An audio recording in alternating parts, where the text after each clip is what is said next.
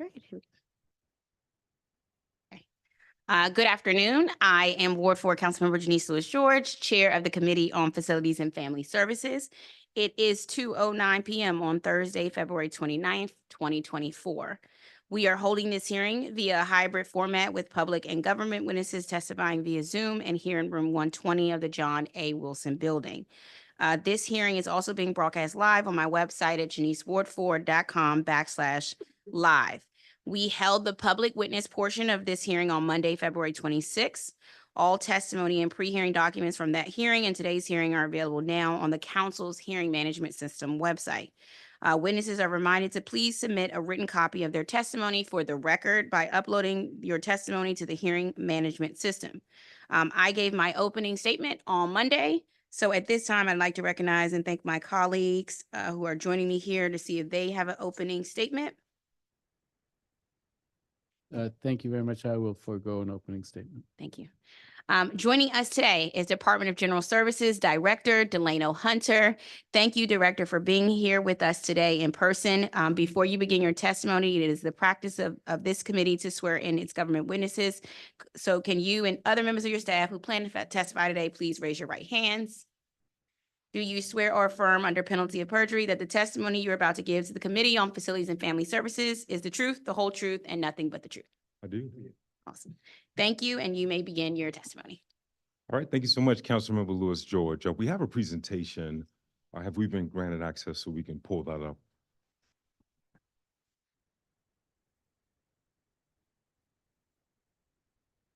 Okay, perfect. Let's get started. Good afternoon, Chairperson Lewis-George, Councilmember Fruman, and committee members. My name is Delano Hunter, and I'm proud to serve as the Director of the DC Department of General Services. I am excited to discuss our FY23 performance. I'm joined today by Donnie Gonzalez, Deputy Director for Facilities Management, and Cassidy Mullen, Executive Operations Director for the Capital Construction Services Division. First, I want to thank Mayor Bowser, City Administrator Kevin Donahue, and Assistant City Administrator Chris Rodriguez for their steadfast support. Next, I'd like to thank my colleagues at the Department of General Services. I am continuously impressed by their resilience, strength, and dedication to the District of Columbia. I want to acknowledge the many public witnesses who testified on Monday. My team and I were listening. I was heartened to hear witnesses acknowledge the progress of the agency and also their expectations for improvement. It is our mission to build, maintain, and sustain the District of Columbia's real estate portfolio, which includes more than 35 million square feet of district-owned and leased property and roughly $19.8 billion in assessed district-owned property. I recognize the importance of our mission. When we do our job at the highest level, the district is a better place to live, work, and play. Our vision and focus in 5 key areas which have an impact on our overall mission: strengthening agency support, executing projects in Wards 7 and 8, supporting small businesses, expanding preventative maintenance, and increasing transparency. My testimony today has 3 components. First, I'll go through our FY23 achievements, highlighting 8 areas ranging from work orders and our efforts to be more transparent. Second, I'll talk about how DGS is optimizing our resources. And third, I'll share our strategy and planning in 5 different areas, including procurement strategies to our approach and strategy to developing our workforce. For our fiscal year 23 achievements, I will highlight 8 areas that I believe speak to the tremendous work of DGS and our accomplishments. This includes repairs, routine maintenance, preventative maintenance, special initiatives, protective services, construction projects, economic development, and agency transparency. Coming out of the pandemic, we increased work order completion rates in both DCPS and non-DCPS facilities to the tune of 26% when comparing FY22 to FY20. We continued that higher rate of completions in FY23. For the first quarter of FY24, our progress is even more encouraging. The results of having dedicated work order reduction funding on October 1st has led to a 36% increase in DCPS work order completion and a 54% increase in non-DCPS work order completions that I am especially proud of. I'd like to thank Mayor Bowser and the council for prioritizing work order reduction funding. Going back to FY23, we saw a decrease in the number of days it took to complete a work order. The average aging rate for completed work orders has decreased 35% across DCPS and non-DCPS facilities. The credit goes to the hardworking men and women of DGS, along with our CBE and small business partners. FY23 work orders had an average closure rate of 88%. Ward 8 and Ward 2 had the highest closure rate of work orders submitted in fiscal year 23. We are committed to addressing work orders year-round. In FY23, you'll notice we completed over 1,000 work orders 9 out of the 12 months.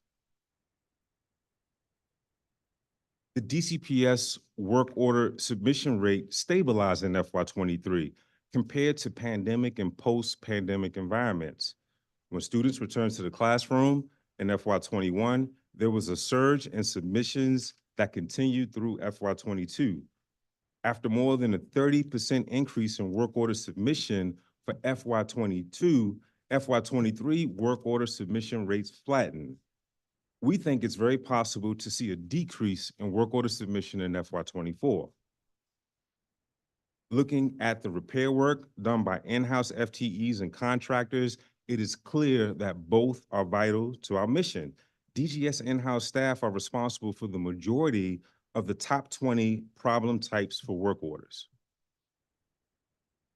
While unheralded, routine services continue to be a strength of the agency. From snow to landscaping to janitorial to pest control services, this demonstrates that the work of the agency extends beyond work orders.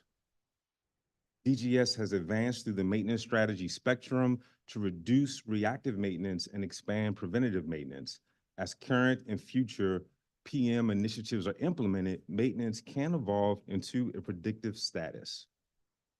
We are in our third year of HVAC preventative maintenance. In year 1, we focus on cataloging and inspection. In year 2, we initiated PM and made stopgap repairs, which led to a 45% decrease in emergency and high priority work orders. In this, our third year, we'll focus on improved analytics and performance. Our data-informed approach led to the creation of the DCPS HVAC watch list. This is an example from May of 2023. Now I want to focus on the impact of HVAC preventative maintenance at DCPS. Since implementing HVAC PM, we have experienced a decrease in the number of work orders submitted. But the true tale of the tape can be found in the 45% decrease in emergency and high priority work orders. The most tangible impact of HVAC PM is fewer interruptions and reduced emergencies. Other benefits range from extended equipment lifespan to lower costs for repairs. Now I want to pivot from our work order successes to the work of FMD that isn't always captured neatly in a work order, and our citywide special initiatives. At the Federal City Shelter, our team upgraded the bathrooms, the plumbing, the electrical, the drywall, the flooring, the facade, doors, lighting, and HVAC in support of residents of the Federal City Shelter and hypothermia operations. The second special initiative I want to highlight is the recent launch of the first Safe Commercial Corridors Hub in Chinatown. This is a multi-agency initiative that supports public safety. It took only 80 hours from the time we signed the lease to the opening. The dramatic transformation included flooring, plumbing, electrical, drywall, ceiling, and HVAC upgrades. Now I want to highlight the work of our Protective Services Division. We have over 70 officers and 1,000 contract security guards protecting the district facilities 24/7, 365. The work of PSD goes beyond a physical presence and includes electronic security, access control, security assessments, and screening services. In FY23, PSD launched the district-wide additional security service request portal for client agencies to submit such requests. Previously, this process was manual and we had some electronic forms. This project or this portal is now centralized and managed in Salesforce. This is a visualization of the types of ASRs we receive. Emergency services include supporting the migrant family locations, while special programs include DPR, summer pool operations, and late night activations. Now I'd like to give a special shout out to the 70 PSD officers, from threat assessments to service dispatch calls to intrusion testing. They play a critical role in keeping our facilities, employees, and constituents safe. Capital construction is the sixth achievement I want to highlight. There are a total of 333 active capital projects spread across all 8 wards and clusters, 98 schools, 88 projects for DPR, 16 for the Department of Human Services, 29 government-related projects, and 107 projects for public safety, which include MPD and FEMS. The number of public safety projects is significant because it shows the mayor's commitment to public safety. 72%, most notably, of these projects will be delivered in the next 18 months. And I want to highlight that 31% of these projects are in Wards 7 and 8.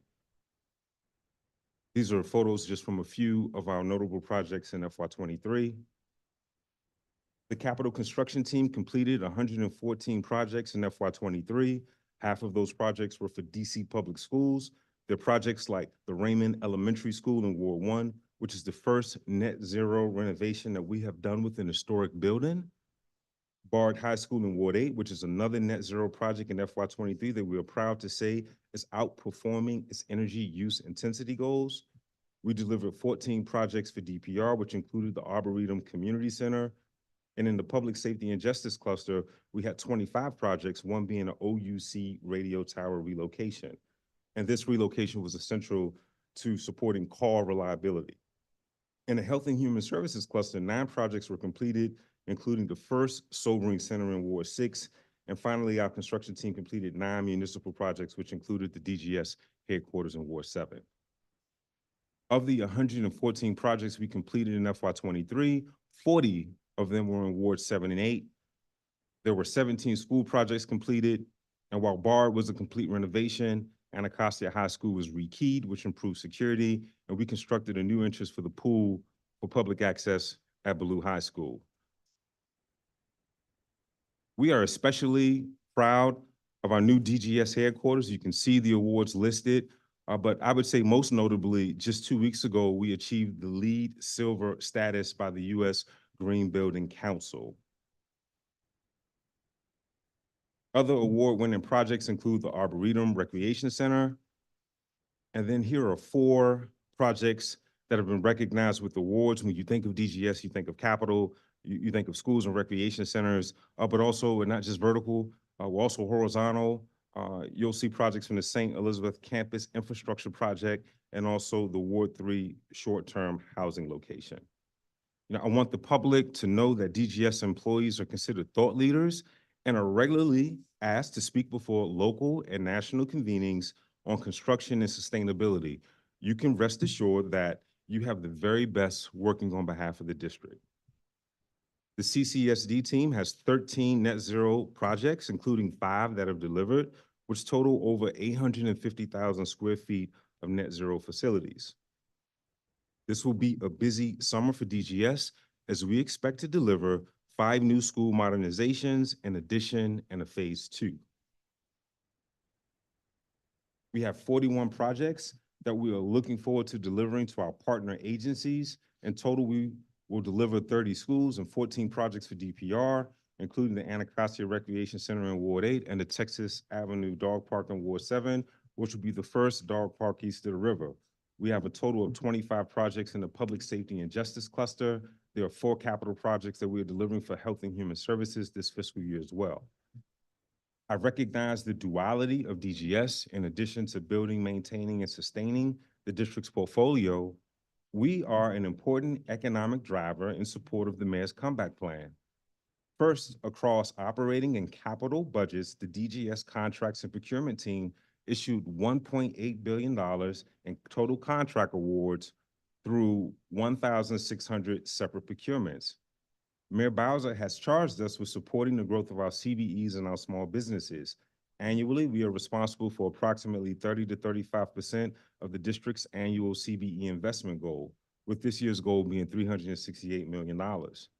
This year, we are further supporting our CBEs through the launch of the Mentor Protege Pilot Program, which will pair up-and-coming capital construction companies with established firms. Programs like Mentor Protege are the outgrowth of our annual CBE Symposium, where we engage hundreds of small business owners each year.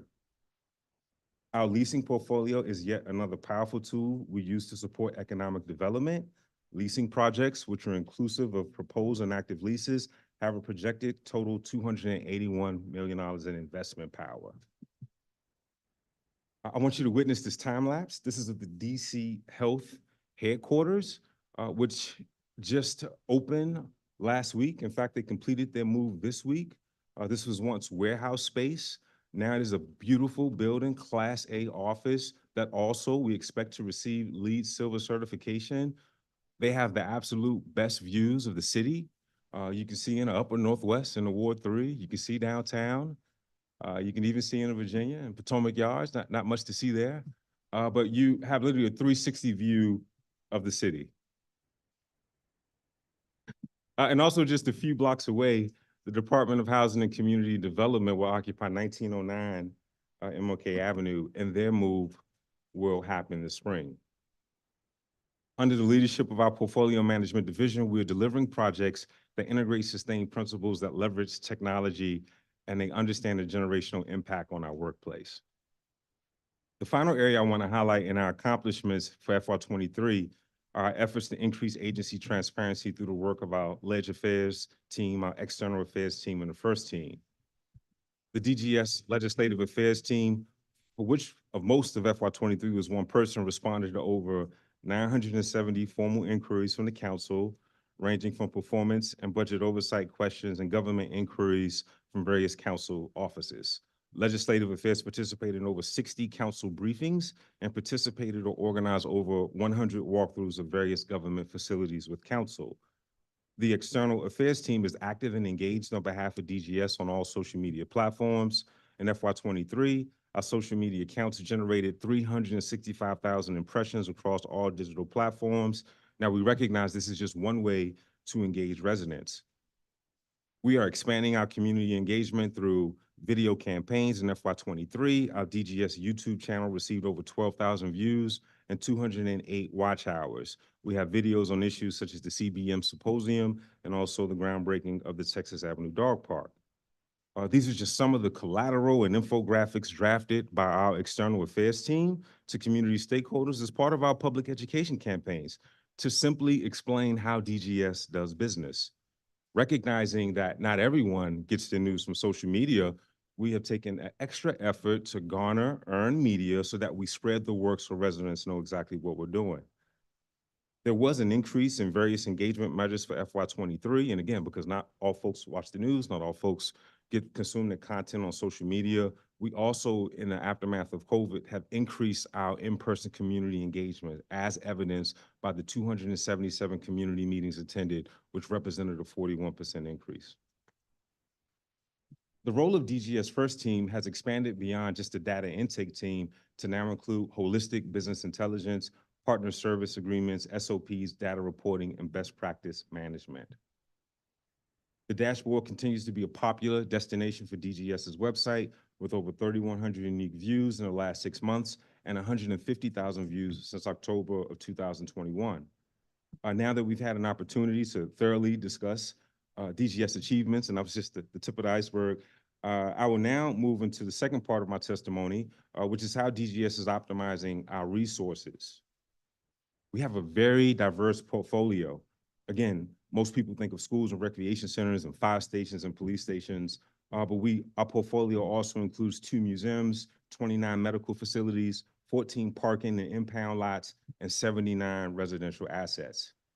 For every DGS operating dollar spent, the agency allocates 67 cents on district-wide non-discretionary financial obligations. Rent is 35 cents of every dollar. Utilities account for 17 cents of every dollar we spend, and personnel services costs only account for 14 cents.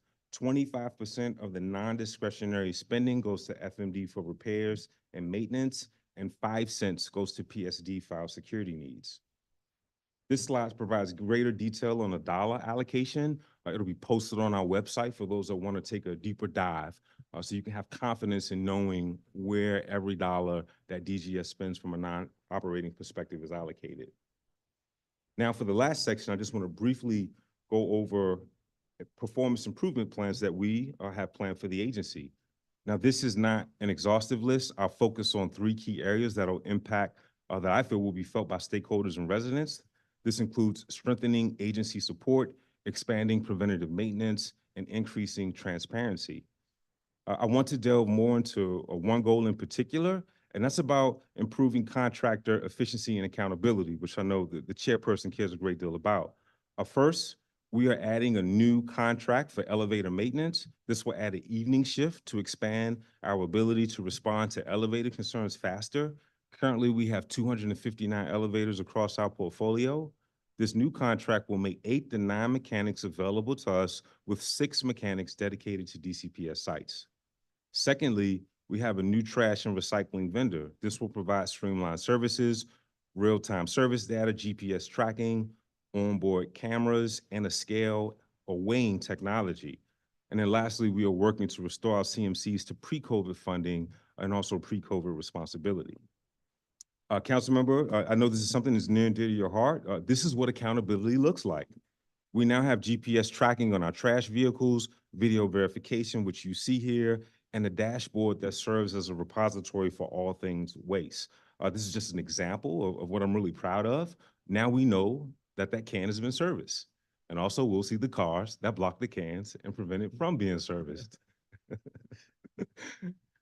It extends just beyond technology and vendors. The building management team is undergoing business process reengineering under the following principles, and I'm specifically excited about their work order auditing initiative. They're nearly 50% complete on auditing all backlog work orders, and they'll complete this audit by the end of the month, the end of March, let me clarify. I'm excited about developing the next generation of trade staff. I'll specifically focus on our apprenticeship efforts. This is something I discussed on my confirmation hearing.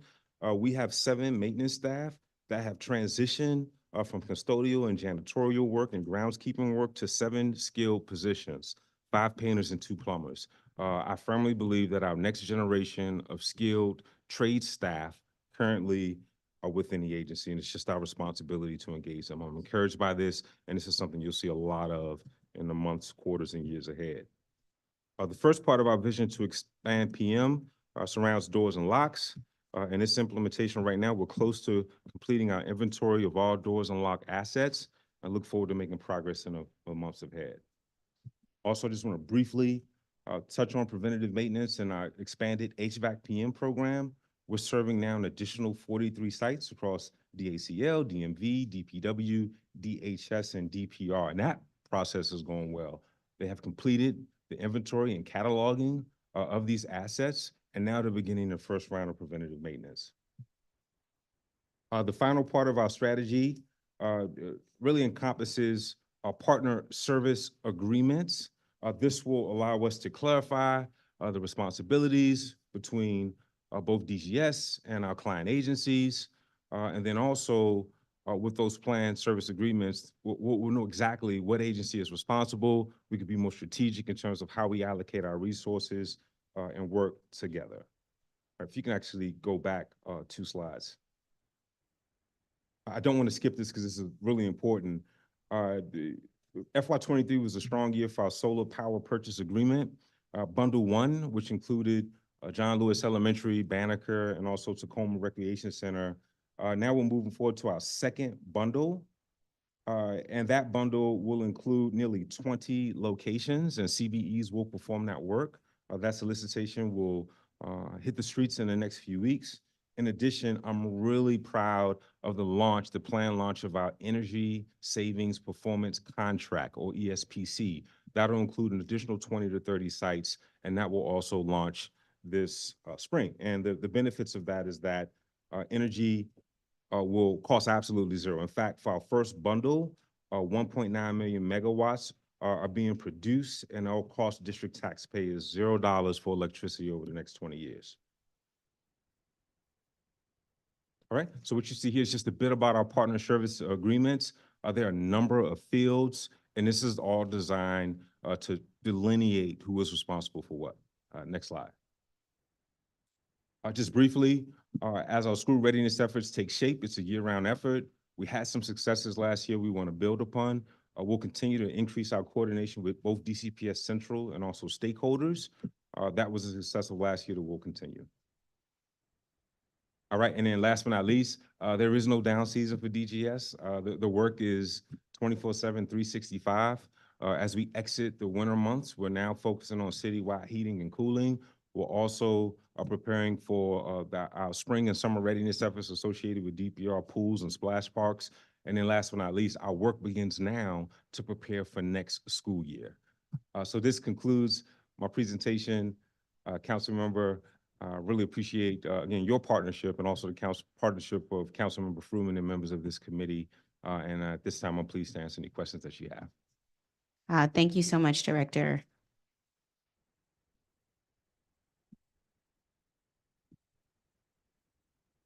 Yeah, I know my colleague, Councilmember Fruman is here, but my colleague, Councilmember Brooke Pinto from Ward 2 is present. I know she had some time constraints. So I wanted to first recognize her and see if she wanted to get her round of questions in first, just so she can make her timing today. Thank you so much, Chair Lewis course. George. I really appreciate that thoughtfulness. If you want to go first, I have enough time to wait to go after you, but I will follow your lead, whatever you'd like to do. But thank you. Okay. All right, I will come back to you. I know I have to get to you by a certain time. Councilmember Fruman, is it okay if after me, Councilmember Pinto, and then you go? All right. Our colleague is with us. Okay. Director, thank you so much for that presentation and the information you provided. It's clear there's been significant improvement over the last year, and that's due to your team's obviously hard work. I'm going to start questions today with the area where I think you've made the most improvement, which is work orders and work order timeliness, and do a review of those first. So, and sort of how we can, where areas we can work to improve on their time and closure. So I appreciate your commitment to keep the focus on preventative maintenance, which I'll come back to, but I'm going to start here because it's what we hear about most from the public. I mentioned in my opening on Monday, and I'm going to repeat some of that now to make sure it's clear, we are making progress. DGS is making progress. DGS overall on-time performance for work orders is up 4% from fiscal year 22 to 23. On-time completion for routine work orders is up 4% from 51% to 55%. High priority work orders were completed on time, 29% to 30% in fiscal year 23, and emergency work orders were completed on time more often, from 68% to 72% in fiscal year 23. And this is the numbers that we crunched. And I repeat all that to make it clear we're getting better in that area, but there's always room for improvement. So let's talk about some of that. My office requested a record of every work order approved in fiscal year 23, which comes to about 35,000 work orders across DCPS, DPR, and the remainder of the DGS portfolio. Thanks to the analytical skills of Kyra Smith from the budget office, we were able to put together the following data visualizations to help better understand trends in our Salesforce workforce data. So slide 1, Director, this is the big picture. I know this isn't a surprise to you, but I just want to start here so council members and members of the public can see what's on your plate.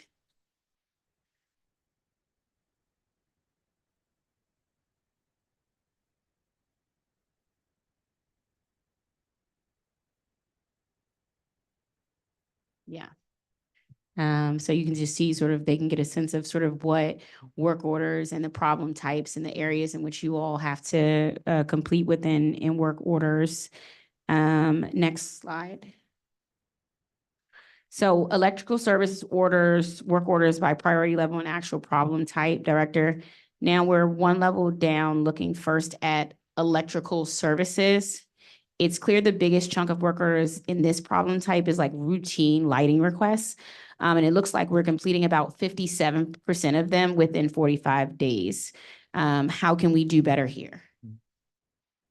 I think, are you specifically looking at lighting?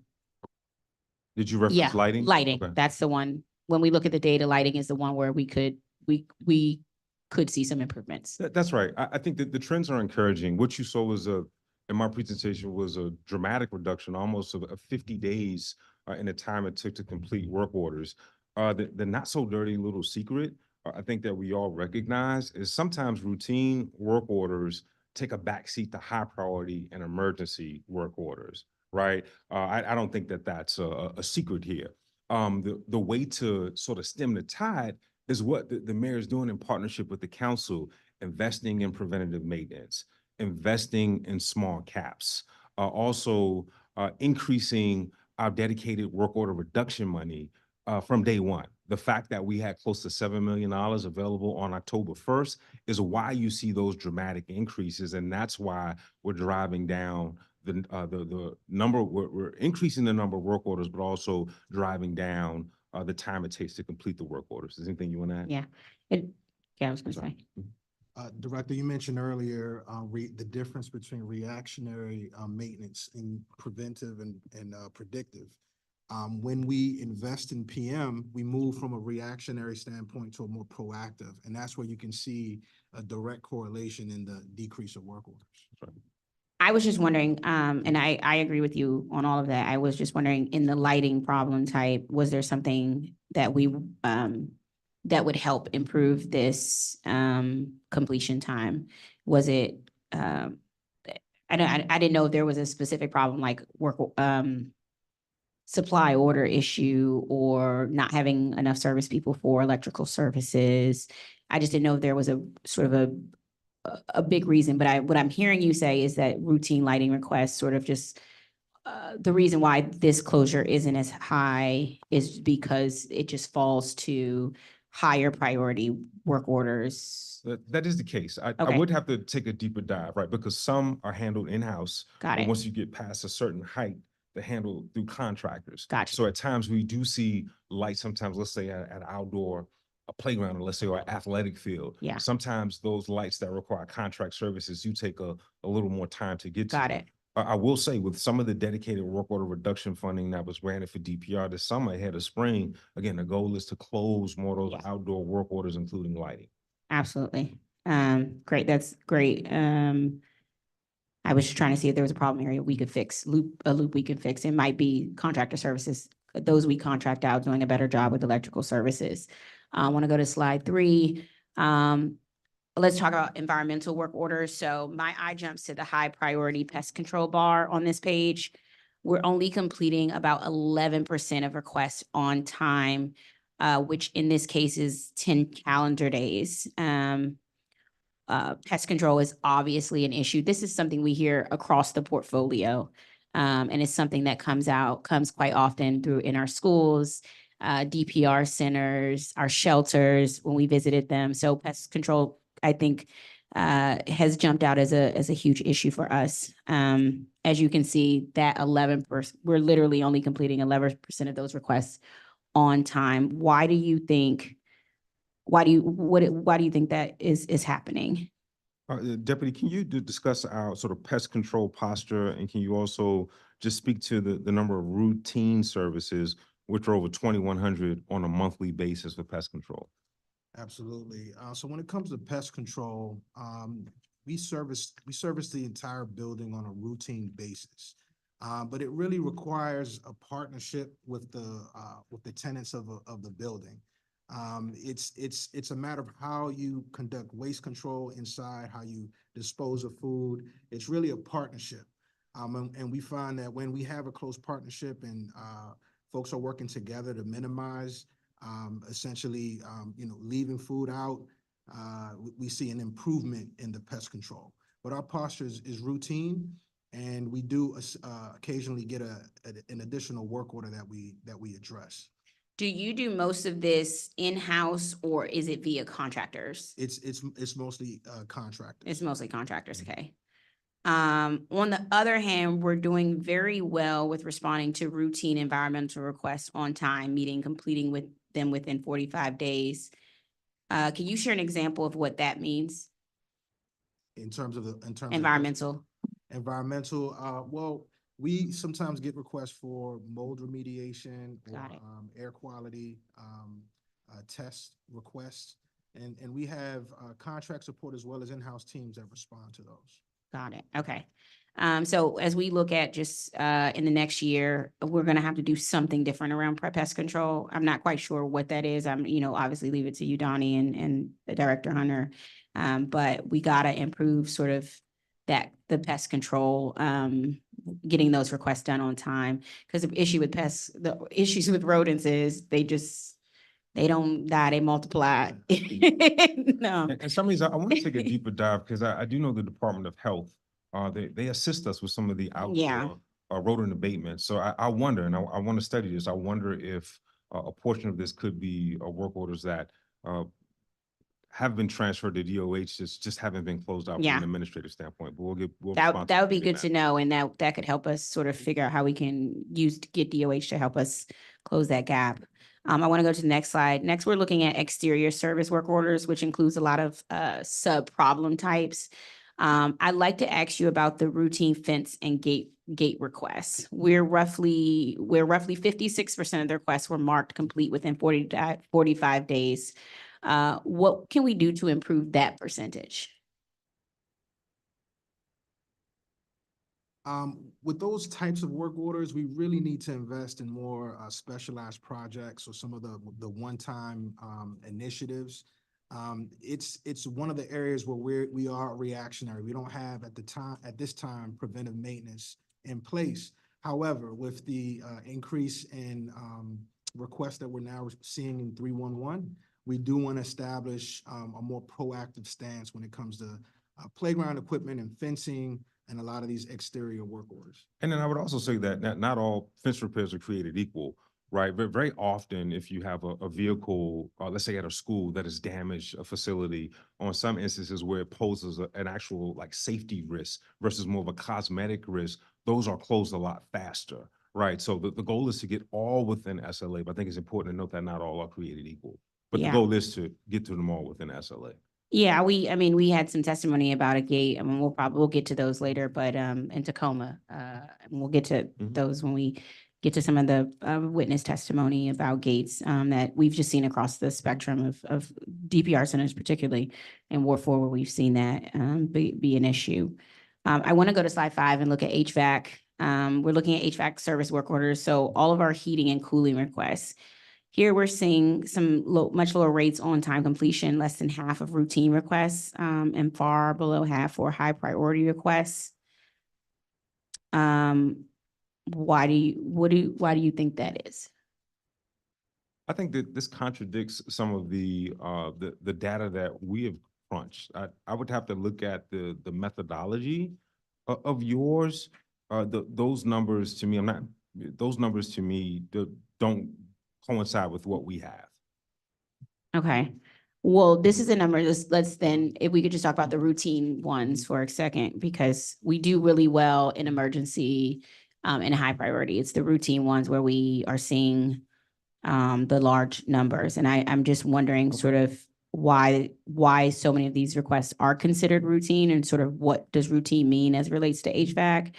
And sort of, can you be more specific on how DGS categorizes HVAC requests, especially those for classroom spaces? Sure. Now, also I want to ask, is this for DCPS or is this portfolio wide? This is portfolio wide. Okay, all right. So that may account for some of it. Again, the difference is you have preventative maintenance in DCPS, right? And we are expanding beyond DCPS to those 43 sites. So what you'll see here, that likely you'll see a dramatic improvement in our ability to address these work orders in non-DCPS sites, at least the 43. Like I would love for us in a future hearing, maybe next year, to look at the result, DCPS, the 43 sites that we've expanded to, DACL, DPW, FEMS, and then the rest of the portfolio. What I can guarantee is that you'll see a dramatic decrease because of the investments in inspection, testing, and maintenance. Got it. So what I'm hearing you say is sort of preventative maintenance should in the other new portfolios, which you had in your presentation, should have a lower number of routine requests being answered in a timely manner. Oh, absolutely, absolutely, because we're in a preventative posture, right, through ITM. So what you have is coils are being cleaned on a regular basis, right? You have filters that are being changed, systems that are being tested and inspected on a routine basis. That again, it is not surprising that that's It's not surprising that those are citywide stats, which justifies the man's investment in expanding it beyond DCPS to the non-DCPS portfolio. Got it. And I know you just talked about the areas which you have expanded. We are expanding preventive maintenance and HVAC. So when we come back next year, we should see a difference in numbers across the broad portfolios. Obviously, for DCPS, the numbers are much lower as far as this goes. This encompasses the entire portfolio, as you know, which is a large portfolio. That's right. That's right. I want to go to talk about interior services work orders by priority level and actual problem type, which covers a lot again, but the biggest chunk by far is lock and door requests, which totaled 3,500 across routine and high priority levels in fiscal year 23. Of routine lock and door requests, we completed just over half of them within 45 days. What can we do to improve that response time? I'm glad you asked. I think this is an indicator of why we are now implementing a preventative maintenance program for lock and doors. And Deputy Gonzalez, if you could, can you share with the committee on where we are with that? Oh, absolutely. We've heard you loud and clear. We want to move from a routine to a high priority or emergency level response when it comes to doors and locks. And we mentioned in previous hearings that it really starts with an inventory. What do we have? Where do we have it? Where can we stock up on parts? And where could we create a rapid response bench team to respond to those kind of work orders? And we've moved in that direction. At the end of March, we will complete our inventory of all of our doors at DCPS, our interior doors. And with that data, along with the available funding, we'll be able to set up fast, rapid response teams. We are also in the process of a winter work order blitz, and as well as prepping for our summer work order reduction effort at schools. And so we're identifying those work orders, and we'll begin to complete them along with our inventory and PM development. Got it. I appreciate you all hearing us loud and clear on that. And I think that's the area where we're going to talk about later on, sort of a later round on school safety and how we're categorizing lock and requests, especially in our schools. But this leads me to our next slide, which is a deeper dive on that, which is DCPS work orders on hold by problem type. We're looking at the chart of work orders put on hold within DCPS, and there were over 1,465 work orders on hold across various problem type. But the biggest group is lock and door requests, which was totaling 365. Can you elaborate on what it means for a work order to be on hold?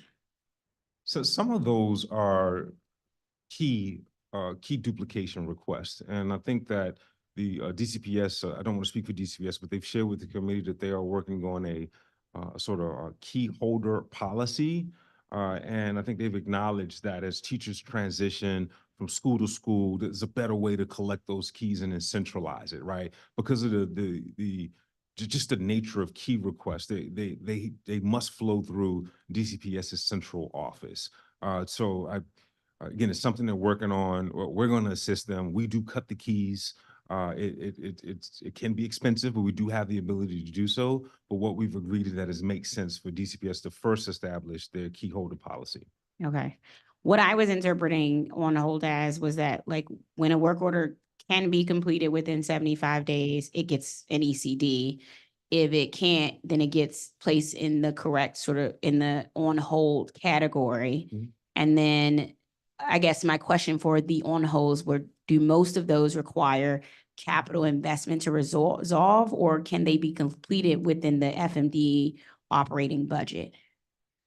Well, this does provide a breakdown. What you see is some are on hold for procurement, others are on hold for parts and labor. So I guess it varies. There are times, like for instance, during the summer, where we have done very extensive replacement projects, like Check comes to mind, right? So sometimes it's on hold for funding. Other times, like with Anacostia, we rekeyed the entire building. So that would be an example of something that's on hold for capital projects. So it varies. And sometimes it's on hold because we're waiting a policy for a key holder policy. Got it. Okay, I'm just trying to get that number down. So like from a year to year basis, if we wanted to get that number down of on hold, especially under the problem type locks and doors, I just was trying to get a sense of what it would take for that number to go Yeah. down. No, understood. It's as an example, key duplication requests account for nearly 10% Of of that. all DCPS open work orders. So we're working with them on that. And then also we're building our capacity internally once it's established to be able to duplicate those keys in short order. Got it. Okay, and then looking in locks and doors still, we got a copy of DGS Schedule A, and at least of last month, DGS had 5 locksmith positions, but only 3 of them are currently filled. One of the vacancies is the supervisor for the unit, and the other one is for regular locksmiths. Is this unit responsible for most of your lock and door requests, or does this work mostly get contracted out? Well, it's twofold. So for instance, for capital projects, right? So remember, I think you saw on the slides, we have 5 modernizations, Yeah. 2 additions, and then also a phase 2. For those, we'll have a simplified sort of keying system in place. So those are examples. I can guarantee there may be open work orders there. Mhm. Those will be addressed through capital. The locksmiths that we do have, it is a very difficult to fill position. Last fiscal year, we had one that served as an apprentice, right, within a locksmith's division, right, to kind of grow their capacity. So I think it's going to be a combination. Some will be addressed through capital, others will be addressed through our in-house staff. And then certainly we rely on contractors, and we need to train the next generation of locksmith. Got it. I mean, I was excited to see this unit. I just wanted to see what is that unit responsible for So on like a, for instance, right, we received an emergency work order. I want to say maybe it was Monday from Rumsey. Someone damaged the front door, right, and they could not lock it, right. I think this happened just before the facility opened. Those emergency those locksmith From that division. responded. That's right, from Responded. that division responded. I think within 90 minutes, assessed, got parts, and then installed a whole new door and lock keying system at Rumsey. Got it. That does happen more often than we would like, but of course, folks at times will tamper, and then you do have attempted break-in of facilities. Got it. Okay, so that group of locksmith really have the ability to respond to some of the emergency lock and door issues that we have, That's right. especially exterior ones, which are really emergency. But PM is the key. PM is the key. Of And course. That's right. Yeah, Mhm. I just wanted to see what Right. what this locksmith team was able to do and how they help the situation or could further help the situation at full capacity. That's I'm right. gonna move to my colleague. I have some more questions, but I'm gonna move to my colleague, Councilmember Pinto, for a round of questions. Great. Thank you so much, Chair Lewis George, and thank you very much, Director, for your presentation and all that you and your team do throughout the year for our city. I have a number of Ward 2 project updates that I just hoping to see how many we can get through. Sure.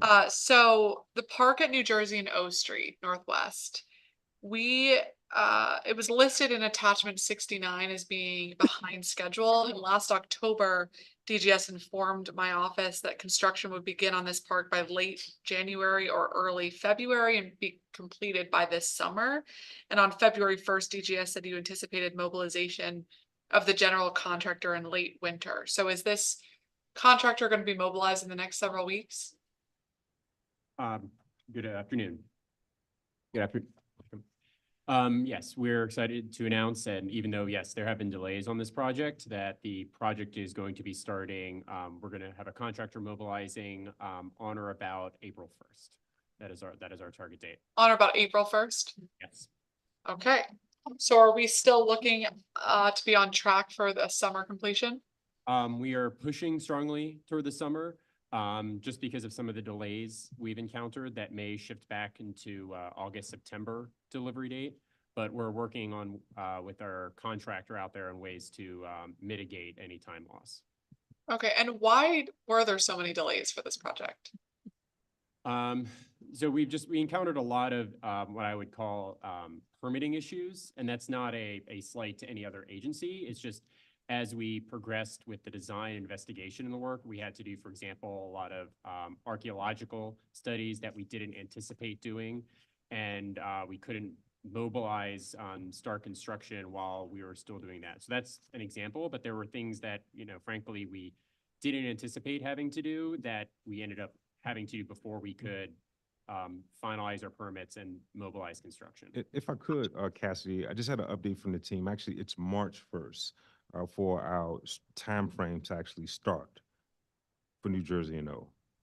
Just wanted to correct Okay. the record from April 1st to March 1st. And this Great. was communicated to, I think, a few stakeholders. And we have a updated completion timeframe of September 2024. September Okay, this year. well, we will follow along for March 1st. That's great. Rose Park, we have significant repair needs at Rose Park, including replacement of rotted benches and a bathroom, which is consistently out of service and consistently locked. What is the status of the repair work to address these issues at Rose Park, and when will it be completed? So the team is currently building a scope for Rose Park. We're prepping for our spring readiness. And so we plan to get a significant amount of that work completed. And we can. I'm circle sorry, back. it's a little bit hard to hear you. So I heard you say spring. Yes, we're prepping as we speak for the spring season. And Okay. so we'll be looking at those benches and the open work orders. And we can share what that scope of work looks like as we prepare for the spring. Okay, so if it starts in spring, when will it be completed? Our expectation is to be ready for the spring. Oh, okay, great. Yeah. Bundy Field and KIP's compliance with the lease. I understand that KIP's lease of Bundy Field requires that KIP install additional netting above the fence on the east and west sides of the field to prevent balls from flying into neighboring properties. We've had this happen on a number of instances. How is DGS going to enforce those terms of the lease? Our legal team has met with the KIP leadership team to inform them of the terms of the lease agreement and our expectation. And we hope to bring them in compliance this spring. Okay, and what happens if they don't come into compliance? Well, the option is, but we could do it ourselves. There could change the standing or the lease terms. Of course, you know, their primary focus is to educate kids. We don't want to harm that, but the goal is to work with them on compliance. All right, well, I appreciate that. I know it seems like a little thing, but it's very important for Big deal, users of yeah, the it's a big field deal. and for the neighbors. Mhm. Hardy Middle School, the council allocated $125,000 last year for new lockers.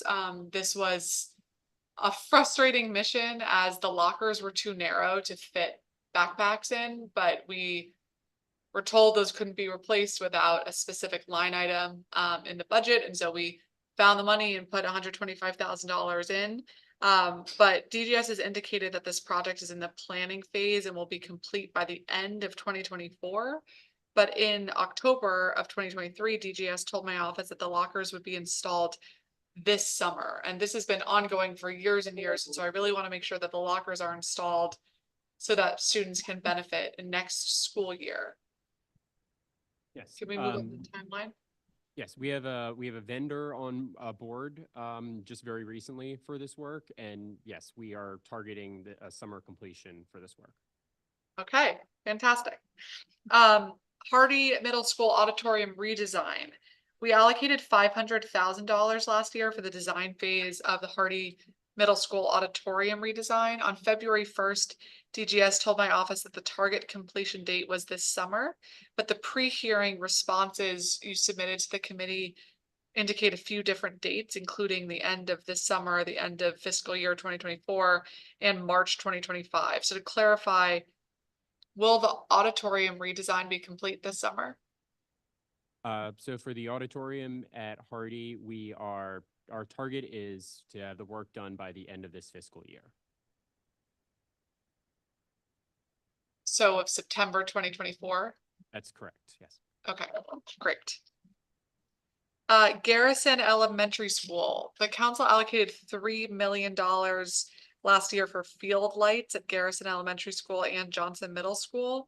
In pre-hearing responses, DGS indicated a completion date of December of 2024. But this project was supposed to be completed last fall. So what progress has been made so far on the lights at Garrison Elementary, and when can we expect those to be installed?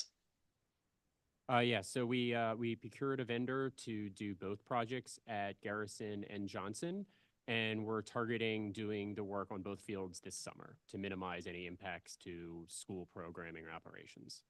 Okay, great. So families can expect that those lights will be ready to go for the next school year? That's our plan, yes. All right, good stuff. So Banneker High School, we allocated last year $300,000 for CCTV security cameras at the athletic fields at Banneker High School. In the pre-hearing responses to question 79A, DGS stated that, quote, "There has not been any work by DGS to date because some of the funding needs to be pay-go for operational costs." So how much of the $300,000 needs to be pay-go?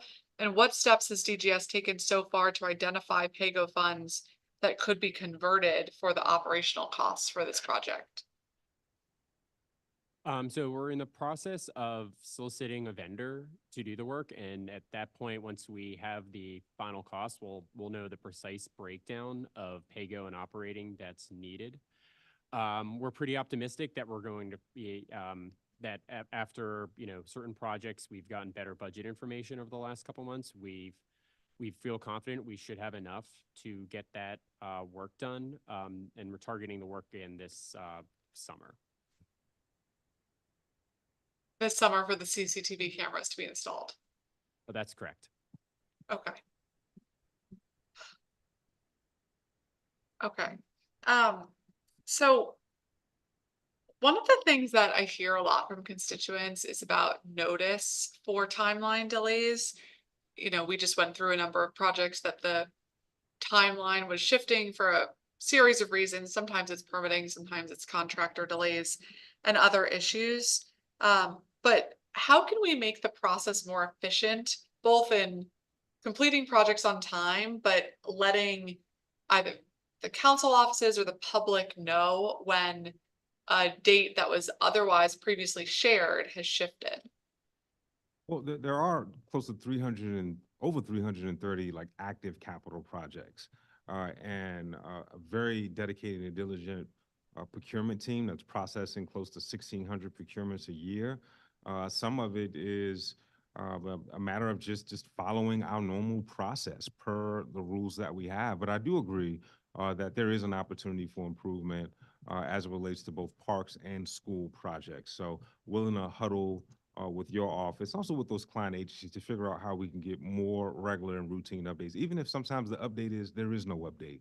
I know people will take confidence in having more frequent. So I will acknowledge that as an opportunity for improvement is something we will work on. Okay, thank you. I'd certainly appreciate that partnership. Okay, well, thank you so much for running through those. Appreciate it. And thank you very much, Chair Lewis George. Thank you, Councilmember Pinto. Next, we will move to Councilmember Matt Fruman, Ward 3. Thank you very much. Great to see you, Director Hunter. Thank you, Chair Lewis George.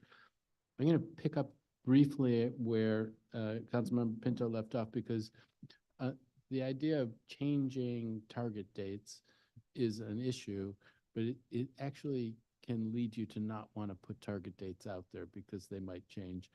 And I actually want to encourage you to put your best estimate out there with caveats if you need to, because people want to know, and then when there's sort of open-ended, we'll get, as soon as possible, that's not satisfying. It's tricky because you put something out and you have to change it, and then people are unhappy with you. But I promise you, I will defend you in that setting, and just like to encourage you to try to put that information out there if you can. Let's start. I'm gonna go through Ward 3 projects.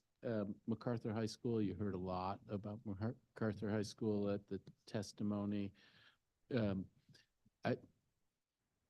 The original proposal, your team is working hard to try to do what they can within the envelope of the budget that you have and within the envelope of the site that you're working with. But you've heard things about the fact that there isn't an auditorium, and there was a hope for an auditorium, and the fact that the cafeteria would, at full utilization require 3, I think, lunch periods if it weren't expanded, and that's not a practical option. So there's a little bit of back to the drawing board on that. And I wonder, to what extent are you in conversations? I know you can't speak to, it's not up to you. You have to work with your client agency. But to what extent are you all in negotiations to try to, or discussions to try to figure out how to answer the concerns that have been raised relating to the original plans? So yes, we heard a lot of the comments raised and on the Monday testimony and also in some community meetings. So we're actively engaged with our client agency, DCPS, if there's any want or request from that end to add to the scope or expand the scope, whether it would be for more of an addition or a change in the cafeteria that we finished last summer. So yes, so if there's again, we take direction from our client agency, not to try to push them to the side, but if there's a specific need from them, we will work with them to put a cost schedule impact together for them and to understand what we need to do. And when you think about changes like the kinds of things that are being asked for, do you believe that would have an impact on the timing of delivery of the project, or can that be accommodated? Can the kinds of things that are being asked for be accommodated inside of the existing timeframe for the project? I mean, honestly, it depends on what is being asked and when it's being asked.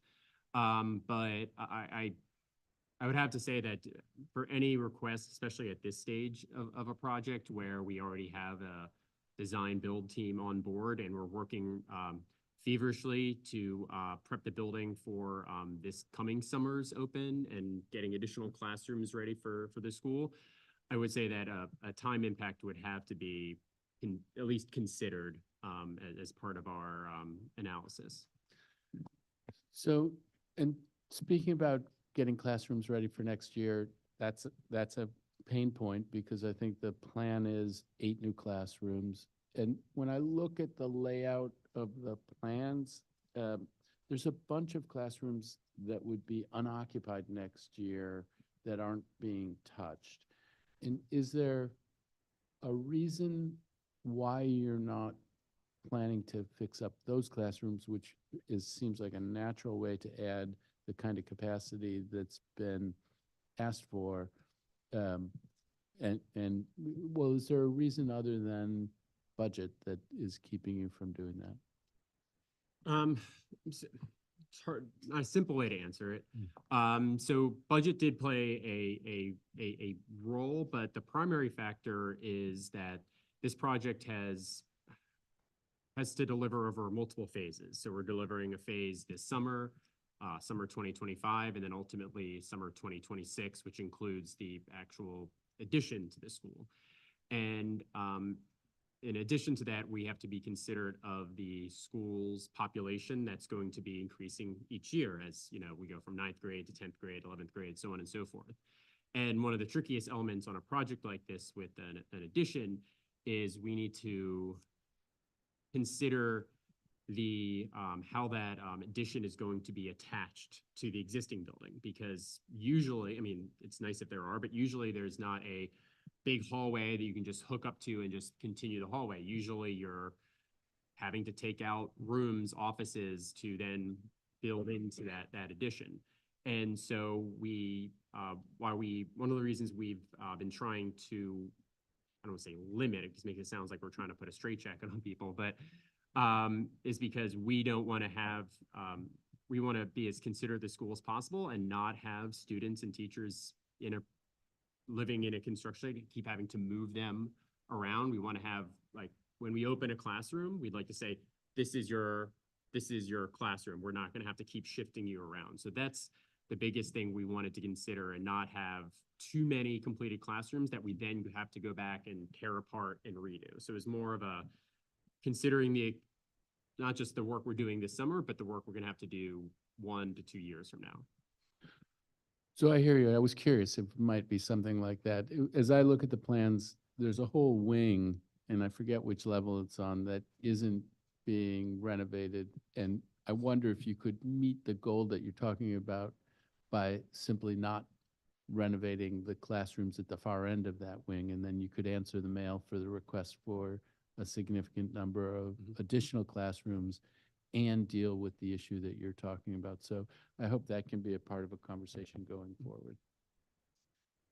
Because it's a giant source of concern inside of the school community that they need to have enough classrooms to serve 200 new kids. Jackson Reed roof repairs, you talked, where do we stand on the Jackson Reed roof repairs? Have we been able to finish them? Have the leaks been addressed? Yes, we finished repairs to the, as a part of a capital project last summer and fall. And have you had any reports of additional problems?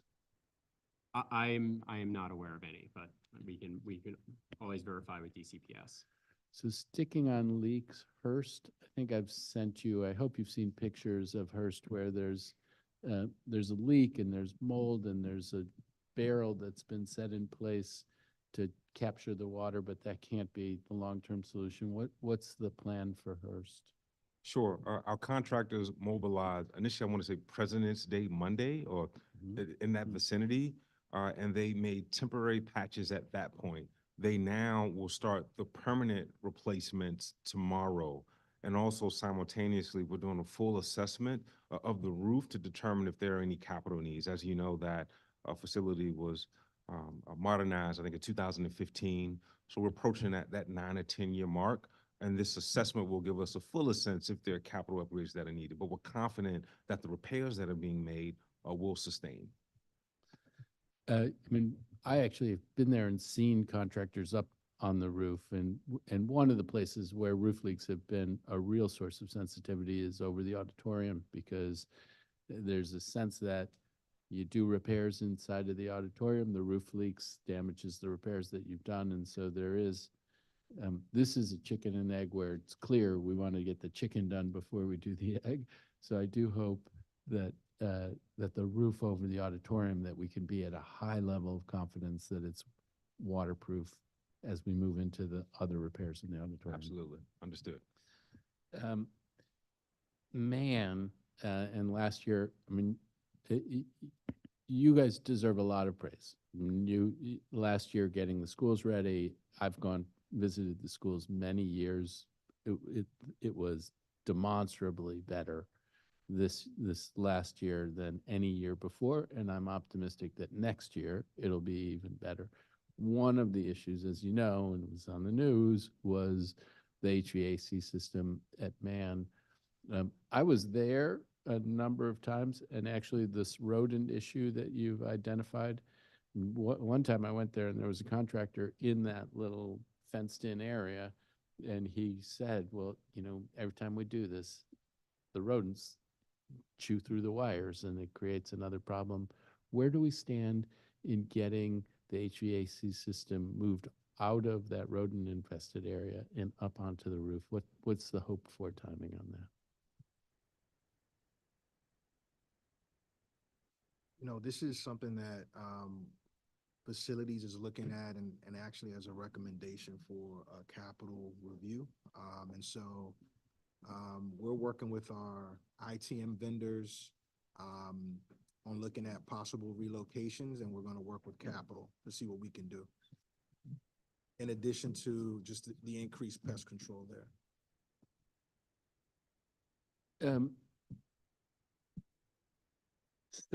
Okay, so well, let's hope we can get that fixed as soon as possible. I may circle back on some other things on Mann. We talked recently, one of the things that I'm interested in is whether or not we couldn't put lights on the Deal field. I understand that can't happen at the same time that the project is going on, but just for the record, my understanding is that the cost of doing that would be on the order of $1.5 million. That's Is that right? Another project, there was fair amount of conversation about Hardy, but another thing that's happening at Hardy is a cafeteria is being bumped out because of the level of enrollment.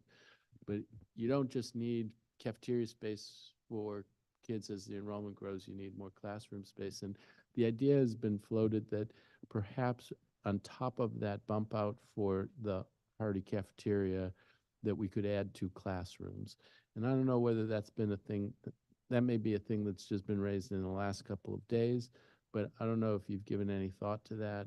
If there's a way to build, even if you couldn't do it, if the train is moving already, if there's a way to construct it so that it would be easy to put a classrooms on top if there were a change or a perceived need.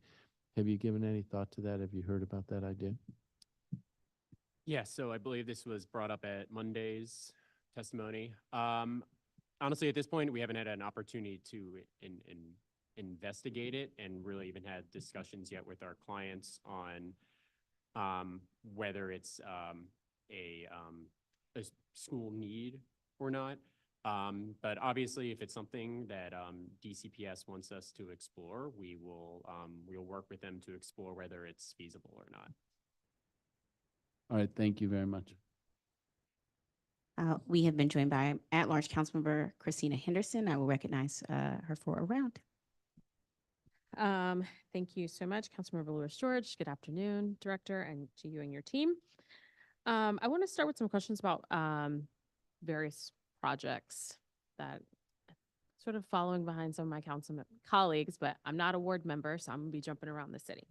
Okay, so I want to start with Roosevelt Stay. One of the public witnesses at the hearing on Monday brought up her concern that the child care facility project has not moved forward. What's the estimated completion time of that project? So for the CDC, I know that money was put in the budget for this fiscal year, and we are currently working with our client agency, DCPS, on a scope of work and whether that and how they want to proceed with that. Okay. So I should ask DCPS tomorrow? Yes. Yes, Yep, yes, okay, yeah. cool. Similarly for Roosevelt Stay, when they moved from Roosevelt, Maine over, I think there were some promises made. One of the things, so I chair the Committee on Health, one of the things that they have been asking for is to have a nurse on staff.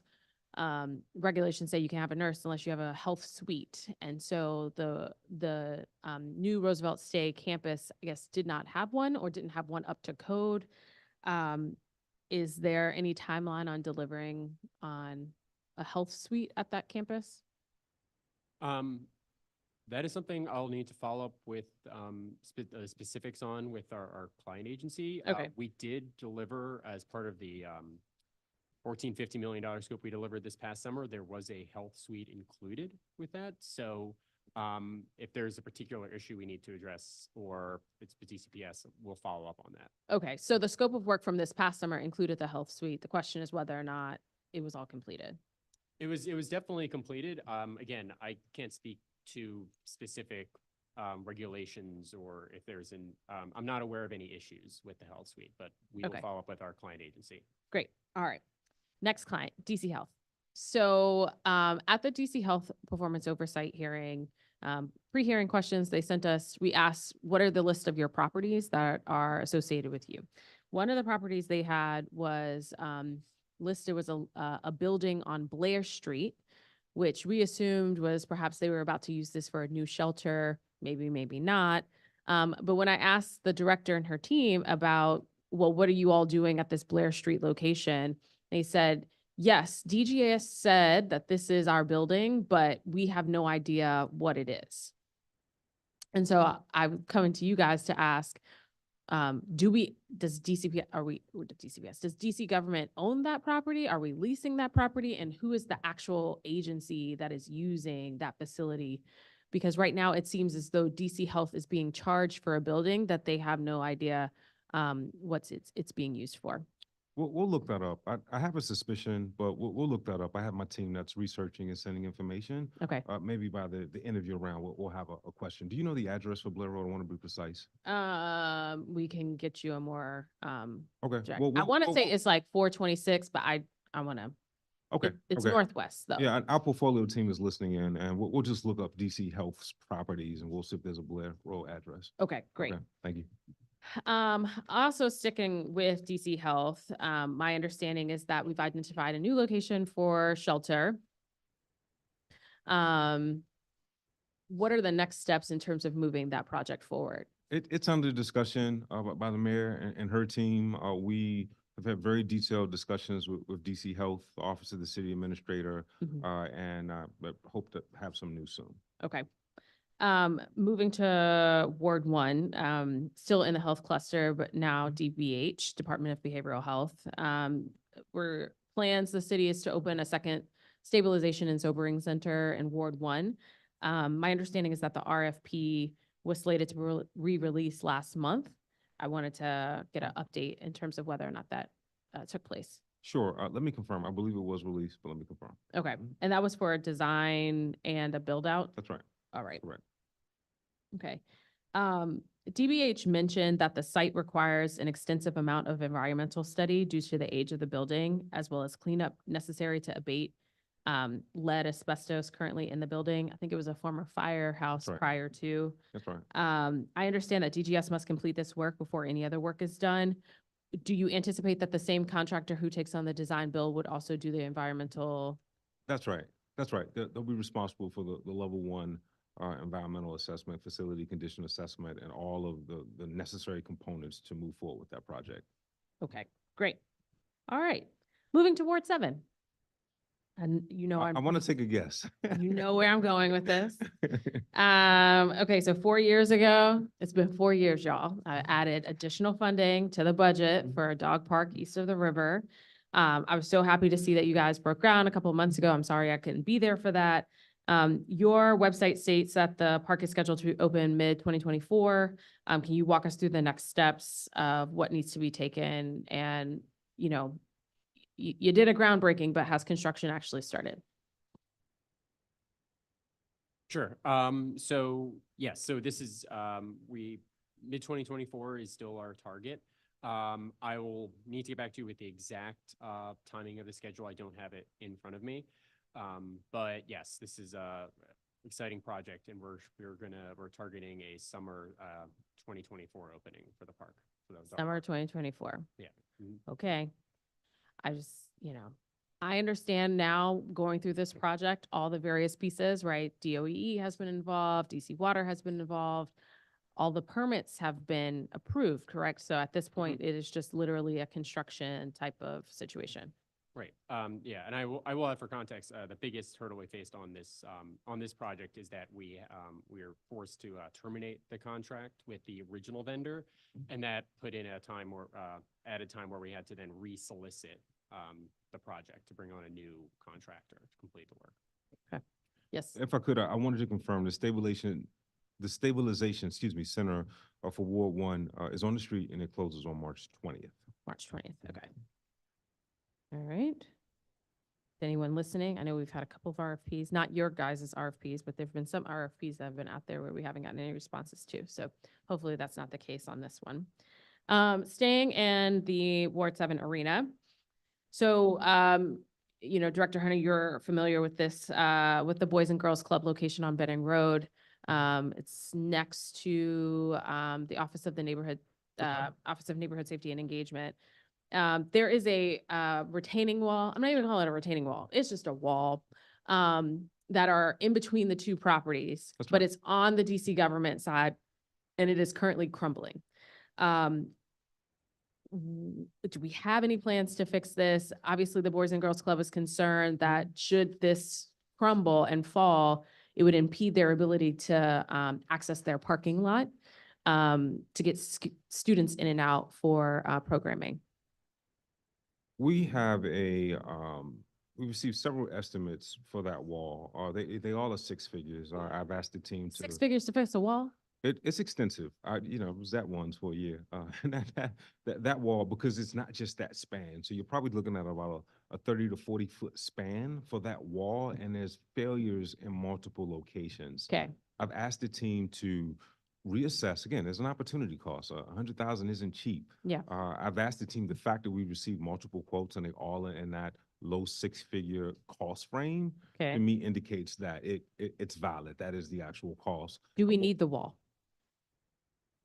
I would say, of course, the old posture was the fact that it was a police station, right? It's no longer a police station. However, because given the nature of the population that the one's office serves, and also because it is an active gas station, I do think that there has to be a heightened sort of security posture there. But that's one of the things we're looking at. Maybe if we replace the wall for Okay. a fencing span, Right. that's one of the options we are considering. So to not replace the masonry, but to actually remove and maybe place with a span that is aesthetically pleasing. That's like maybe like a aluminum or wrought iron, or I wouldn't say chain link, but another option. Right. Because Okay. I'm not at the point where we can, where we've indicated that we want to invest 100,000 with all the other needs. All right. This is a helpful update. To what extent, if any, has anybody had any conversations with the Boys and Girls Club? Because right now they feel like nobody cares at DC government. Nobody's asking about it. Nobody's doing anything. And so maybe just an update to them of like, we're aware of the issue. Sure. We are looking at, potential solutions to address it. I'll make sure that POC Alyssa Turner gets in touch with them. Great. Thank you. Okay, I wanna, moving across the city, 441, which is our property, DC government property. So I became aware of an incident recently where, one of the elevators in 441, failed, resulting in, employee, falling 5 stories. Luckily, there were no, life-threatening injuries. But I wanted to not know what is the protocol for when something like this happens, because there are other employees in that building who said, no one ever said what happened. No one ever said this elevator is out of service for this particular reason. There was like no notification that was sent out to the rest of the building when the crash occurred. Well, each agency has their risk, officer, and the CMC, the Consolidated Management Company, is notified, and then a incident report is generated. And we, in this case, we looked at that elevator and had it immediately serviced, and we're in communication with the staff in the building. Did we check the other elevators in the building? Yes, we did. Did the other elevators in the building also go out of service at the time immediately following this incident occurring? There was no reports of other elevators going out of service. No. Okay, you sort of see what I'm saying? You had, All were checked. To clarify, all were checked, right? Because there are 2 primary elevator banks, one on the north and one on the south. right, There is active construction. It is an older building, right? And we have transitioned MPD's leadership into that building. Then also there were elevator improvements, a capital project for the elevator facade. So we had 2 elevator vendors. yeah, At one point, we streamlined that. There's 1 vendor on site for both sides. for both sides. That's helping us to finish or overseeing, playing a more crucial role in the construction. And then it's my hope that that isn't an anomaly. We have not experienced that since, but those elevators are routinely serviced. Okay, I'm over my time. Thank you, Councilmember Lewis George. Thank you. I have a whole section on elevators coming soon, but the director also highlighted in his presentation some effort they're already making on elevators. So we'll get down to that. I want to go back to our data slides to close up some of the other problem types that we've identified to see where we can make some more improvements. So as we look back at some of the main problem types on this page, we do have some struggles with on-time completion among our electronic security issue work orders, both among routine and high priority levels. What can we do to address these issues quicker? Slide 8.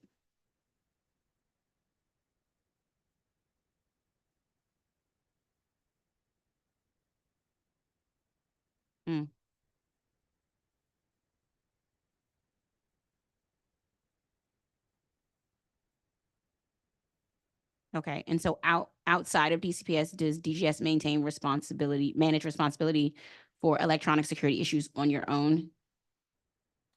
At our DC, at our DGS locations, yes, our municipal buildings, absolutely.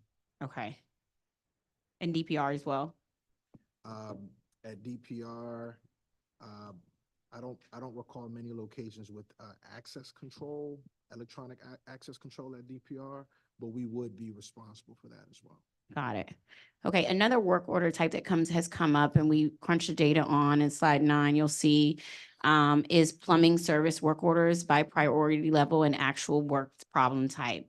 So what sticks out to me here is our work order on toilets, where you received over 2,000 requests on toilets in fiscal year 2023. DGS Schedule A showed that you have 12 plumber positions in your budget, 8 of which are currently filled and 4 vacant. Do you anticipate filling these positions quickly? And do you have any hiring incentives or bonuses to help your recruiting? We've made a strides in the hiring of skilled tradesperson. I think with the 18 positions that the committee created, we onboarded 11 of those are currently working. 3 are going through suitability, and I need to check if one is a plumber, I believe so. And then an additional 4 will partner with the DC Infrastructure Academy for up and coming apprentices that'll occupy those skilled trade positions. And I think I shared with you this fiscal year, we've added 2 plumbers that were formerly, I think, That's right, plumber that's right. helpers, right, that were formerly had a grounds and custodial focus. So I would say on this, I think I've shared with you in previous hearings that, I felt like, all right, check HVAC preventative maintenance, we see the strides, right? Now we're working on a door and lock. For me, the next frontier It's plumbing. is plumbing, right? So Okay. we can get out of an emergency posture and into a focus on more of those routine and then hopefully preventative closure of those work orders. Great. We get a lot of complaints in this area about early childhood toilets being out of order, especially since those are tied to specific classrooms. And when those toilet breaks, it can lead to accidents, literally. Do you assign a different priority level to those toilets versus others? Without question. Okay, ECE classrooms are prioritized as emergencies because Okay, we great. recognize it's one of one. Some of what you see may be a restroom bank that may have 10 or 12 toilets. And again, not that one is expendable, but clearly the impact is not as Got it. great as the ECE classroom. So the same goes for, while the highest priorities are to early childhood classrooms, also even some of our other government facilities where they have fewer That's right. restroom stalls and options. Got it. Okay, great. Director, I want to close out this review of the data with another big picture look at how long it takes to complete work orders. This slide shows all fiscal year 23 approved work orders completed and incomplete by age in days and priority level. As we've mentioned, 55% of routine work orders were completed on time within 45 days. Unfortunately, as you can also see, roughly 1/3 of routine approved work orders weren't completed within 90 days, and almost 1/4 of high priority work orders weren't complete within 90 days. I think these are significant delays, and I'd like to continue working together to sort of tighten up some of those response times. Sure, understood. Director, I want to come back down to the broader issue of on-time response to work orders. Right now, DGS, as we've talked about, assigns 1 of 3 SLAs to work orders: routine, high priority, or emergency. This committee last year recommended that you look into developing realistic but ambitious SLAs by problem type. I think Councilmember Furman was like hinting to this earlier, sort of how do we create realistic timelines in general for people? Can you share an update on that effort? Well, one of the major initiatives that we expect to launch or complete the first phase by the end of this fiscal year is new and revised partner service agreements, right? We provide a number of services that run a gamut, everything from utility management to leasing to community engagement to different work by problem types. And that will be a focus. And then we'll look at the expected completion dates across problem type. And again, I think what I've shared with you through preventative maintenance, through investments in small capital, through dedicated work order funding, you see that reduction, which we're trending towards acceptable service level agreements. And also, as I indicated, sometimes routine work orders are sacrificed for just more pressing needs. Gotcha. Got it. Okay, so it sounds like you all are working on sort of revamping these sort of SLAs amongst client agencies. That's right. That's right. Okay. And that's being spearheaded out of the first team. So Out of the first we're team, making okay. good progress. I think there was a slide dedicated to that, just a snapshot. But I expect that first sort of tranche of agencies to be completed in time for the next fiscal. Great. My only answer is like, we keep working on it. You know, I believe when we have sort of bad on timing performance sets, like some of the ones we can keep trying to finish work within the expected days of those works, but we also should communicate an accurate expectation for staff and members of the public about when work will be finished. And so let's just keep working on it so we can have SLAs that really match sort of when we're going to actually complete that work, and that improves statistics for the agency overall. On the issue of vacancy rates, we identified from your Schedule A certain areas, 37% vacancy rate among painters, paint workers, and paint leaders, 33% of vacancy rate among maintenance workers, supervisors, and a 33% vacancy rate among plumbers and plumber leaders, which we talked about. Can you describe the agency's efforts to fill these positions, specifically the agency's recruitment efforts for these hard fill work orders? Does the agency have any sort of hiring or retention incentives to fill those? Sure. We have a number of efforts that I'm really proud of from our efforts to participate in hiring fairs at DC Health. We've had a number of successful candidates. We've onboarded close to 50 positions this fiscal year. And I think I shared with you, of those skilled trade positions of the 18, 11 are currently hired, 4 are in the pipeline, and then 3 in the pipeline, and then an additional 4 we're going to partner with the DC Infrastructure Academy. So I would say that it's a very challenging hiring environment. What we found is that our pay is comparable, right? Our pay is comparable with the private sector and other hospitals and things like that. I think that we have to focus on developing our own. What you saw with the 7 apprentices in plumbing and the 5 painters we brought on board, like that is, I think, what we have to focus our efforts on, and that is to grow and develop that next generation of skilled trades professions. We spent a lot of time talking about preventative maintenance. I'm so excited about the work that DGS has done on preventative maintenance. Again, I think the new PM module that DGS is planning to launch later this spring, I'm really glad this is happening and want to make sure we're on the same page about what we're planning to what you're planning to document and how we'll use the data to be more proactive and strategic. Does DGS have an explicit overarching preventative maintenance plan that's guiding your preventative maintenance work? So it varies, right? What underpins preventative maintenance is inspection, testing, and maintenance.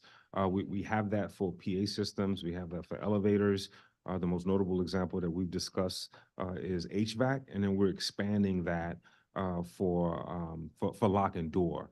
So every problem type is different, right? It depends on the intensity of use, just how technical that ITM process is. So it would vary. But what underpins PM is ITM, inspection, testing, and maintenance. Okay, got it.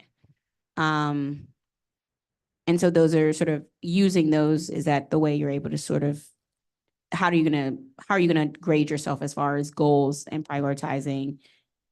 So I like to shift the conversation, right? I think just to share with you in a presentation that not all of our work can be captured neatly in a work order. What I want to become a thing is the number of preventative maintenance services that are provided, right? So right now, we do plan to launch the HVAC PM module in Salesforce. Right now, we are tracking it in QuickBase, and that information Okay. will be transitioned to Salesforce as we train our vendors on how to use it. And it's my hope that you'll see those services, the number of filter changes, the number of belt replacements, coil cleanings, and then you'll see a correlation. The more PM we do, the less work orders that are submitted or generated, and certainly you'll receive fewer emergency work orders. Okay. And so I hear your metrics here, and how we're gonna look towards it, and sort of do that.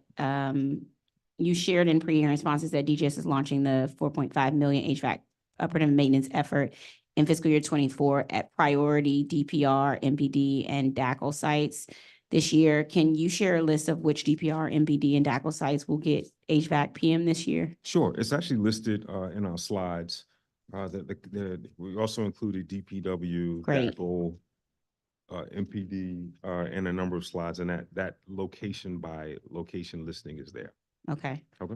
Will there be asset-specific checklists or instructions for how to complete inspections or testing in Salesforce for the staff or contractors completing each PM task? Yes, there is a Okay, great. checklist, right? There is a checklist. There is a schedule for the type of maintenance that is performed. Some on a monthly basis, some on a quarterly, some on a yearly basis. I'm happy to show the committee. Okay, that great. Yeah, I checklist. just want to see if Very like there's like a checklist instructions for doing PM on a air handler There unit. is. It's consistent across Okay. ITM vendors. Everyone is doing the same thing. Got it. Okay. And do you have pre-scheduled inspections or testing for each asset receiving preventative maintenance? Like, for example, will staff or contractors receive automatic assignments to go check something via Salesforce? Yeah, so Salesforce has like a timeline and sort of alerts, right? So we know if a filter is scheduled to be changed at a location, let's say twice a year, and that service is not done, then we are alerted to that. Got it. Okay. And so I know you all shared that you finished cataloging, which is a large hurdle. Thank you so much for finishing cataloging all of these CBS HVAC assets for PM in a centralized database. I don't know how people realize how big a deal that is, but it's a big deal, and it was a large effort to get it done. This sounds like it'll also be helpful for identifying systems that have chronic issues in need of corrective maintenance as well. Will you be able to use this asset inventory to link repeated work orders through time? It will. It'll help us Yeah. to predict. It'll give us a data-informed approach, even to requesting a capital replacement. So sometimes when we have those projects to invest HVAC, we know anecdotally, but this will give us a That's right. data-informed approach. That's what I'm hoping for. I think it'll go a long way for us, especially in being able to do that. I'll pick up here. I want to turn to my colleague, Councilmember Fruman, for a round of questions, followed by Councilmember Henderson, and we've been joined by Ward 5 Councilmember Zachary Parker. Thank you. Thank you very much, Chair Lewis George. So I'll turn to one that'll shock you that I'm asking about, which is the Wilson Aquatic Center. I'm asking if I know that you're saying that it can be completed by the spring. If there's any more specificity that you can provide, very much appreciated. Many people are out there. Spring goes from March 30th to June 30th, or March 20th to June 20th. Pretty wide window. Hopefully we can get more detail. You're fixing the HVAC system, but you're also in the meantime looking at other things in the facility. And I wonder if you can just give an indication for the public, what are the other kinds of things that you're looking at that you're hoping to have improved by the time we get to an opening? Sure. The HVAC replacement project, as you have mentioned, is on schedule. We have all components. We initially forecasted that we would have those by the end of 2023. They're in. We indicated that the work would begin in January. It began in January. I think you've seen the progress in some of your pop-ups. And we're pleased. Just the scope and scale of that investment. We now will be able to perform preventative maintenance on that system. Now key components will be accessible. We'll have new fans. We'll be able to move moisture in and out, and just a whole new system. To your point, the fact that we had chronic HVAC failures, there was an impact, right? Almost a cascading impact throughout the center, where we have to replace not just doors, not just frames, entire door jambs, and do associated masonry work. Any of the grab bars, anything that was metallic, metal in nature, diving boards, they all need to be replaced. There's mold remediation that has to happen, ceiling tiles, electrical systems, quite an extensive work. And we're working with the city administrator to be able to secure that funding. And what's good is because we have a general contractor on site that mobilized, we think that'll lead to a quicker completion. So we're still pushing for spring of this year. And as we fine tune that scope, we allow the funding, we make those change orders on the contract, then we can provide a more precise timeline. And in addition to those kinds of things on the pool floor, the locker rooms, are you looking at things in the locker rooms Yes. to make improvements? That is one that isn't necessarily associated with HVAC, but we are seeking. You're right. We have to There are a number of plumbing issues. We're gonna have to rip some tile out, fix some plumbing issues, and then of course replace that area so like it looks like brand new. But I agree with the heart of what you're indicating, right? Like we want to take advantage of this closure time, and when it does reopen, the facility is in the best condition possible. I share that goal with you. And one of the things that you referenced was that you will be able to do preventative maintenance, but in the past, and this may be a thing that some in the public aren't aware of, was there a barrier to doing preventive maintenance for the HVAC system? There were some design flaws. The system just was inaccessible. There were some design flaws, and you know, that facility I think was constructed, was it 2008 maybe? And I think that we have been more intentional as an agency. That was really amongst the first kind of generation of those really new aquatic centers, if you think of that. And we've went back, Deanwood, Tacoma, Turkey Thicket, others. We haven't just replaced those HVAC systems, we've also made design improvements. Everything from how you access the system to even small things like the direction, the orientation of the centers. Like at Deanwood, we actually had to tint the windows so that we could sort of mute the impact of the sun overheating the facility. In a perfect world, the windows would not have been open to the field. While it looks aesthetically pleasing, just the angles didn't support a healthy aquatic center environment. So I think that the agency has grown by leaps and bounds in these pool and aquatic facilities over the last 15 to 20 years. Okay, one last thing on this, and there's a troubling reference in the pre-hearing questions to doing a structural review.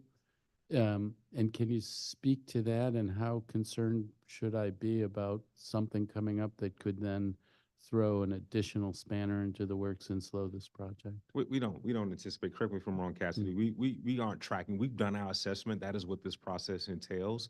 I don't foresee anything made like a roof failure, and there are some roofing repairs we'll make. Roofing, but we don't anticipate anything structural that'll be like a game changer, like the walls caving and nothing like that. All right, good, because I gulped when I read that.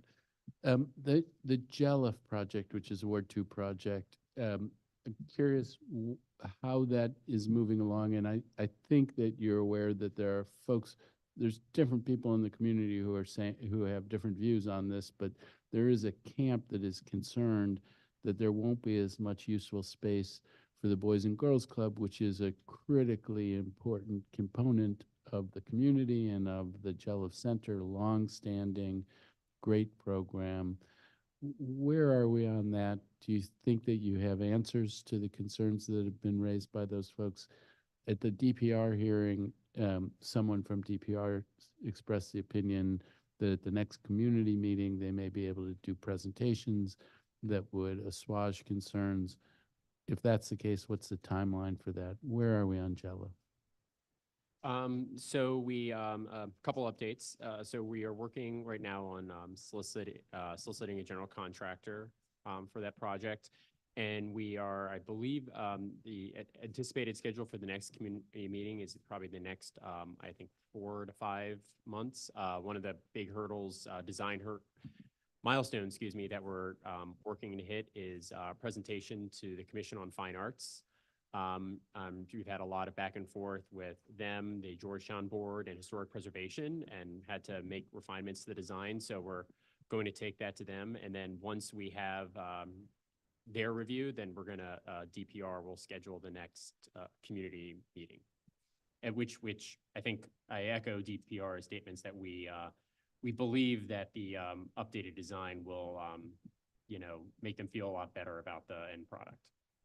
And we have a target review date by the Commission on Fine Arts, probably 3 months out, so approximately June. I wonder if it wouldn't be useful to have that meeting with the community before you do the Commission on Fine Arts. By the time the Commission on Fine Arts is signed off, the cake is sort of baked. It may be that if you do a presentation to the community sooner, that it could make your life more complicated, but it might make it simpler if there were little things that could be done where after you came out of the back end with the Commission on Fine Arts, you had full community buy-in. Well, we believe that the insights are reflected from the 3 previous community meetings to help inform the submission.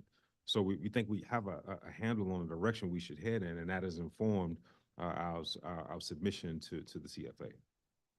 Okay. The Hearst Field, it's been, you speak to this in your responses to pre-hearing questions. The Hearst Field, the grass washes out, it becomes muddy, and then with rocks and such, and there's a question of whether you're going to do a resodding. I think you're talking about doing a reseeding, a power seeding in the coming summer, but not a resodding. Is that correct? I need to check in on that one in particular.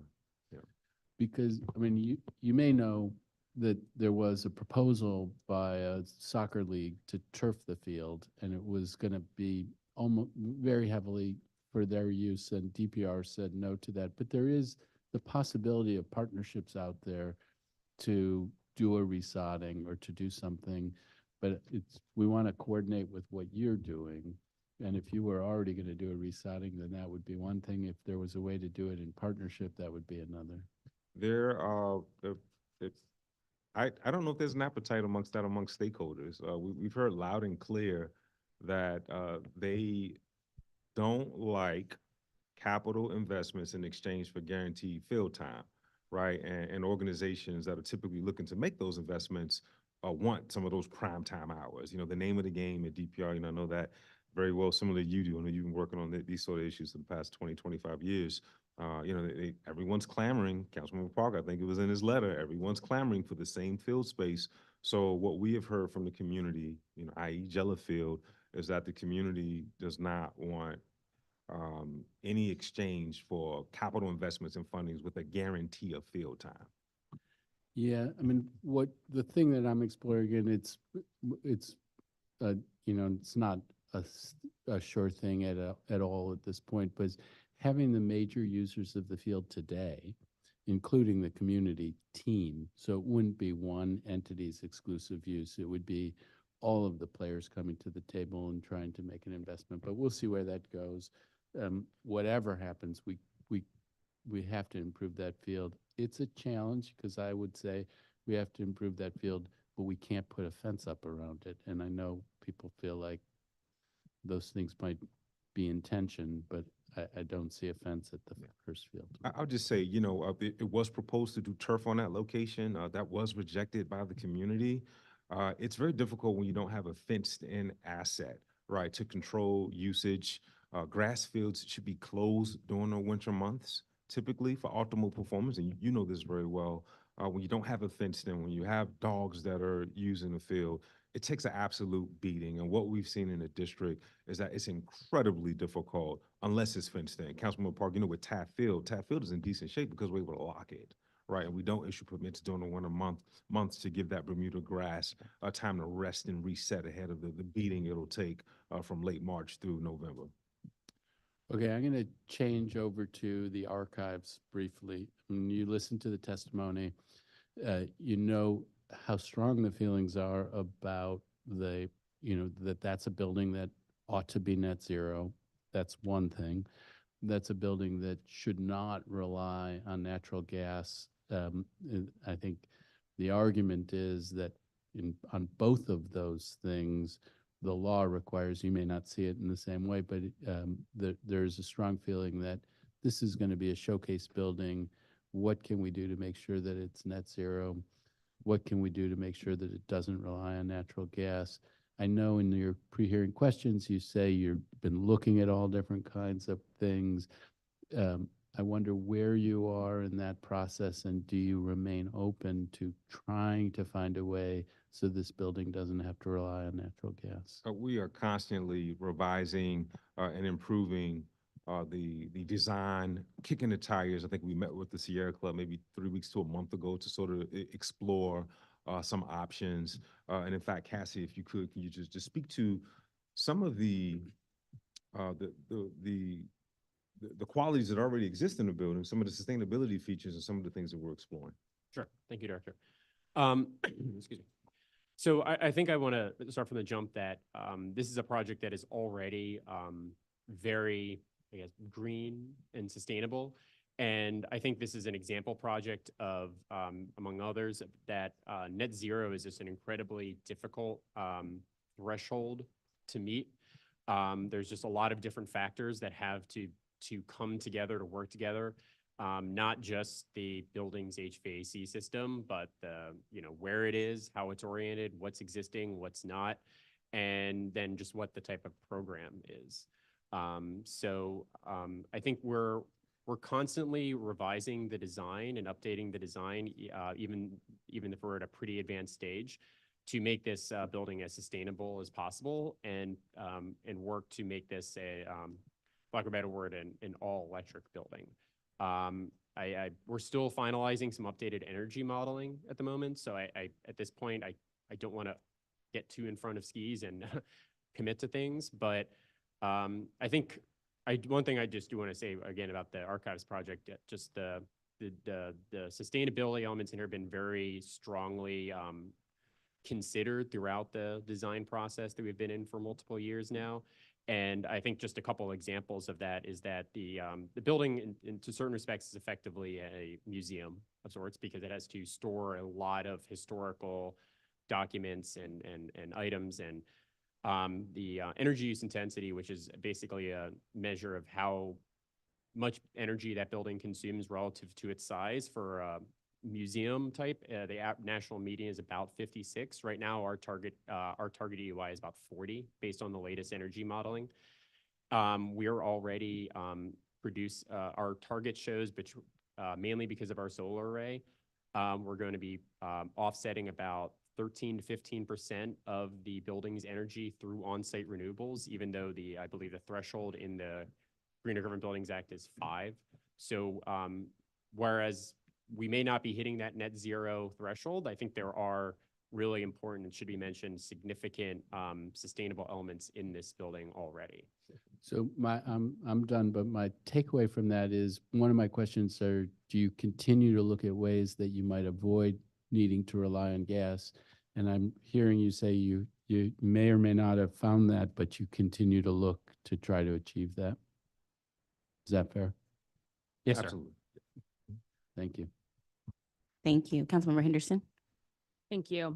Before I get to the question, just to circle back, I was texting with your staff. I think we figured out the Blair Road situation. It was a property that you all were considering at one point for the site of a new animal shelter. Somehow it got on the list of DC Health properties.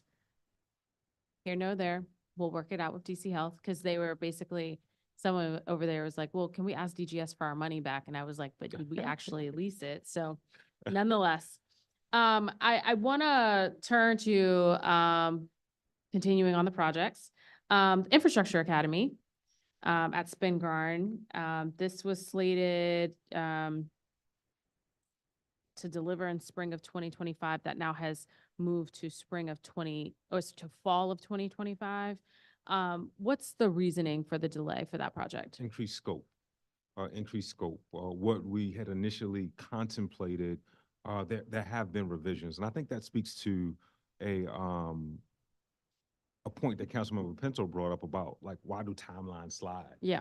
I think Councilmember Fruman, he has added 1 million change orders just since since the start.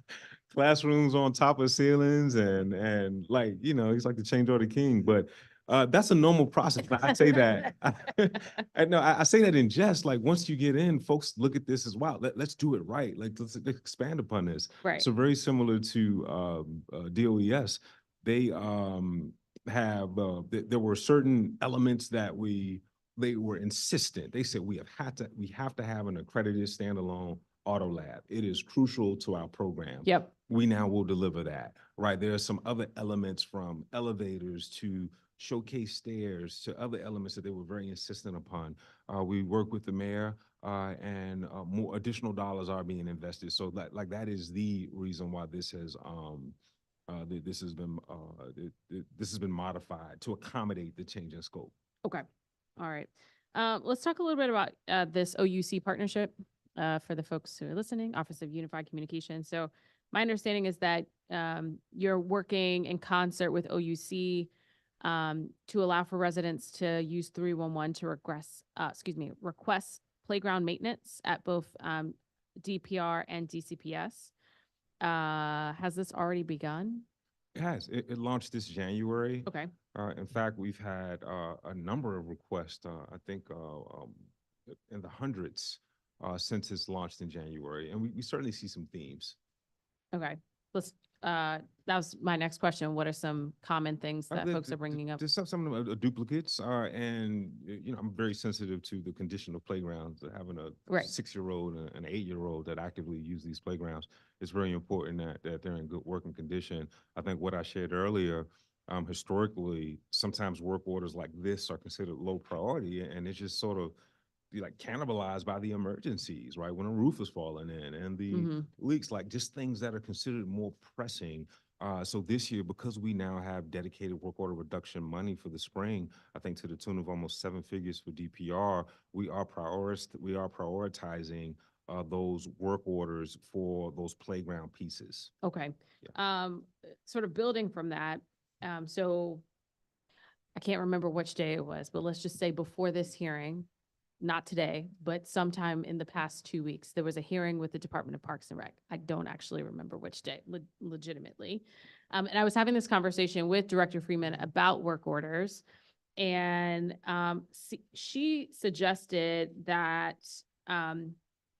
even though their database, or even though the database would show that there are about 2,100 work orders that are specifically slated for DPR, that about a quarter of them have actually been completed, but are still showing as open in the database, even though it's not. And so I'm curious, how do we kind of clean that up? Because I asked her a specific question about Benning Stoddard in terms of slip mats. And she was like, oh no, we've installed those, but like it is still showing as an open work order.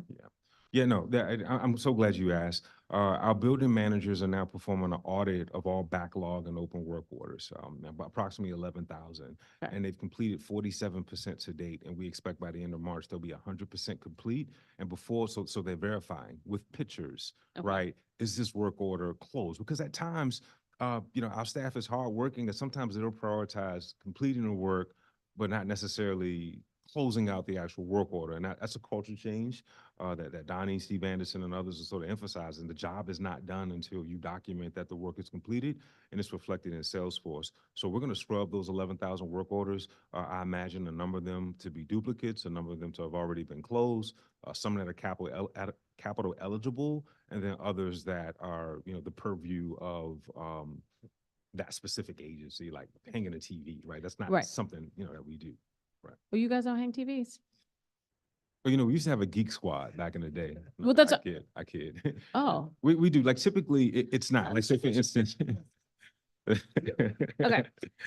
In your pre-hearing responses, you guys mentioned that you contracted with a third party to do quality control, during summer work order That's right. blitz. Are you expecting a similar amount of work orders in this upcoming summer where that's also going to require a third party? We think it's a best practice, just given the fact that you're simultaneously working in over 100 locations. Yeah. It's difficult for in-house staff to oversee all of that. So by having third-party contractors perform QA/QC, it signals to the contractor that somebody is going to verify your work. Mhm. It is a nominal cost when compared to those total expenditures, and we think it's a best practice. We're doing that now for the work order reduction funding we received this fiscal year. And I think I promised during my confirmation, maybe the hearing we had in November, we're exploring ways to maybe, I think we said we'd explore by problem type, where it's just baked into all work that we do, whether it's a part of a work order reduction Mhm. initiative or just work that we do. I think that's great. I had a similar conversation with the director of DPW in terms of like getting into this feel of like trust but verify, but also for the employee's sake, have receipts. So if you guys said you went and you cleaned up X area, just take a picture so that if a resident calls 2 weeks later and says this hasn't been done, you can actually show, no, we did it. And in the 2 weeks that we've done it, this also happened as well. You should saw a video from the trash. I'm very proud of that. So. What? I saw the video. I was watching upstairs. On that front, okay, so the new contract is going well, it seems. For waste? Yeah, Yes. okay. and you're satisfied in terms of that. Do you all need any additional FTEs? No, we are really excited. And just to clarify, the responsibilities of our new waste vendor includes like those 8-yard containers that you have like at DPR sites and at schools. Yeah. And also the blue recycling cans. So that's going well. They are performing to the way that we expect them. Great. It's a firm that has a great reputation, that's doing really good work. In-house, we're looking at composting, which is the next frontier, which is under our purview. Yep. We've piloted at a number of locations and really looking to expand that. We are establishing some in-house capacity for that. Yeah. I know some of the schools do composting, but obviously that's directly related to their programs. DPW has a compost pilot that's currently happening. The only thing I would suggest about that is that as you all explore it, right, if the containers are not the right containers, you're gonna have the rats issue that Councilman Lewis George was talking about, where they are not dying but multiplying. And so I would just sort of suggest on that. I wanted to switch to talk about just sort of real estate in general. I was on the committee of the whole hearing last night that lasted till about 10:30. And it's sort of a period of time I started to tally how many people were asking DC government to just buy new buildings, right? Acquire an annex for this, acquire a building for this childcare center, acquire a swing space for this and that and the third. I'm wondering, for your real estate team, are they always actively sourcing potential lease opportunities, or do you wait for a client agency to come to you and say, hey, okay, now we want to look at some properties? No, that's right. There's a pretty defined process. When an agency indicates a need, and that need has been approved by the mayor and the city administrator, and most times, unless it is an emergency, we complete a process that's called a request for space. Where Okay. we say we need X, Y, and Z. This is the size, this is the scale, this is the use, to make sure that we get the best price, right? So like the whether that's like the Aston or 25 East Street, even the DC Health HQ that just opened, that Yep. is the result of a formalized request for space. So it's a very formal process, right? Because we're committing funds to pay for the lease and those tenant improvements that has to be forecasted out sometimes over the next 15 to 20 years. Sure, yes. Once we get to that part, I guess I'm looking in sort of the sourcing conversation. Because I think it's a bit unfair for us to make parents become real estate agents. When we say, oh, if you want a different swing space, then y'all need to figure out, give us some options and we'll go look, as opposed to let us look what's around this area and see what is possible, if that makes sense. Well, I understand. I do know the swing space issue. Don't want to speak for DCPS, but when they look at swing space, they complete multiple swings, right? Multiple swings within that location. Right. So therefore, I think that sometimes the client is best positioned to make a decision that's in the best interest of multiple stakeholders. Maybe not just that specific school, but they're looking at multiple schools and then multiple swing spaces. And that has been the history of DCPS swing spaces. There are multiple swings conducted in a location. Okay. On average, when you all are going through a lease process for a space, how long does it take to go from you all getting the green light to signing documents? Like, if there are no hurdles, what's the best case scenario? We have to do our due diligence, clean hands, insurance requirements, site inspections, sometimes FCA. It can, depending upon, no two are alike. It ranges from, I've seen it done in as little as 30 days to as much as 6 to 9 months, depending upon the scale. I would say the real factor is if tenant improvements have to be factored in, right? Oh, if we have to do some build out of some Right. sort. That's right. Then who does that work? Sometimes we'll do it. Sometimes the property owner will do it. So those are all factors. You have to factor in the construction on the back end after you sign that lease. Okay, thank you. Thank you, Councilmember Lewis George. Thank you. Councilmember Parker? Good to see you again, Director.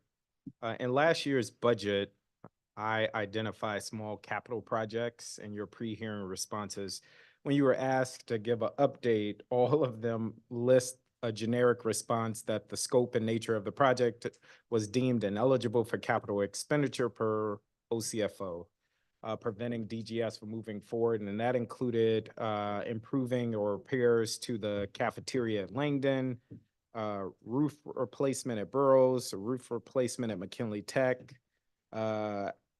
a new community center at the Cromell School. Oh, no, that one is expected in 2026, and I'm sorry, the Langdon Community Center. Can you shed more light in the ambiguity that exists between us dedicating these funds and OCFOs saying they're ineligible?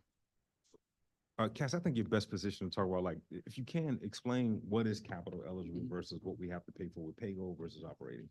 Sure. The Office of the Chief Financial Officer, they have a list of guidelines about what is a capital eligible response and what's not. And the typical breakdown is, and I'm just painting with a broad brush here, is that things that are considered to be more repair work, maintenance work, those require operating money and therefore paygo money to convert that money to operating, versus more full replacement work that would be considered capital. Again, I'm painting with a broad brush here. We understand that this money was put into the budget, but we also had there was not any corresponding paygo that was put in at the time. And so we have our own other priorities and a limited amount of paygo each year. And we needed to basically make sure that we could still deliver on I'll call it the modernization side of things, because those do require a lot of non-capital eligible items. For example, a lot of furniture, fixtures, equipment, those things cost less than, $5,000. That was the reason for that, I guess, lack of a better generic response that was put in there for certain small caps projects. Again, we're still working to identify money, but and to see, especially as the year goes on, if certain operating costs are under budget, that we may be able to identify money to move forward with those items. So we're not just going to stop and forget about it, but we wanted to set the correct expectations that at the time we hadn't been able to identify the correct paygo money to use for this project. I hear that. If you could share those guidelines, that would be helpful. I'm looking at this list and it's repair to a cafeteria, repair to a roof. There were things designated by the committee chair that were deemed able to go forward, and as they should, but then all of the Ward 5 projects seem to be denied. And so it's just curious how you pick and choose which projects to advance. So I want to, before going to other questions I have, lift up some of the themes that I heard in our public witness testimony. Marja Plater from the Youth Justice Council and the Washington Lawyers Committee talked about need for protocol at DGS to conduct annual safety assessments. She was talking about those annual school walkthroughs that council members, or at least many of us, try to do. I recall last year, DGS and DCPS sent a joint letter saying, we're not doing these anymore. Or we're going to do one, I think, per ward, and you were going to do one per ward for the entire city. I get capacity constraints. How do we ensure that we approach another summer, we create a protocol where we can survey all of the needs of our schools in every ward alongside DGS? Well, I think I hear two distinct issues. The Yes. first, the summer readiness checklist. I think the committee put forth a checklist that included some door and lock information. Yes. That we jointly with DCPS decided may not be best to sort of pose those questions. But as we look to year two, we had pretty good participation. I would like to incorporate safety elements and not just lock and door. We know lighting, fencing, all the things that we've discussed that contribute to a safe learning environment and a safe campus. So yes, we are open to evolving that checklist for year two to be a bit more dynamic. That's one. I would say as it relates to the walkthrough, some of the walkthroughs were organized by the committee. And then what we found is that council members just had their own priorities and their own cadence. So Mhm. this year, we're looking to like strike that balance. We want to continue to be responsive, not just to the committee, but also to those ward-based council members and schools. And I'm glad to hear that, because we visited each school in Ward 5, and the message I received was, well, DGS and DCPS personnel are not going to be dedicated to these visits. And so moving forward, it would be helpful to have clarity, and I'm happy, the committee and the council members are happy to work together to figure this out, but the takeaway was that DGS leadership and DCPS leadership were not committing to joining our ward-based council office on those school walkthroughs. Well, there were over 100, in the defense of the agency. And I think it got to a point where, that won't name no name, spread no blame, but some council members say, hey, we want to do our own thing. Yes, we Yeah. appreciate the committee, but we want to do our own thing. So again, I think now there's an opportunity for us to evolve that process. We Well, want to be for responsible. clarity, the committee, if I recall, did one facility per ward, but we have more than one facility in the entire ward. So it wasn't so much that ward-based council members wanted to do their own thing. It was to say, we need to get to every school to ensure that it's ready for students on the first day. So again, it was common where we would sometimes go to multiple facilities in a ward with the committee. I got Right? you. So I can't remember, speak for that, but- Councilmember Lewis sometimes would do, to her credit, do 3 or 4 in one given day, but she's touching different wards. So she's going broader. Council members want to go deep. So what I'm saying is maybe we do a Ward 5 day where we visit multiple schools. I got you. So again, we still want to be responsive to the chair, but we also want to be responsive Okay.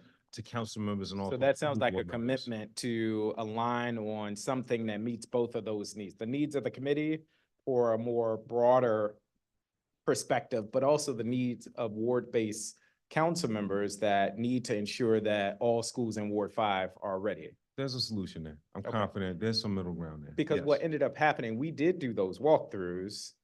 I'm not sure if DGS acted on our recommendations or our findings. And so without having a commitment from DGS in those walkthroughs, there wasn't a guarantee of follow-up. And so ultimately it becomes a waste of time, which is why I'm getting at this. Well, I think that what we saw, right, and if you go back to the November hearing we had, that there was significant overlap between the council's priorities, sometimes DCPS priorities. But I'm really proud of what we did last summer. We allowed the schools to give us a top 10.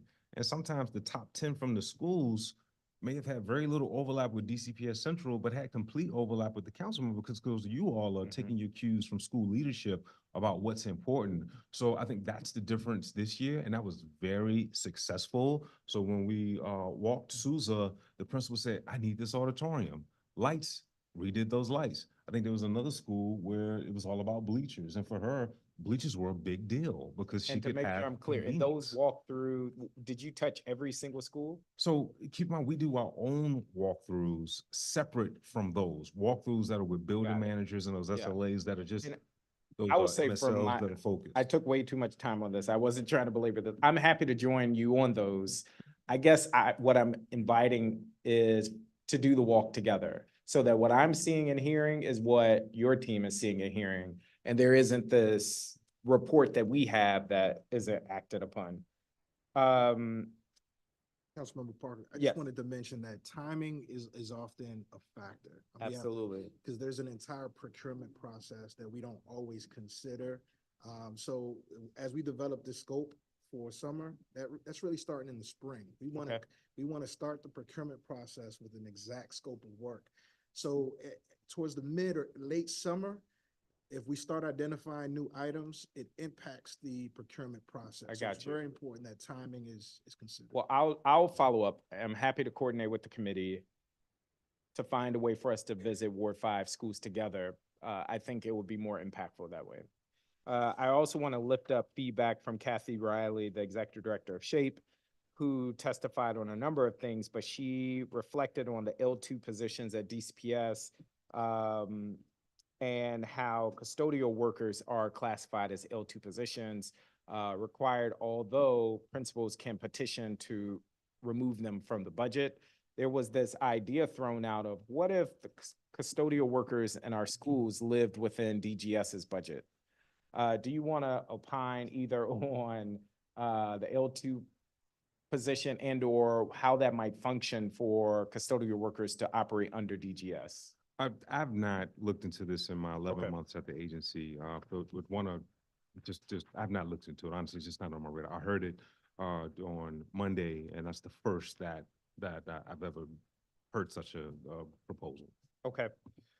I want to switch quickly to BEPS, our Building Energy Performance Standards legislation. What is DGS's update and specific approach to bringing school buildings in particular, but the many facilities we have across the district in compliance? So there are a number of things that we've done with existing funding, right? And it has been limited. We've focused on BAS system, building automation system controls, which allow systems to run more efficiently. Additionally, we think HVAC PM plays a huge role.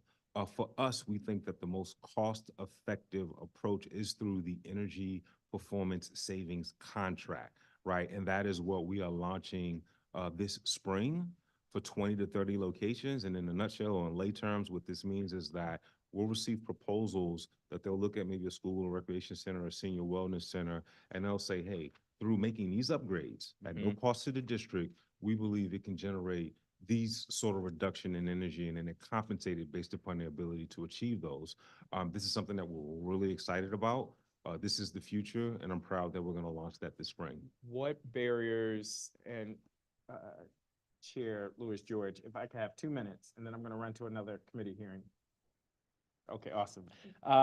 Instead of trying to wait for another round, what barriers are you running into with complying with BEPS in particular? Well, I would say if you just look at BEPS as a whole, right, there is a number of compliance measures, and we're actually meeting some targets, right, with the funding and the tools that we have in place. Okay, So so I would say, so again, for us, it's not, it's our focus is on, utilizing the funding and tools we have available. I talked about BAS. I talked about HVAC preventative maintenance. Those are all things that we take into account. we are laser focused on trying to meet our climate goals.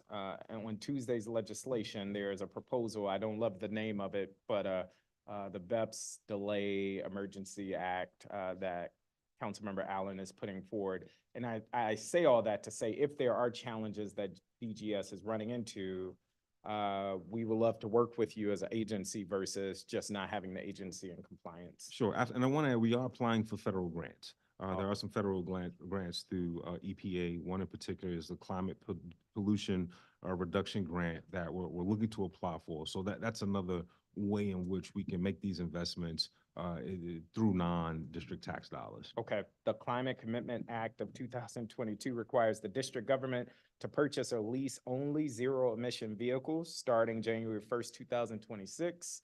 How is DGS ramping up towards this? There is a electrification working group that is being led by the Office of the Deputy Mayor for Operations and Infrastructure. We are a part of a working group specifically on vehicle electrification. We want to ensure that we have the infrastructure, right? DPW will have to service these vehicles.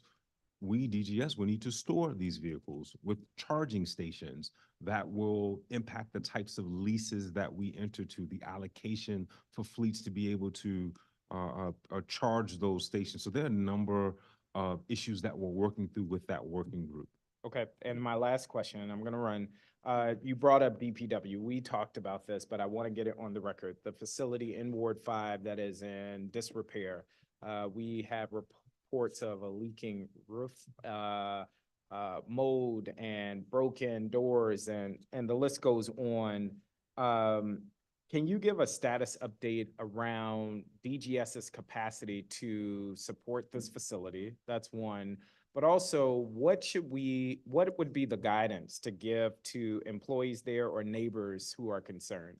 Because what they would say is, we are submitting requests and DGS is closing out the ticket. And we've even heard from some DPW personnel that they are having to come out of their budget to make the repairs because DGS either won't or can't. Well, that facility in particular is under the purview of Public Works, meaning that they are responsible for the maintenance. Now, here's what we're doing. In the near term, we're meeting with their leadership to figure out how can we help, right? Rest assured, if there's anything that we can do, we certainly will do it. And then also, we're very interested in having that conversation about long-term. Maybe that's something that we need to more formally incorporate into our portfolio. I shared a bit earlier a desire to establish partner service agreements so that we have some consistency. Yeah. I think that, DGS is still fairly new in the grand scheme of things, just created October 1st of 2011, relative to some of the older agencies, that's fairly young. And, certainly we're willing to revisit that. And I think that's been the theme of some of your questions. And that's a conversation we're willing to have, but ultimately we'll take, guidance from the mayor, on how we should proceed. Okay, awesome. Well, I thank you, Director, for your engagement. And I look forward to working with you to make sure we can make the park at the corner of South Dakota and Riggs happen. We will check in the coming weeks on that. Thanks. Thanks, Thank you. Councilmember. Appreciate your partnership. Thank you, Councilmember Parker. Want to note, for school readiness, we did one DPR and one DCPS in every ward, and that was because we were as a committee trying to identify chronic issues that we could then make recommendations to DGS to how to move forward with some of those issues. So ours is more about identifying systemic chronic issues to better improve systems abroad versus what ward council members do, and as I did myself, which is making sure your schools are ready for the first day of school. But the school readiness checklist was a measure to try to do that for everybody across the board. But thank you and your team for your participation in those. But this year, they're going to start so early that they're all going to be ready. We're going to be like 3 weeks out and every school is going to be good to go. So have no fear. All right, Director, I want to finish up on preventative maintenance, which is making great strides. And we have a lot of great work happening with preventive maintenance. I want to ask which preventive maintenance tasks are completed by DGS staff and which are completed by contractors. So, for example, who handles filter changes as an example to explain that broadly? And so currently the ITM vendors handle filter changes and all of the inspections and the general maintenance activities. Our in-house teams typically focus on boilers. Okay. And the PM involved with that and the inspections with Department of Buildings. Got it. Okay. And what role do then building managers have with preventative maintenance? Do their daily checks get logged in Salesforce as preventative maintenance? Yes, but some of those building managers don't necessarily have that expertise, right? So, but when we look at the 100 plus DCPS schools and now the 43, it's just a fraction of our, inventory. But we do depend on our building managers for those sites that aren't a part of DCPS, that are not a part of now our new ITM expansion. And we try to cover as much ground as we can. Our building managers are not like changing filters, right? We do what we can with in-house staff. Yeah. But that is a challenge and something that through HVAC expansion, we're hoping to improve upon. Okay. What role do boiler plant operators have with preventative maintenance? Do their daily checks get logged in Salesforce as preventative maintenance? We just developed a module where we'll collect Wonderful. that information, both from ITM and our in-house employees, but they're performing all of the services related to boiler, as well as the water treatment as well. Great. Okay. So we should have probably some more data next year when we look at the module that you've created as far as that goes. That's right. And those boilers are have to be approved before they go into operation each year by third party, in this case, Yeah. the Department of Buildings.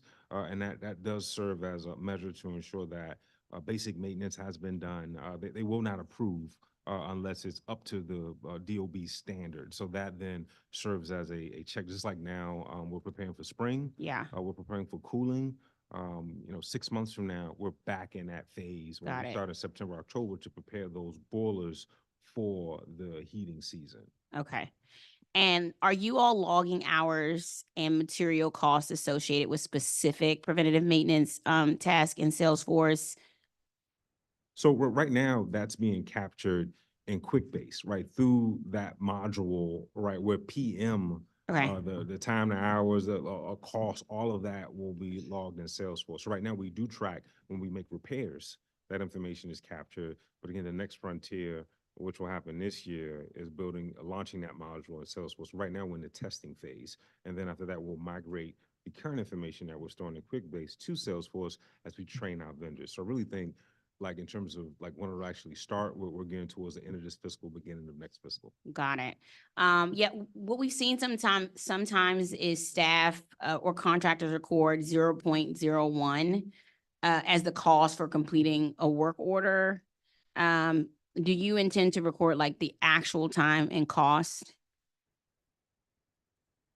Yes, absolutely. And the last team has been helping with that, working closely with the supervisors to capture all of that critical cost information. Yeah.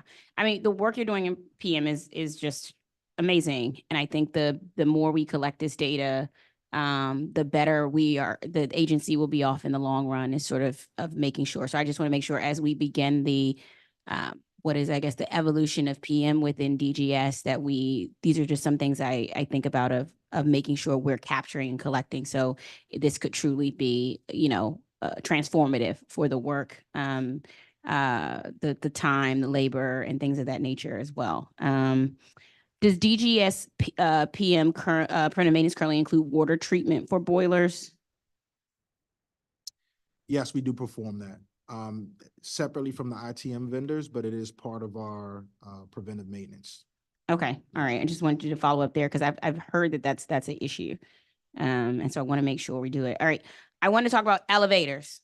This is, listen.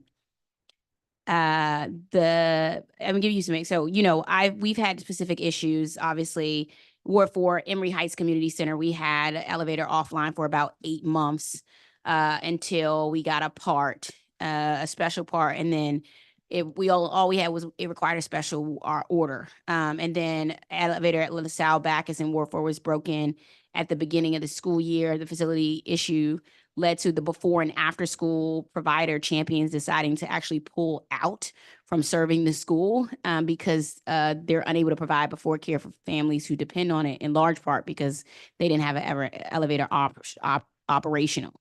801 East Men's Shelter, for example, I visited twice last year, and both times several months apart. One of the main elevators was offline, the same elevator. This overworked the second elevator, inconvenienced staff and residents every day. And that's a building, a newly delivered building that was having chronic elevator issues. And Councilmember Henderson talked about sort of what the issues we saw at the Mary Berry building. So for me, what I've realized, and this is from all of the visits I've done from the Youth Services Center at YSC when I visited, the shelters that I visited, the DPR centers, the schools, we have an elevator problem. Among all the building maintenance responsibilities, it feels like that's the issue I'm hearing more about, but the one that I'm seeing the most about. This is also an American with Disabilities Act issue, which means it's undoubtedly more important for this committee, which also has oversight of Office of Disability Rights, which I flagged for ODR last week, that this is, they need to do some work as far as corrective actions for agencies to understand that piece. So let's talk about elevators. Sort of, you've identified some things as well. DGS is responsible for maintenance of nearly 270 elevators across its portfolio, most of which are in DCPS buildings, but rec center, shelters, police stations, fire stations, and other important locations. DGS is responsible for elevators installed by at least 27 different manufacturers, which I'm sure complicates repair efforts, I'm going to hear. Most elevators are typical passenger type elevators, but there are several other types that also include wheelchair lifts, freight elevators, and platform lifts. The median date of install for our elevators is 2002. I think the biggest thing we need to realize, what we're realizing here, is DGS has a large and diverse portfolio of elevators that they are responsible for. And so We also asked DGS to share information on the most recent inspections for for certification. For DC municipal regulation requires that certificates of inspection for each elevator be renewed every 24 months. In pre-hearing responses, DGS shared the following: only 2 of DGS 269 elevators are less than 1% in compliance with this requirement, having been inspected and certified in the last 2 years. 19 of the 269 were certified between 2 to 5 years ago. 130 were certified between 6 to 10 years ago, and 118 of 269 elevators have no certificate on file. Director, my first question on elevators is, why are we so far out of compliance with this requirement? If I could, I'd like to discuss like our two-pronged approach to tackling the elevator issue. The first, long-term, from a capital standpoint, we have to standardize the types of elevators that we use. We're making strides, and I certainly want Cassidy to talk to that. And then Donnie will talk about the more near-term of what we need to do through a more aggressive preventative maintenance posture for elevators. It will come at a cost, and I will require trade-offs, but he'll detail what that increased aggressive scope entails. Cassie, if you could. Excuse me. On the capital end, one of the things we're working to do as part of our, as not working, but is part of our standards is what the term is non-proprietary elevators. And these are elevators that can be essentially serviced by any contractor. There's no, I guess the best way to say it, there's no part restrictions, programming restrictions where it says only certain staff or people employed by this particular elevator manufacturer can work on it. And I think we found that, especially for elevators that have been in service for a while that are in the proprietary category, that's sometimes where issues come up because only certain people can work on that, or there's only a certain part that you can get, and it only comes from one plant overseas, for example. Right. And so that is one thing we've worked to relieve the burden on the facility side, so they have they can use a more diverse array of contractors to do regular maintenance and repairs. Okay. I mean, I think the current contract already has sort of a preventive maintenance in it. The current contract that we saw already has some of the preventive maintenance in it. When I check with DOB, I asked Department of Buildings about sort of compliance with elevators being inspected and certified. They also sort of were alarmed at the numbers here. And so what's the plan to get elevators inspected and certified? Like the numbers we have, I mean, I think we got to do it pretty rapidly in an emergency basis because these numbers are unacceptable. So what we're looking to do is bake in the inspection process with the citywide contractors. So Okay. that's in addition to increasing our bench strength here. We're in the procurement process to add a new elevator preventive maintenance contractor. And that'll come with some additional hours for sort of the high level specialized technicians that sometimes are unavailable, leading to longer repair time for the elevators. But we are looking to work with DOB and include the inspection process as part of the scope of work for the Yeah. vendors. I just think in order to come in to compliance with the law, you're going to have to probably do like a blitz, just to come in compliance with the law. Because we are required, the requirement is for a certificate of inspection for each elevator to be renewed every 24 months. So to get the amount of elevators that are currently out of compliance, in compliance, you're probably going to have to do a blitz to be able to meet the legal requirement. Yeah, Upcoming. And I will say that we're touching the elevators on a monthly basis. Okay. And so DOB is familiar with the number of times that we service and inspect ourselves. But we will be baking that compliance into the contract, which currently is not part of the scope. Got it. I know DGS primary elevator contractor is a company called Maryland Elevator Services Incorporated. Our contract with them started on October 1st, 2019, and we're currently in the 4th and final option year, which expires on September 30th, 2024. Is that correct? That is correct. Okay. And do we have an RFP ready for our next elevator contract beginning October 1st? We've completed the scope of work and have submitted it to contracting and procurement, so it's under review. Okay, all right. I'm asking just because it's not listed in DGS February solicitations forecast. I think the only RFP mentioned in that list is for third-party elevator inspection services likely coming in Q3 of fiscal year 2023. In the Maryland Elevator Services Contract, section C631, it says they're supposed to complete bi-weekly and monthly testing of all elevators and ensure we obtain all licenses and permits required.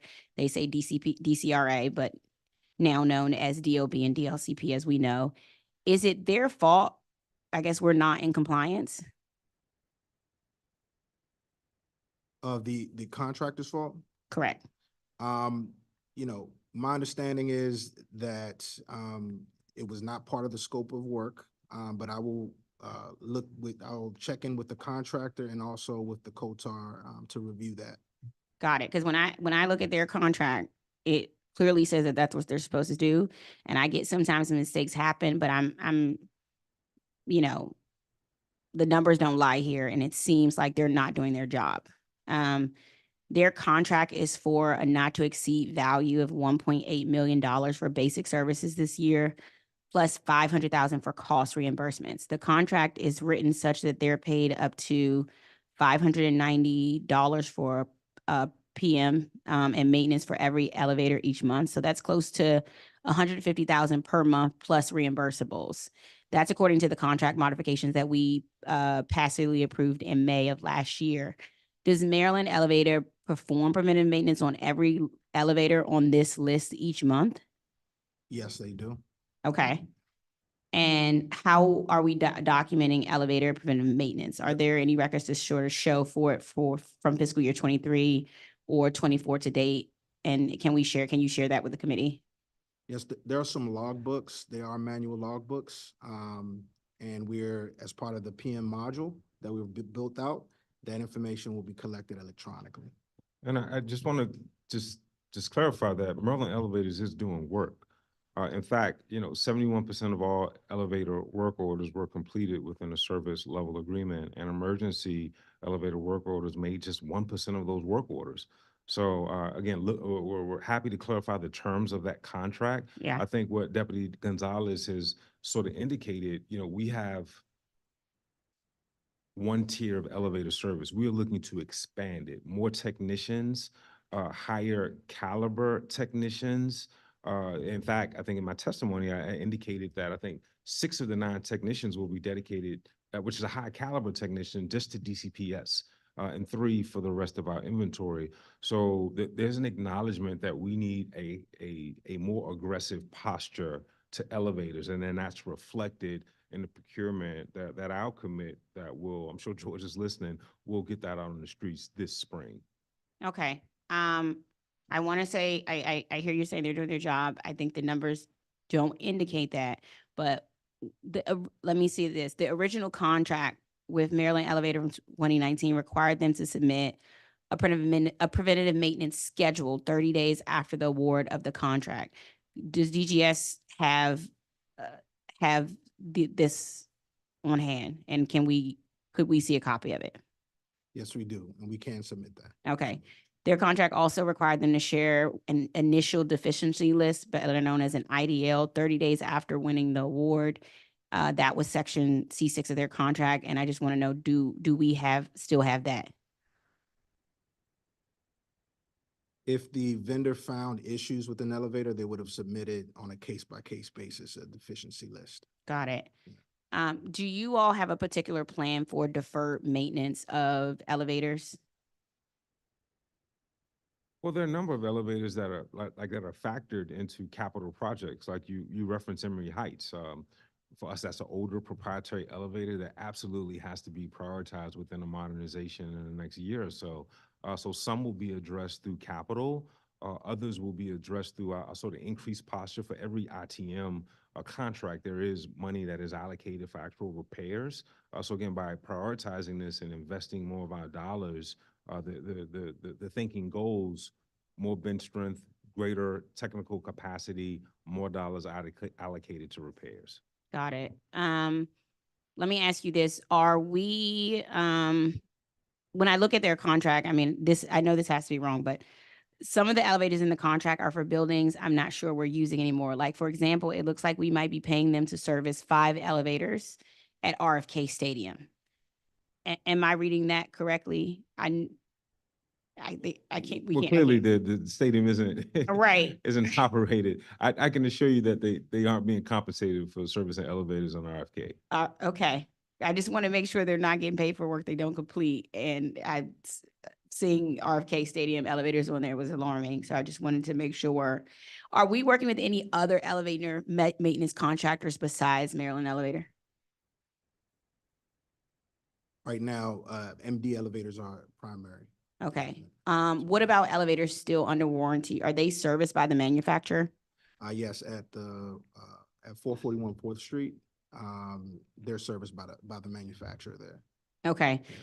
An example like 801 Men's East Shelter.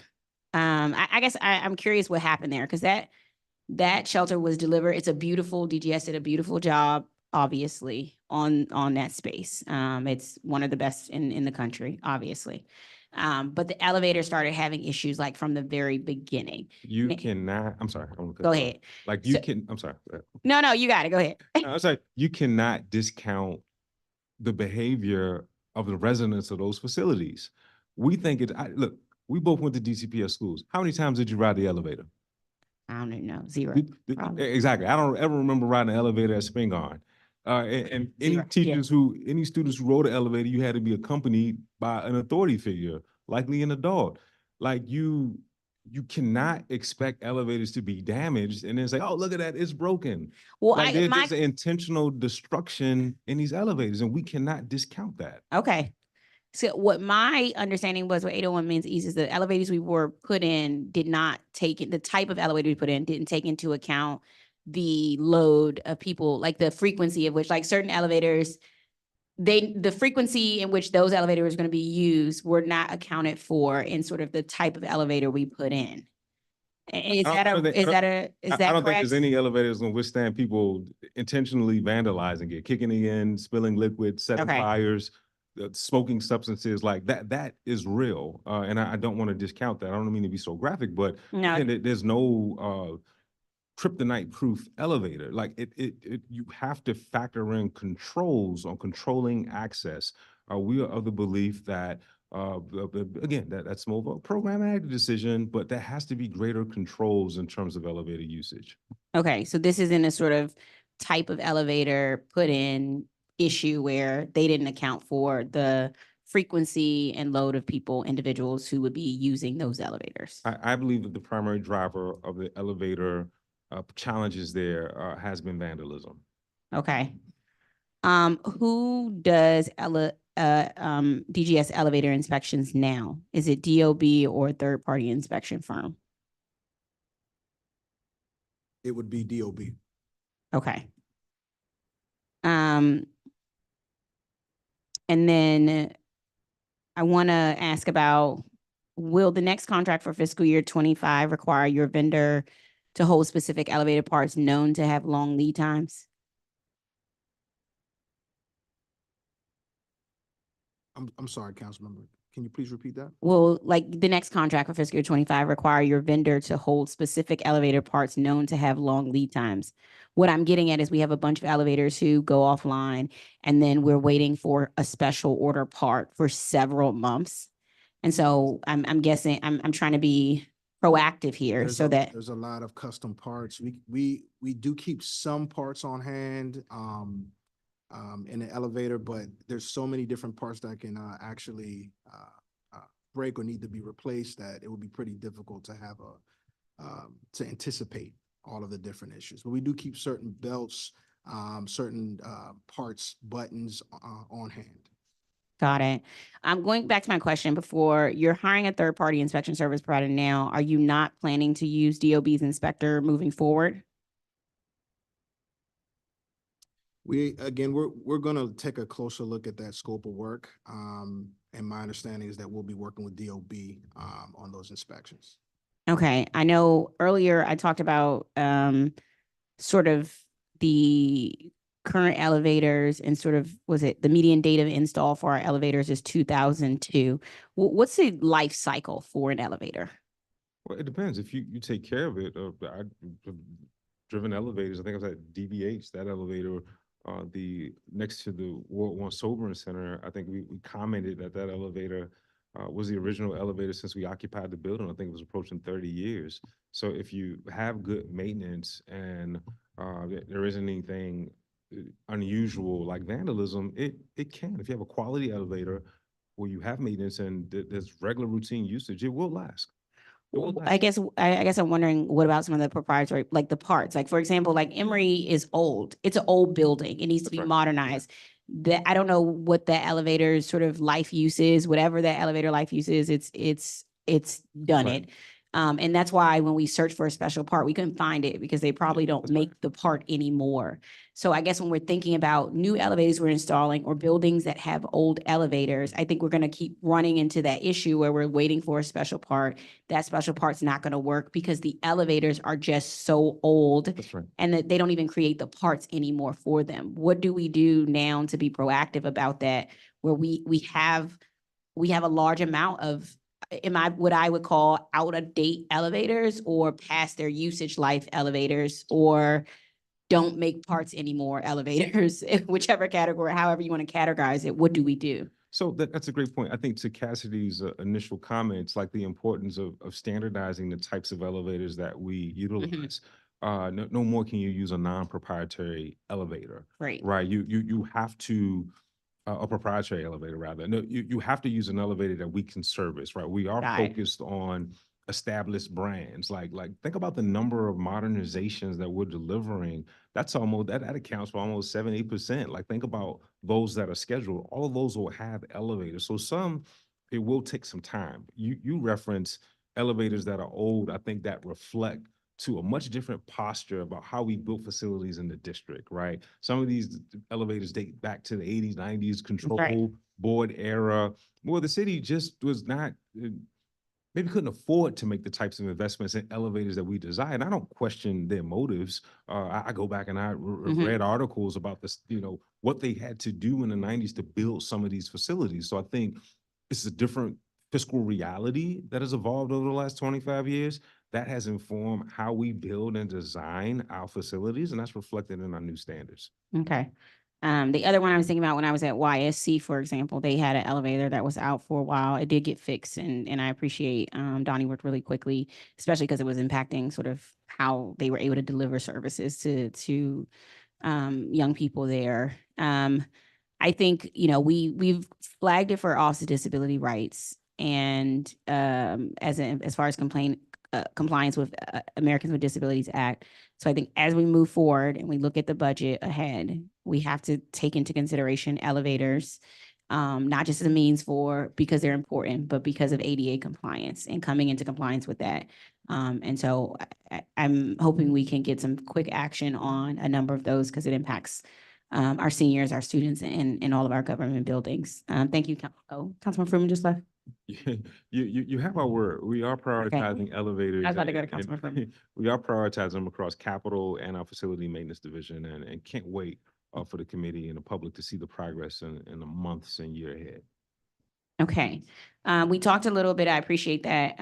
We talked a little bit about school readiness. I want to start to look back at the readiness tours we did this past year. In June, we visited at least one DCPS school and one DPR facility in all 8 wards. And in December, we visited 9 sites across 5 other DGS client agencies, MPD, Fire and EMS, DACL, DYRS, and DHS. These tours focus on identifying systemic issues, and I followed up both sets of tours with a letter sharing my observation and recommendations. The first is during our DPR and DCPS visit sites in June 2023, we observed several sites with open but unresolved HVAC security and pest control issues. Broadly, how are you helping DPR and DCPS prepare their facilities for students and staff later this summer and fall? Excuse me, our efforts to support DPR and DCPS, they're ongoing. As indicated in our presentation, we're closing out well over 1,000 work orders on a monthly basis. DCPS, because they're DPR, there is dedicated work order reduction funding. We're looking at some of those outstanding work orders, and we're prioritizing how do we ready these facilities, our pools, their dry side locations, in preparation for the heavy demand of out-of-school time programming, summer camps, and the like that they experience during the summer. Got it. Okay. In pre-hearings questions 148 to 152, we asked about DGS plans for distributing a school readiness checklist again this year, which I think is a great initiative, by the way. You shared that you plan to identify DCPS priority list of work orders by early spring 2024. What does that mean? What month are we talking about? So for instance, now I referenced the work order audit that the building management team is completing now by the end of March. Like, that is a part of school readiness, right? So we want to state with confidence, we want to know exactly what are the outstanding work Right. orders, right? Then that checklist is one component, but it's a little different, right? That checklist is some areas like, I think like HVAC, alarms, things that just have to work. Separate from that, as we look to prioritize what we'll attack this summer, we're going to work with DCPS Central, but also site-based school leadership to figure out what are their priorities as well. So all of that is happening in real time. It'll inform our scope. We'll merge that or marry that against our resources and develop a plan of action. What I'm hearing you say is you're gonna have the school's priorities by the end of March. No, Oh. the first step for us right now is the completing the work order audit. That's what I mean. Right, The that's work right. order or audit will be done by the end of March. That's right, and that entails closing out old work orders. If a work order is a duplicate, merging that work order, if it's capital eligible, moving that to the right category, or if it's the client's responsibility, then ensuring that they know that. But that's separate from the DCPS, the priority work list that schools were able to give 10, I think it was 10, right? Each school was able to give their 10 priority work orders for the summer last year. And I guess, is that different from the Yeah, audit? Is the audit different, or is it It the is. same as the priority work order Right, list we're talking about? audit will give us a clean sense of what is the universe of open work orders, Okay, right? So that does help to inform those conversations, right, with principals. Now, what we find is that, again, the priorities differ, right? oh yeah, they're gonna be different from every school. Principals are concerned about, in some cases, Security. well, but sometimes, like, I think maximizing the space. Like, for the principal at Sousa, they really wanted Oh, that yeah. auditorium That's lighting right. resolved so they They could have- host. That's right. Exactly. We've seen different things. Can you talk about some of those principal priorities? Oh, yeah, they vary. I mean, they can go from a lighting issue inside of a auditorium, and sometimes sound issues in an auditorium. They vary across the board. But I think, to your point, once we have the list cleared up by the end of March, Uh-huh. I say about the end of April, all of the other lists sort of start to coalesce. We have principal priorities. I'm sure some of the walkthroughs Yeah. will be conducted around that time. So I think we should have a pretty solid list by the end of April. After that, the procurement process begins, right? We need to know. how That's much right. those That's cost. why I'm asking about timeline here. Like, so priority work list, and if, because I'm concerned that when we asked about when you plan to solicit contractors to complete the priority work orders, you all said early 2024 with the early summer 2024. With the summer 2024 start date. That sounds a lot like the timeline last year when DGS was still getting bids from potential vendors after students had left for summer break. I guess what can we do to ensure we maximize the window of time this summer, especially the early summer, to get more work done earlier? We're working with the Office of the City Administrator and the Mayor's Office on receiving funding earlier for dedicated work order reduction efforts, which is sometimes separate from the work that we accomplish year round, right? They're separate pools of money. And each year we receive money earlier and earlier, and we anticipate there will need to be some investment to prepare our schools for a start this fall. Okay. I get that. I think we have weekends also, right? And we have weekends since we're already have DCPS once we get DCPS priority lists.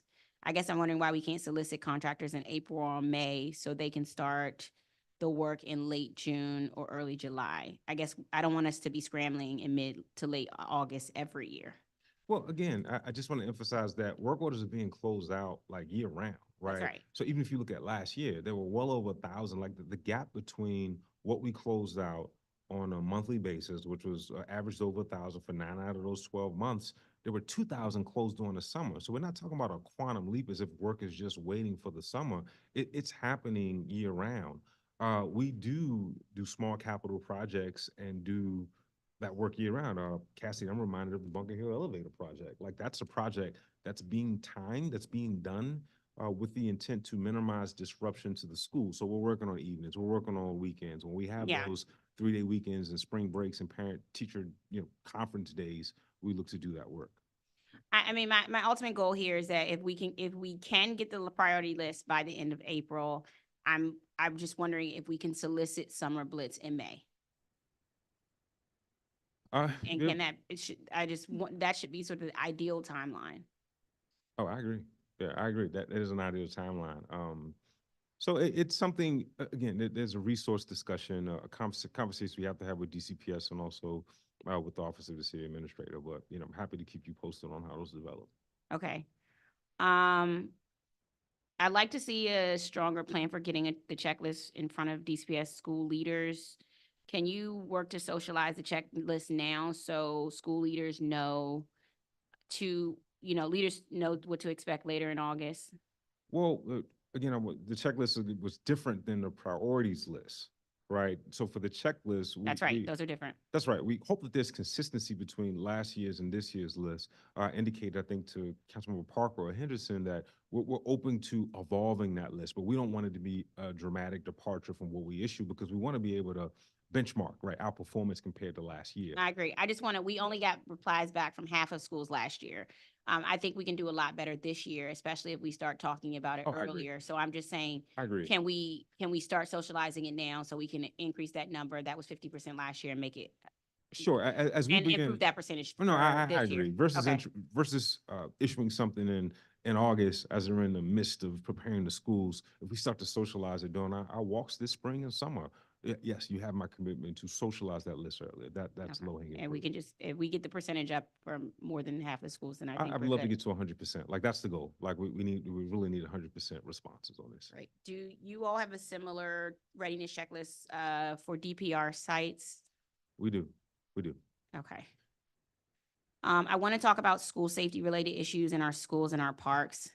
I'm grateful that we were able to pass and fund the School Security and Transparency Amendment Act of 2023 last year, which included a requirement that DGS conduct a comprehensive assessment of security features like locks and doors, PA system, fire alarms, and security surveillance systems at least once per year in all DCPS facilities. Director, can you share an update on DGS progress with this work? You referring to the DCPS or the DPR portfolio? The schools, look at DCPS portfolio. Okay. There are, so some of that work is parceled out differently, right? As you know, DCPS controls camera access and also the physical security presence. Ours include things like lock and door PM, which we're focusing on now. We view lighting, landscaping, fencing, all issues that contribute to a safe learning That's right. environment. So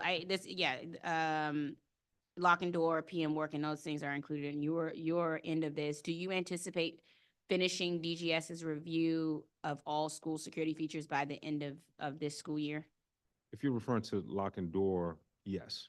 Yeah, it included, the legislation included locks and doors, PA systems, fire alarms, and security surveillance systems at least once per year in all DCPS facilities.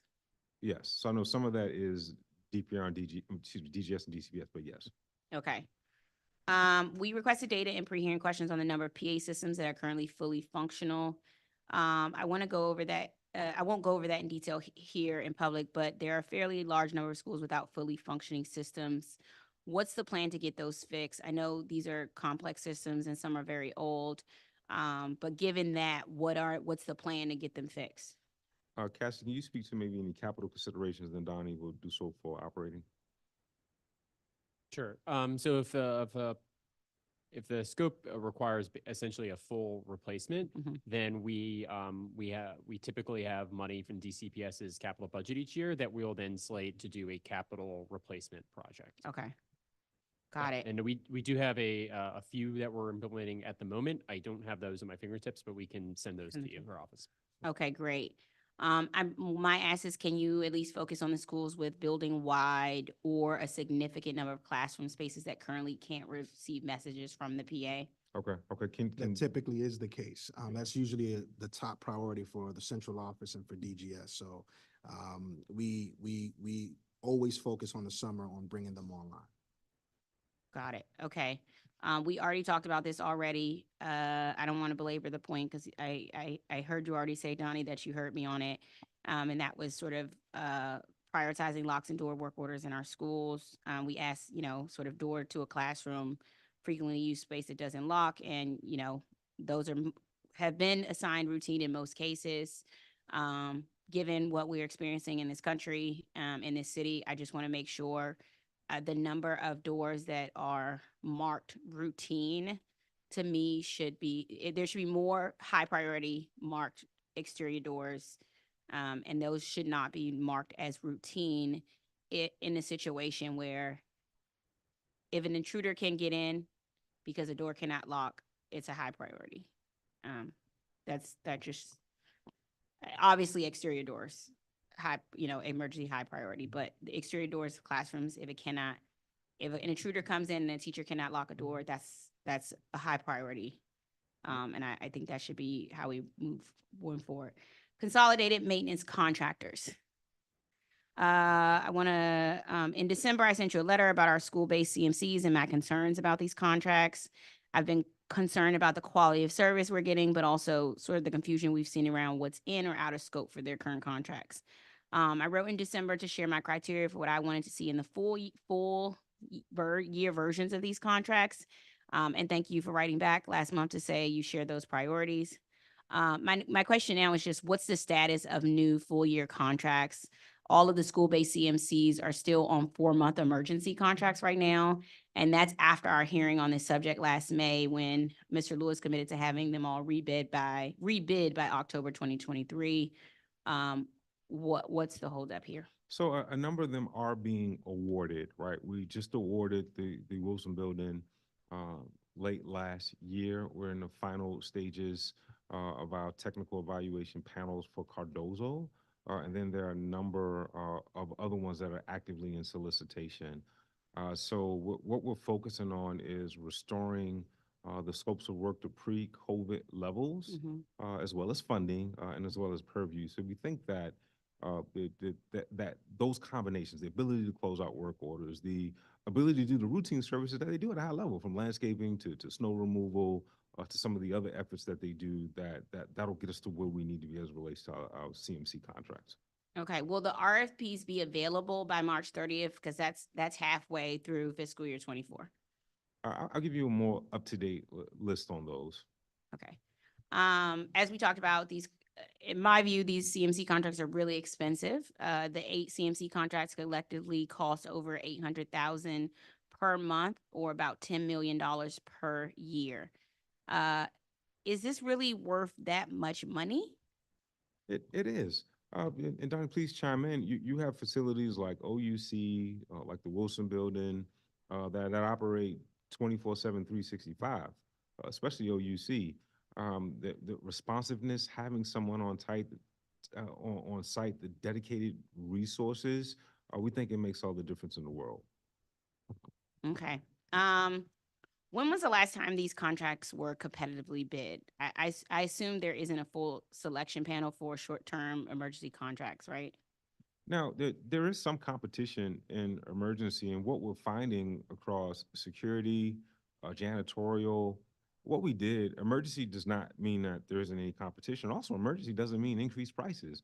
Actually, especially across security and janitorial, many held their prices steady since during the early days of COVID. And now that we're doing these competitive rebids, one, would think, oh, emergency to non-emergency, less money. No, we're seeing a dramatic increase to reflect cost of living or wage increases, other union considerations. other regulatory requirements. So actually, as we go from in essence, we've been saving money by being in emergency, right? We now are seeing increases as we go to a non-emergency state. So I just want to say that, but it's our commitment. And I'm happy to provide a report to where we are across not just CMCs, but janitorial and also security. And a number of those, a considerable amount of those are now moving to those full contracts, right? Out of emergency to base plus 4. Okay. I think you all, I mean, the issue with Roosevelt is sort of what rang the alarm about this, right? So that's where this all stemmed from, was like, are we getting the best bang for our buck? Is this really a good value, given that the investment, particularly around Roosevelt over the years, hasn't panned out the way from the client's perspective here, being the school, in the way that it should. And so I'm just wondering whether you all, based on that, reassess whether, the CMCs were properly valued and we were getting the proper value, given the concerns we had. And I know we asked for Roosevelt's sort of evaluation. I know we didn't get what their evaluation was from you all, but I'm just wondering. No, I think there's a lot of value when it comes to CMC contracts. What folks don't always see or sometimes appreciate are the number of routine services that are baked into that contract. So that CMC contract is handling fire life safety, snow removal, mowing, the system management, environmental services. All those expenses that would otherwise be on a citywide contract, or in some cases handled by in-house staff, or sometimes not at all if we don't have that internal capacity, are all rolled up into that cost of a CMC. So when you look at municipal centers like the Reeves Center, 441, the Wilson Building, the forensics lab, having on-site staff dedicated to respond quickly to issues. Even at Roosevelt, with the extent of emergencies that we've had, having on-site staff ready to respond has been extremely beneficial. Got it. I'm gonna take your word on this, Director and Donnie. I'm skeptical, but I'm gonna take your expertise on this. I hear what I would say. For school-based CMCs, I think there needs to be more stringent oversight and scrutiny to ensure that we are getting the best bang for our buck. And if we are not, we should be prepared to pivot and look at what is actually gonna make the difference for the client, and this respect the school. I will say we have taken a slightly different approach to oversight for CMCs. Some of our strongest co-tars are now overseeing school-based CMCs. And actually, we had witnesses submit testimony from Roosevelt speaking to the dramatic change in just overall responsiveness by having a different, a building manager that maybe has the ability to focus more so on that location, and also co-tars. So I am encouraged by what I have seen during the first 4 months of this fiscal year. And I'm encouraged that this will continue going forward. All right. When will you rebid the full non-emergency contracts? All of those. Again, I'll provide that timeline, not just for Okay. CMCs, but janitorial and security.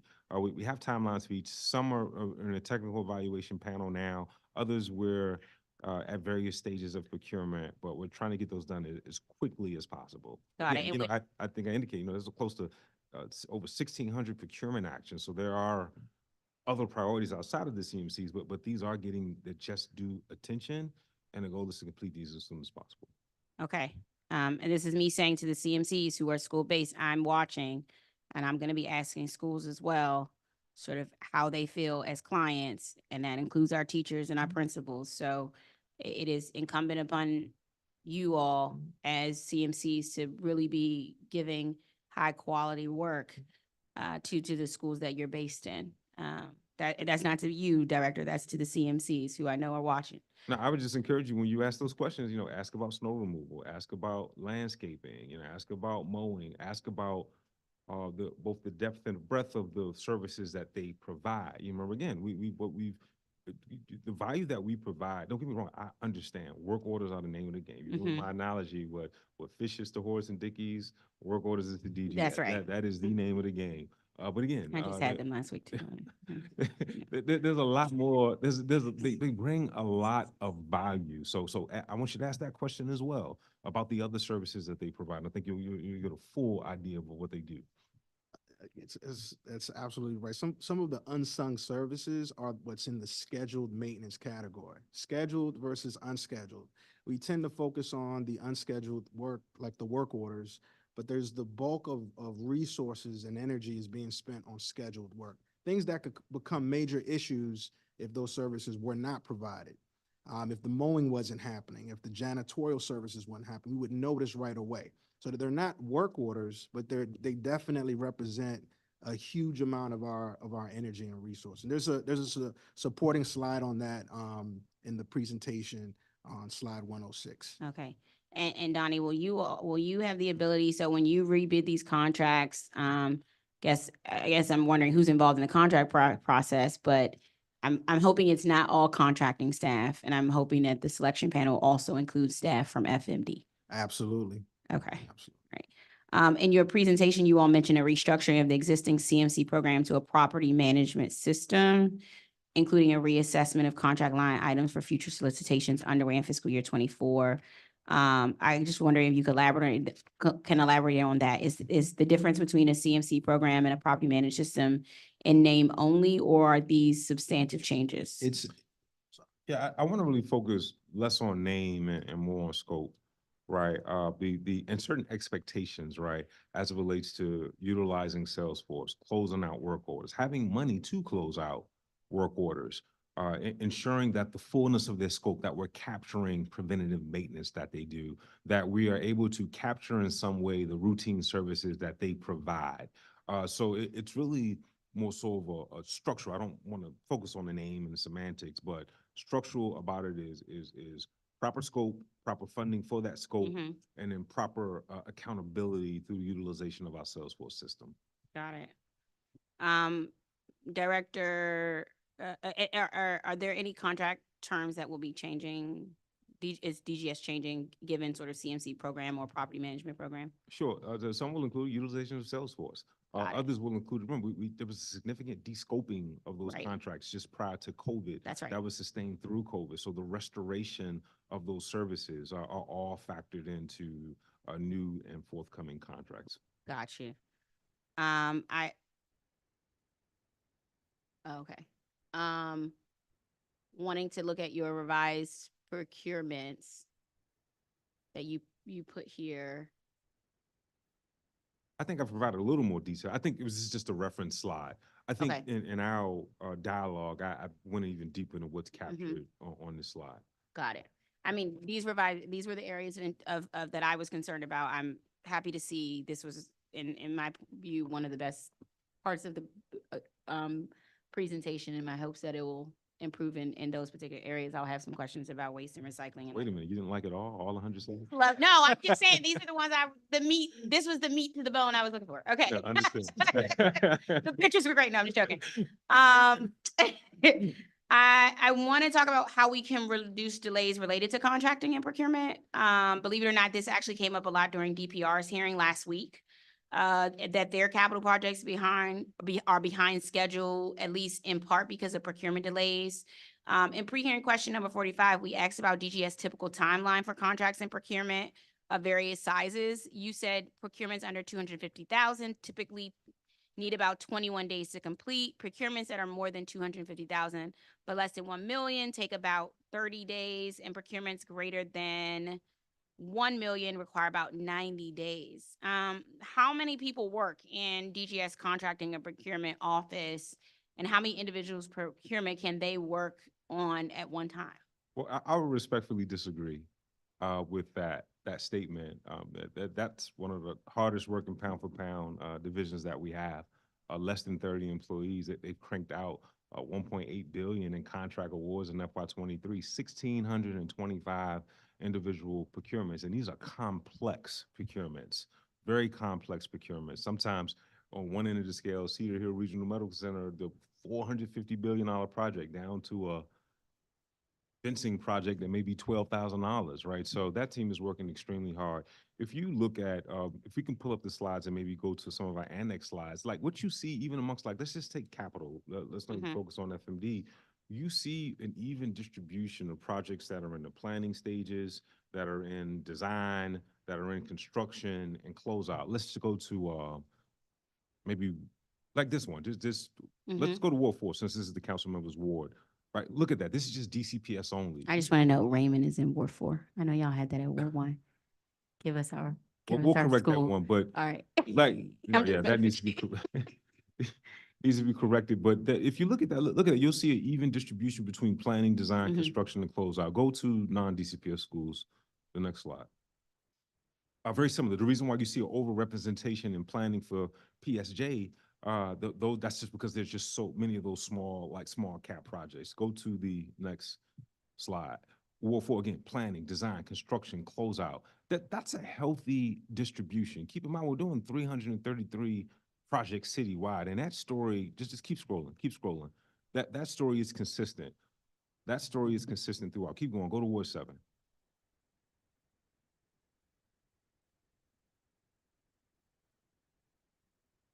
All right.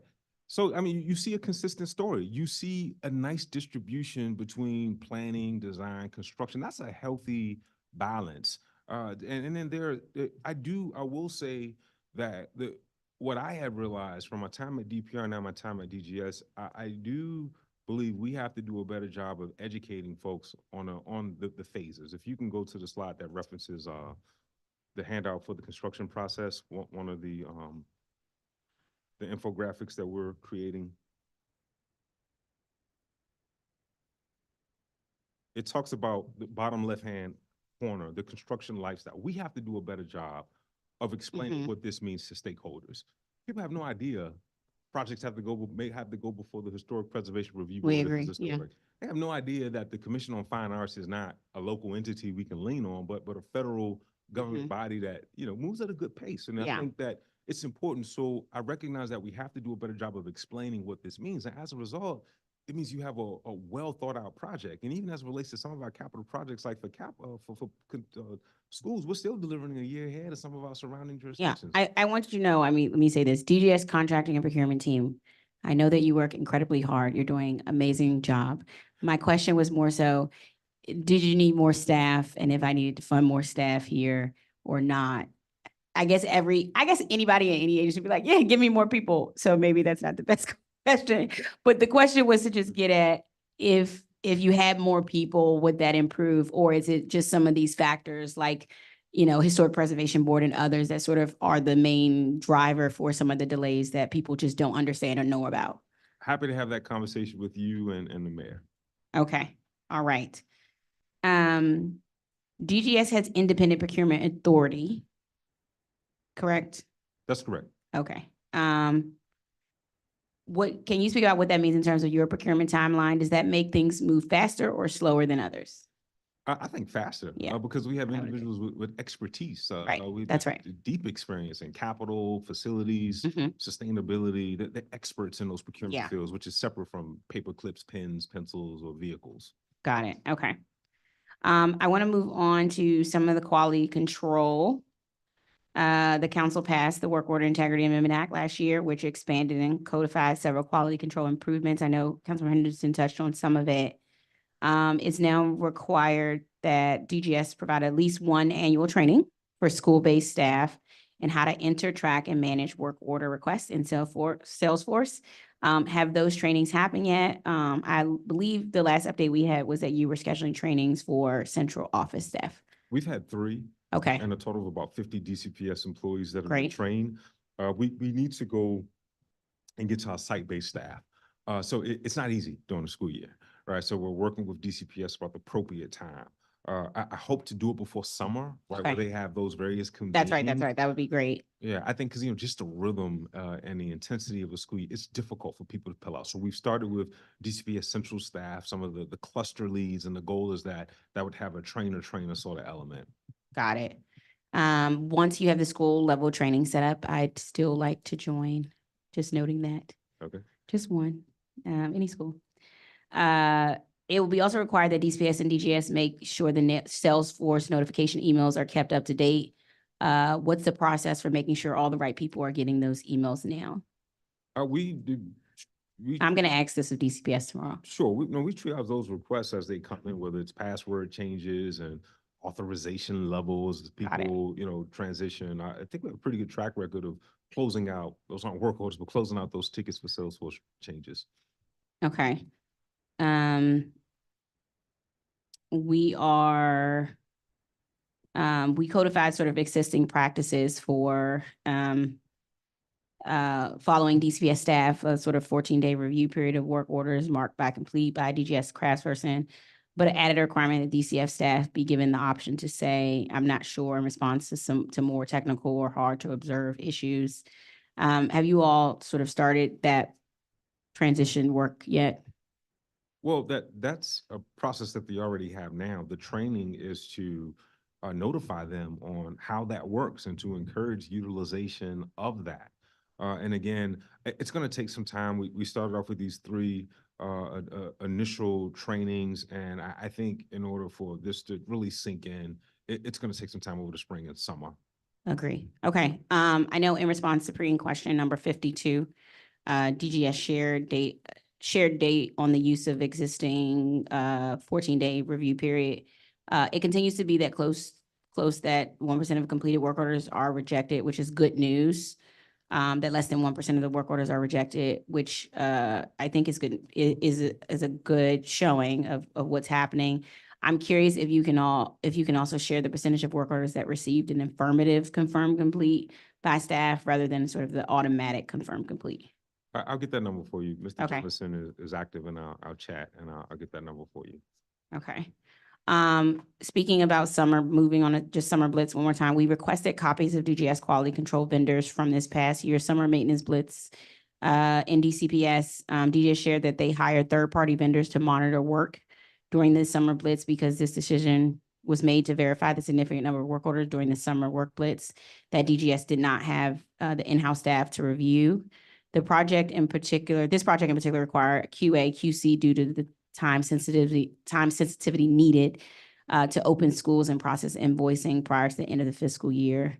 Director, I was just wondering, do you think we should expand the use of third-party QA/QC review of work orders to the rest of the year? I do. Now, because we have received dedicated work order funding beginning day one, we have done QA/QC amongst our current work order reduction efforts. I want to go a step further. I would like to focus on a particular problem type and to go deep on those. I'm looking at evaluating all options from having dedicated FTEs, maybe repurposing an existing employee or employees to be able to focus on this, and also looking at contract support, especially during those high demand time like our seasonal readiness efforts like school preparation. Yeah. I think it's a good practice. I know we're getting some of that year-round work from the last team. For the 3 weeks before and after school starts, I think we paid 4 vendors $75,000 each to complete QA/QC review of specific work orders. Each vendor is an experienced construction management company that employs subject matter experts who do their work on site, not online, and provide reports back to DGS. I think, my question is like, why not replicate this year round? Funding. Again, we look at that demand period and please chime in, Deputy, but look at the highest demand when you're working in over 100 locations, and you know how big schools are. We work on sometimes in upwards of 100 schools. Yeah. It just exceeds the capacity of in-house staff to be able to give it the attention that it needs. And it's important for contractors to know that someone is there just as a measure of accountability. Yeah. Okay. We agree. And I'm wondering, do you all get actionable results from the QA/QC inspections? Like, have we been able to verify that work is happening based on these reviews? Absolutely, absolutely. And wherever we have rejections, we're able to quickly notify the vendor to go back and get it right. Nice. Yeah. Are there any of these QA/QC vendors also doing maintenance work themselves? In other words, are they separate and independent from the work they're inspecting? They're completely separate and Oh, wow. independent. I like it. Glad to hear that Are they allowed to complete work in other parts of the year? They are, Okay. if funding allows. Yes, we Got can it, if funding deploy them. Yep. allows. Okay. I want to talk about DGS broader system for supervisory review. How many FMD supervisor positions are currently filled? In December, we were working on the work order integrity bill. DGS shared that it only had 2 supervisors, one for carpentry, sorry, and one for painting on staff. What's the number now?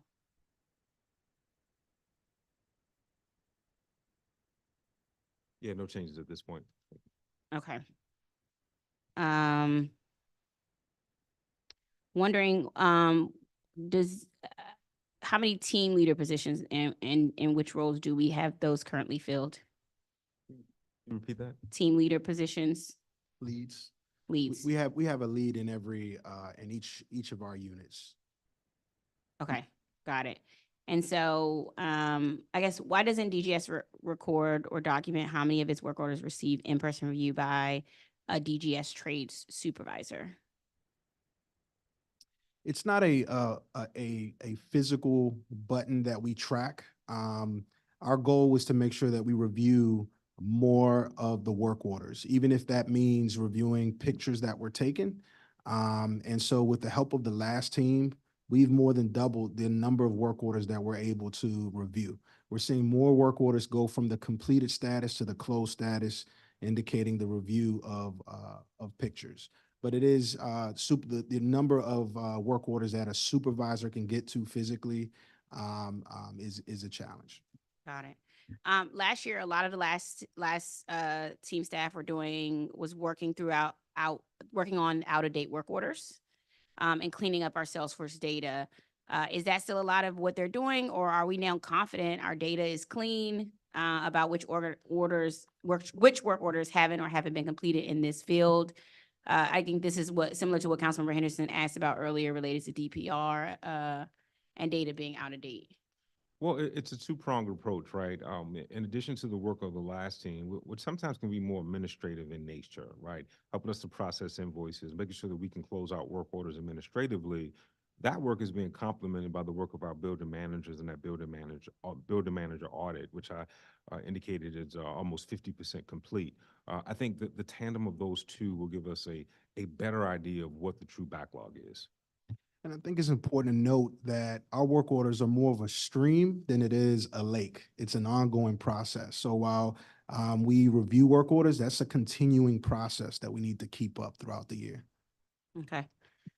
We've made some strides in quality assurance, quality control. That still remains an issue. The better QA, QC we do, the better the work quality, but also the more money we save, and the better we can do. So as we continue sort of in the year, continue to look at those quality assurance processes and make improvements as necessary based on best practices that we're doing. And some of that we've seen and some of the practices that we see, even the ones we're doing like during the summer blitz, is some of the practices we should be doing sort of throughout the year. I want to even commit to increasing our QA/QC on some of our preventative maintenance, right? So we want to strengthen that specifically for HVAC PM. That'll be a healthy component of QA/QC, and also even our lock and door preventative maintenance program. We think it's worth the investment. Again, because we get bang for our buck. And again, when you're dealing with such a large portfolio, Yeah. and you're dealing with hundreds of sites that are being worked on at any given time, we think it's really important as a force multiplier. Yeah, agree. I want to talk about DGS system for monitoring HVAC systems for indoor air quality, better known as IAQ, and thermal comfort. Are we still monitoring IAQ in all DCPS facilities? And where can we see that data? We are not currently monitoring on a citywide basis the VOCs and some of the things that we monitor during the COVID era. But where we have BAS systems and teleweb, or we can look at remotely, there are some sites that we do collect that information. I know DGS and DCPS tried out a pilot IAQ monitoring program at Whittier Elementary School last year, which caused a bit of stir. with elevated CO2 levels in several spaces. That program was discontinued for this year. Is there any intention to bring back another real-time monitoring program for IAQ? At this time, it's not funded. Okay.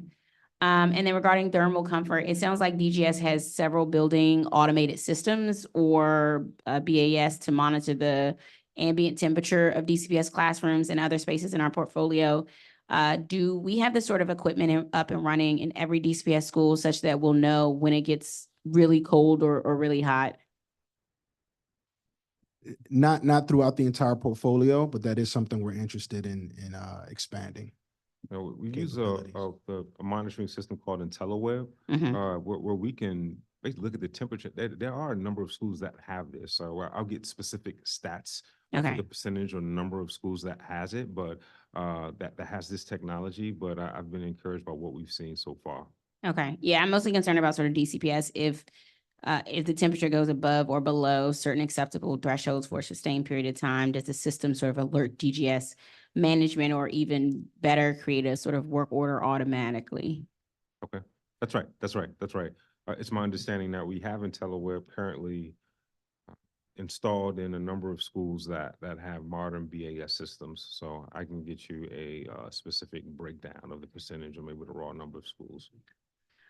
For pre-hearing question number 139, we wrote out the agreement between DGS and DCPS about how to categorize HVAC work orders. In DCPS, the agreement is basically that it depends on the number of classrooms or big box spaces that are too hot or too cold, sort of whether a work order is categorized as a routine issue, high priority emergency. Why is it set up? Why is it set up that way? Shouldn't an outage in a classroom in and of itself constitute a high priority or emergency? When it's a classroom, sometimes DCPS has the ability to consolidate Yeah. rooms or move to a separate location. And when it's a big box space or half the building is down, that completely impacts programming. So we tend to prioritize those larger outages first. Yeah, I know, I mean, I feel like you can't always consolidate the classes, especially in some schools. I guess is it correct that the priority level assigned to a work order depends on the number of other spaces in the school also experiencing that outage? That could be the case. And when we do have a classroom that's completely down, we do show up same day.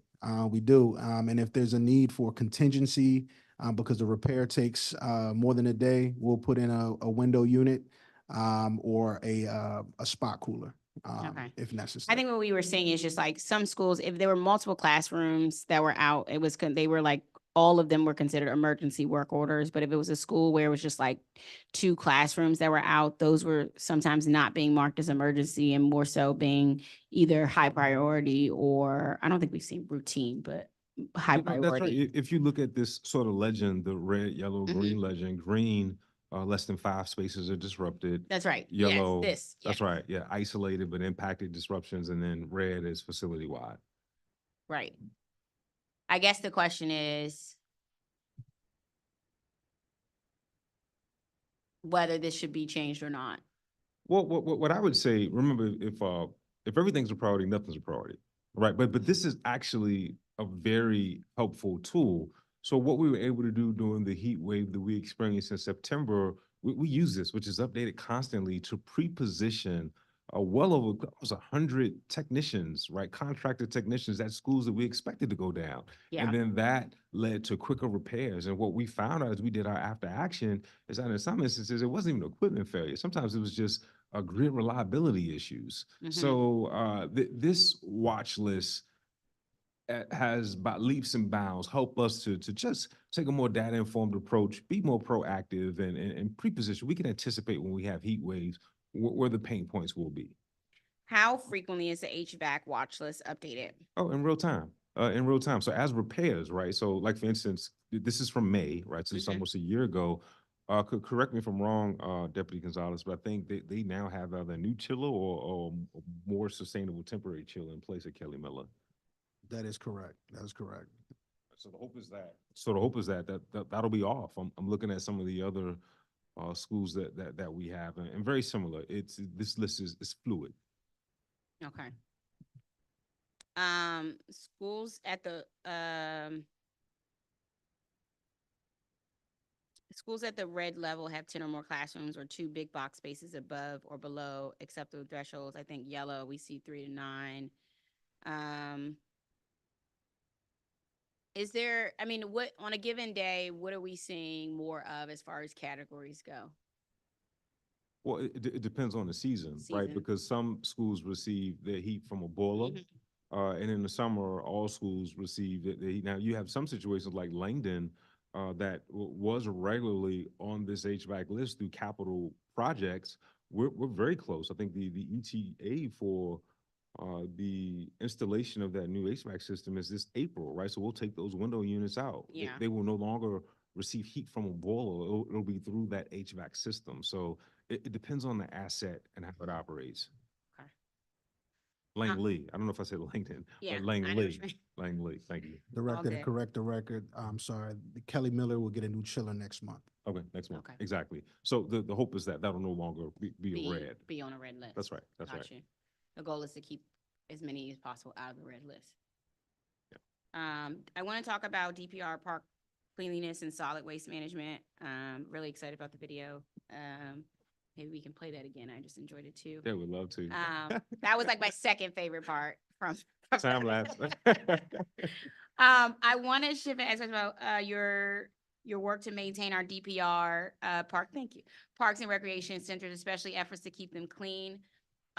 Some questions that frequently come up is sort of who's responsible for keeping bathrooms and DPR facilities well stocked with toilet paper, soap, and paper towels? Is it DPR or DGS? DGS. Okay. DGS. Are you specifically, are you referring to the outdoor restrooms Both. or just outdoor? No, the DGS. It's a DGS responsibility. What DGS. we do, what we are doing a better job of is understanding DPR's programming needs, right? So a site that has 100 kids in Uh-huh. summer camp versus a site that has, senior programming, you're going to see a different level, a different intensity of usage. So it's our commitment to do a better job of coordinating their schedules. What we've seen, like for instance, I think of something more recently, like unbeknownst to us, there was like a huge soccer tournament, at a permit soccer tournament at I think it was like Edgewood, maybe last fall, where those facilities just were Plowing totally through. Yeah. wiped out over the course of a weekend. You Yeah. saw 3 weeks worth of supplies utilized, Mhm. within a couple of days. So we're doing a better job of forecasting their I like that. Okay. forecasting their needs. All right, so just doing some better forecasting for needs. And if we look at, and as far as which agency stores the materials, delivers them, and restocks the closet or bathroom themselves, it's DGS. That's right. It's That's all right. DGS. And Okay. we've made strides in this. Like just like I'm really proud of the janitorial services provided at outdoor pools. It's been a game changer. I was just about to ask about pools. you Right know, there it- with me. Yeah, for the outdoor pools, it's been a game changer. Like, Yeah. before the old standard was for lifeguards to maintain those facilities, and that's not happening. It's not realistic. We've seen over the last 2 summers a dramatic increase in the level of cleanliness, which is leading to greater utilization. Each for the past 2 years, we are consistently serving more residents at pools, I think primarily because it's just a better user experience. Speaking of pools, we talked about Roosevelt High School pool, for example. We asked about this in our pre-in questions. This is number 120 about custodial services for DCPS-based indoor pools like Roosevelt. You said DPR paid for custodial services at Roosevelt Pool for most of fiscal year 23, but that the services were discontinued per DPR's request in September 2023. And that DGS is working with DPR to transfer funds in fiscal year 24 to resume services. Are you saying that currently no one is cleaning the pool deck and locker rooms at Roosevelt Pool? I believe that the CMC has a temporary service in place for janitorial, but I need to confirm that. But I believe it is being serviced by the CMC.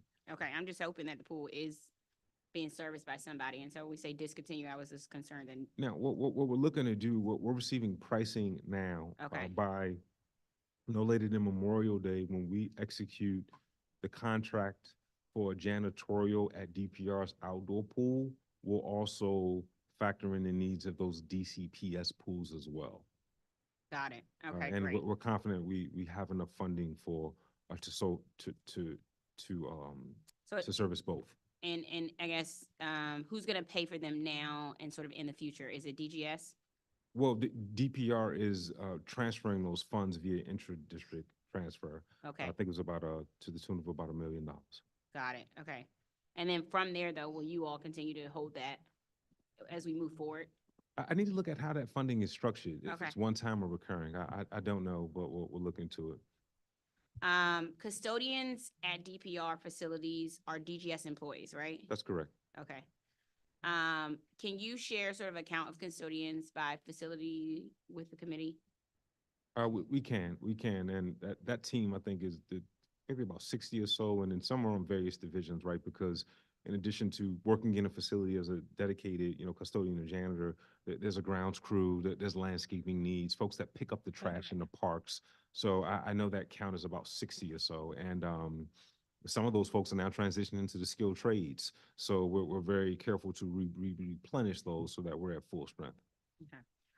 We asked in pre-hearing question 74, a list of DPR facilities with outdoor accessible restrooms. You shared that there are 29 such restrooms available across 16 facilities. One complaint we get a lot is that even when there's a restroom, like that's built, it's often not well maintained, or DPR staff start keeping it locked because it gets too messy. What can we do to keep these spaces clean that we spent a lot of money to build? Sometimes they're locked because of concerns with vandalism. Unfortunately, the DPR rangers sometimes will make a decision. We've had several overdoses. We've had several troubling incidents that and sometimes it's the vandalism that required us to lock those. I want to explore this summer. I don't know if that $1 million will allow us to, but to have a dedicated roving team to service those, right? Because we don't want to pit the needs of an outdoor restroom versus a facility. And remember, DPR serving over 1 million residents at the pool, and I'm sorry, a couple 100,000 residents at the pool, and tens of thousands at the summer camps. So I think a different procurement strategy is my vision, to potentially have a roving team of contractors that can service these outdoor restrooms. Okay, yeah, I think that's something we'll probably have to Yeah. do, and just let people know and keep updated. We continue to get a lot of complaints about the general upkeep and cleanliness of parks and playgrounds. For example, remember we visited Marvin Gaye Rec last summer and observed just loose trash floating around. My understanding is every location gets checked by DGS staff at least once every day, right? That's right. That's right. Okay. And how should members of the public report issues with loose litter or dumping on public property, assuming it's after hours or at an unmanned facility? Can they use 311? They can. They can. We do process, or we receive tickets for loose litter collection. That's a part of that new module. What I've seen more times often than not, the intensity of use at some locations, it just takes time for that roving crew to get there, right? So I've received calls that was, hey, Fort Davis Rec, it was a right. big Certain unauthorized recs. party on 4th of July. It's a I mean, mess. certain recs, they just got to be on a list of like repeated. It's just certain recs Yeah, that that's right. everybody utilizes every weekend. Some Hillcrest, permitted and Trinidad, sometimes unpermitted. Oxon Hill. But this is a part of that, right? Because what we see, like for instance, I'll take your trouble stops for those 8-yarders. Anacostia Rec always was a trouble spot, right? Because that is also a bus of federal property, extreme usage. So like this helps to improve that. Hillcrest, right? Where those 8-yard right. dumpsters will always fill. This helps to improve that. Turkey Thicket, always a birthday party. So this is a part of that. And I'm also very cognizant of the need to, again, replenish the staff that picks up and services those grounds as well. And then working with DPW, they service the trash cans in the park, separate from these 8-yarders. And Director Spriggs, I know, is laser focused on, ensuring that, especially as we get into spring and summer, that, we're working very closely to meet the needs of residents. Yeah. Currently, DGS contractors collect trash from dumpsters and recycling from recycling cans in parks, while DPW handles trash collections from public litter cans in the parks.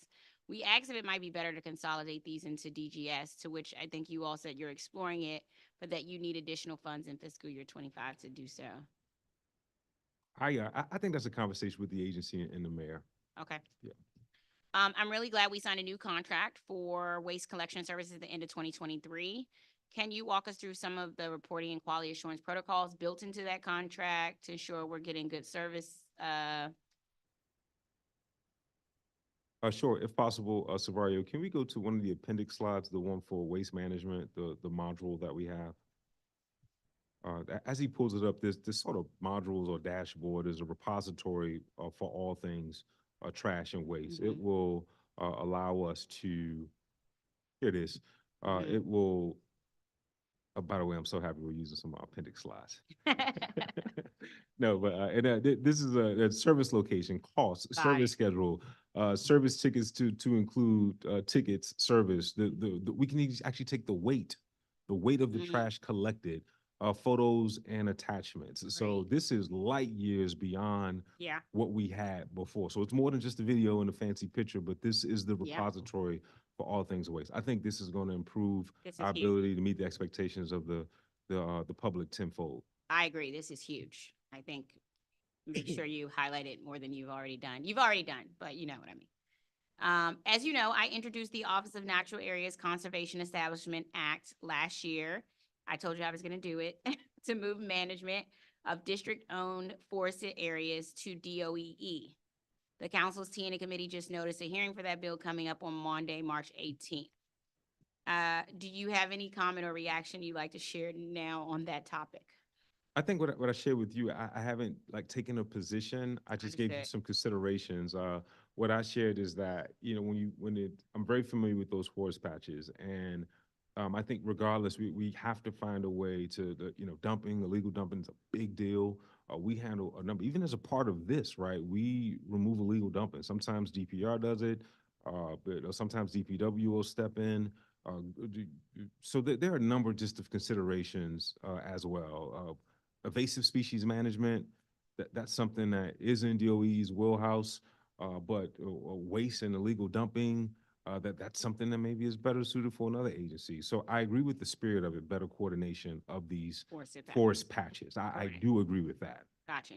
And I think I've shared with you, like even when we removed the underbrush at Marvin Gaye? No. Fort Stevens. Fort Stevens, yes. DOE would not have allowed that. That's right. That's right. Yeah, we talked about that. That's right, Got you, because I think got it was you. important for That's right. erosion Correct, control. correct, So correct, correct. Got it. Yes, you're right. there's All some right. pros and cons there. Understood. Yeah. Understood. I was glad to see that DGS listed 311 expansion as one of the agency's top achieving this past year. Was proud to be a part of that, given the requests, playground maintenance at DPR and DCPS, playgrounds, including repairs and overflowing trash cans, et cetera. However, I still don't understand why 301 currently tells residents to allow 180 days for repairs, even though DGS owned SLA is 45 days for routine repairs, and 10 days for high priority fixes. I think this is a reflection of the need to just invest more resources into a playground or work orders. These at times when you're replacing these play spaces, especially the ones that are that were dependent upon the type of damage, actually capital eligible, right? So I know one of the older work orders was for a surface at Marvin Gaye. That's a capital project. Yeah. Right now, I think we're close to completing the work at Bruce Monroe Park. That's a capital project. So those, of course, take longer to plan and secure funding. But it's my hope. I'm very curious to see now with having dedicated work order reduction money for DPR and a focus specifically on those outdoor assets, I'll look for some of the successes and opportunities and how we can scale those going forward. Got it. During public witness testimony, we heard a desire for DGS to bring back the community facilities maintenance request form that the agency previously had on its website. While it is great district residents can now request more services on 301, the expansion did not cover all services district residents need to report. Does DGS plan to bring back the community facilities maintenance request form? No. This form closed on December 29th of 2023 as we expanded services to 311, including playground maintenance and recycling, litter can request services.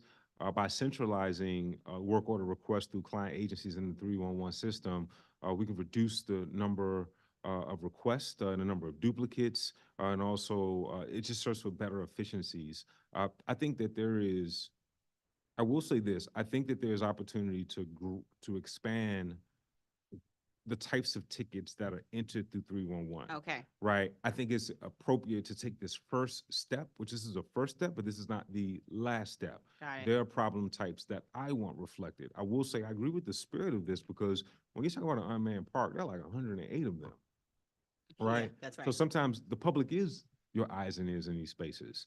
And they bring a great amount of value to alerting us to when there is a problem. I want to study this expansion that we've just implemented last Okay. month, see where we're going, and look at what the next frontier is, maybe next fiscal. Okay. Yeah, I think practically it just means that they can now request sort of fewer requests than the expansion allows, but we don't know how small or large that category is. It could be a small category.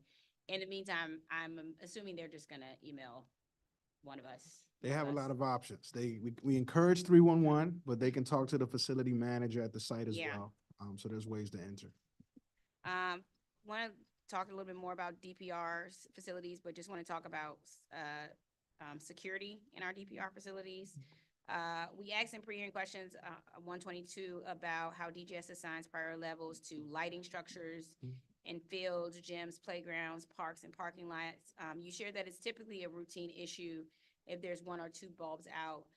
But we saw from the data shared in response to pre-hearing question 94, only 57% of lighting requests were completed within 45 days.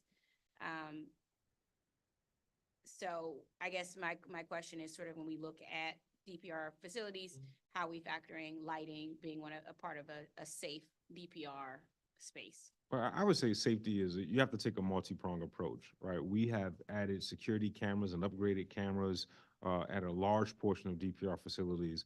Thanks to the mayor's investments over the last 3 or 4 years. I remember requesting this very early in my tenure at DPR, maybe as far back as 2018. Eventually, it was accepted and it was funded in phases. A number of our outdoor pools that needed upgrades or didn't have cameras now have cameras. In addition to those outdoor facilities, we've retrofitted lights, we've improved fencing, we've done different things with landscaping. And also on this slide, even our PSD officers, they last year performed nearly 1,400 pool and rec center checks. And through our ASR request portal, we have supported DPR's increased security posture with their late night activations that you see. Those are staffed by PSD officers and our contract security guards. So it isn't a one size fits all sort of approach. Some of this is handled by different buckets, right? There is a protective services component, there's a capital component, there's a FMD component, there's even a staffing component as well as DPR. I see it's only 32 threat assessments, and I'm wondering, that seems like a low number for threat assessments. What's DGS policy on completing threat assessments? And what's included in that? Should I be worried that we only have 32? No, I think that's a natural number. I believe there's a slide that discusses the threat assessment. So we identify risks and vulnerabilities and security plans of district client agencies via the threat management section. So when we, like for instance, the commercial corridor safety hub, right? Brand new location, all new locations are getting threat assessments. Sometimes, and that's a full threat assessment. Sometimes there are less than walkthroughs. Like I received a call from a certain agency that had some late night vandalism of vehicles. And they said, hey, we need to increase our security posture. Our folks, if they haven't already, are scheduling a walkthrough. They're looking at lighting. They're looking at the post orders. right. That's not a formal threat assessment because then these are full assessments. But we don't track, but maybe that's something we can do. We can track the less than full assessment. And I want to say that those are, I don't know, I've requested at least 24 since I've been there. Those are likely in the hundreds. Yeah. I think we talked about doing a threat assessment back when we did the walkthroughs. I think we asked for Marvin Gaye to get one, so I'm hoping Marvin Gaye was on the list of DPR centers that got a threat assessment, because we talked about that in the walkthrough. In Ward 4, we've had a lot of issues recently. For example, the Twin Oaks Garden in Ward 4 just had a major break-in earlier this month, losing tools worth tens of thousands of dollars. The facility has holes in the wall and broken windows, so it's just an easy target for thieves. what's the plan to make sure all DPR facilities are safe from sort of overnight theft and robbery? I'm familiar with that Twin Oaks facility, and that one being a unmanned, really community garden, Mhm. with that sort of facility. They have special needs. I have to, really give that some thought. Again, and when we see that often, there are a number of storage sheds across our Yeah. inventory, because that's what that is. It's a glorified storage shed, with all due respect, but it's because meaning there's not any programming, right? It's primarily used to store tools. Those are just constantly under threat. So we need to look at locks. We need to look at lighting, the types of doors that we have.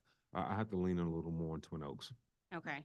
Why don't we do just a threat assessment for all DPR centers? Is it time? Well, I would say, they're almost 130. So again, just because the site isn't receiving a full threat assessment, that doesn't mean that it's doesn't being receive an assessed for assessment. needs. Okay. That's right. Like again, I can think of a dozen where we're exploring sometimes specific upgrades, repositioning cameras, Okay. the certain types of doors. So it runs the gamut, and maybe Yeah. to clarify, we'll capture. Put my most of word for it. Councilmember Head on for a second. I want to mention, not that I take it off community. I want to mention the issues of security staffing at Petworth Recreation Center. Personally, we've had several complaints about individuals. I've seen them, I've approached them, not the smartest thing to do, but I don't care about, they're smoking weed, misusing the playground and the picnic benches at this facility. And it's not young kids. If it was young kids, I would know it would be fine. We have good roving leaders in Ward 4. It's not a issue.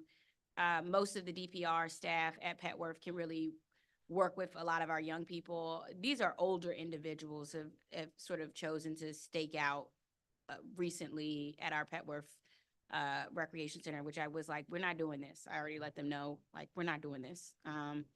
This is just not what this is about to be. But I was wondering if you can look into Petworth and getting help getting officers out there to keep everyone safe and monitoring some of that. We've talked in the past about having more cameras in that area and facing some of the spaces and places that people want to utilize for illicit practices, and just wanted to make sure that I put that on the radar. Sure, I'm more than happy to, if we haven't already, to do a threat assessment for Petworth. Also, working with those Roman leaders and working with MPD to figure out how we can disrupt that pattern. Because sometimes it's just a matter of, all right, this is now off limits. You will not be comfortable here consuming drugs. That's basically what I was saying. I already let them know. I'm like, we're not doing this because you're Go not going to elsewhere. be comfortable. Yeah, I agree with you. This is not your new spot. Find another spot, perhaps with your tags say Maryland or Virginia. Just not. This is the truth. Like, you can post it up in Maryland, Virginia tags. It's just post it up. Wreak havoc and then go home to the Go cribs. home. Yeah. Stop. Right. Exactly. So, okay. Thank you. I wanted to make sure I do that. Want to talk a little bit about capital budgets. I'm particularly curious about standardizing equipment that we install in our playgrounds. You stated this to Councilmember Henderson early. I know DPR and DCS each like to install unique, sort of often nature-inspired playgrounds, like the new one we just got in Crestwood. But I guess wonder, how do you balance the desire for something new and interesting with the need for DGS to keep things well maintained? So first, I agree. It's a constant challenge because we want to give the school, the community what they want. But also, on the capital and giving, like we talked about with elevators earlier, facilities, the breathing space to be able to have some standardized equipment. What we have tried to do on the playground end is, while maybe not able to narrow it down to just a preset list of equipment, we do have a pretty regular list of manufacturers I was just going to that we use. Okay. And this is part of it is just the way the market works anyway, that there's just a handful of vendors to use, but also we've been able to work to kind of pre-select or a certain number of vendors that we work with to create different options for the community, whether it's a school or DPR project. And so, while again, we might not have a standard list of parts, sort of like we might have for an HVAC or elevator system, we at least can very much minimize the number of manufacturers so that there's a very short list of people that facilities would need to call if there's something broken or missing or vandalized. Got it. I think keeping that practice and making sure we have that practice is going to make a difference along the way. For example, the seesaw at Tacoma Recreation was broke for several years until recently it got fixed. Thank you for getting getting that fixed. I know we have the same seesaw installed in other parts of the city, but also some that don't match. So I just overall, my question is sort of like, why not install the same type of seesaw, for example, so it's easier to get parts replacement? I hear you, you get that. And we'll have to do that. Last summer, I recommended DGS stockpile some common playground equipment like swing seats and chains to help cut down on delays and getting them fixed. How's that going? I think I'm looking very closely at the percentage of open work orders at Mhm. playgrounds, what needs to be handled through capital, what will be handled by contract services, and then what can we do with internal manpower, right? If it's just a chain, if it's an item that does not have a long lead time. I'm happy to update you on my progress again as we do our DPR spring readiness. This will be a major focal point for Mhm. me. I know contract services is listening. They know how laser focused I am on specifically these playgrounds and readying these outdoor spaces. So, happy to share our findings with the committee. Got it. I'm just gonna ask, like, I don't know if you let me know if the data doesn't support it, but I think we should just stockpile some swing seats and chains, uh, and make sure that's I'm sort not of opposed to that. on the list. And then finally, can we plan a visit together to the DGS warehouse? Oh, you like to come to the warehouse? Yes, I think it helped me better understand the limitations, sort of, you mentioned with keeping extra replacement parts on hand. We're open to that. Yeah. Okay, wonderful. I'm also hoping that we can do more to standardize equipment during our capital construction projects, and reduce long lead times for replacement parts, especially in our DCBS and DPR facilities. When you're hiring a design firm to construct a new building, do you require them to install sort of the same elevator or select from a list of specific models?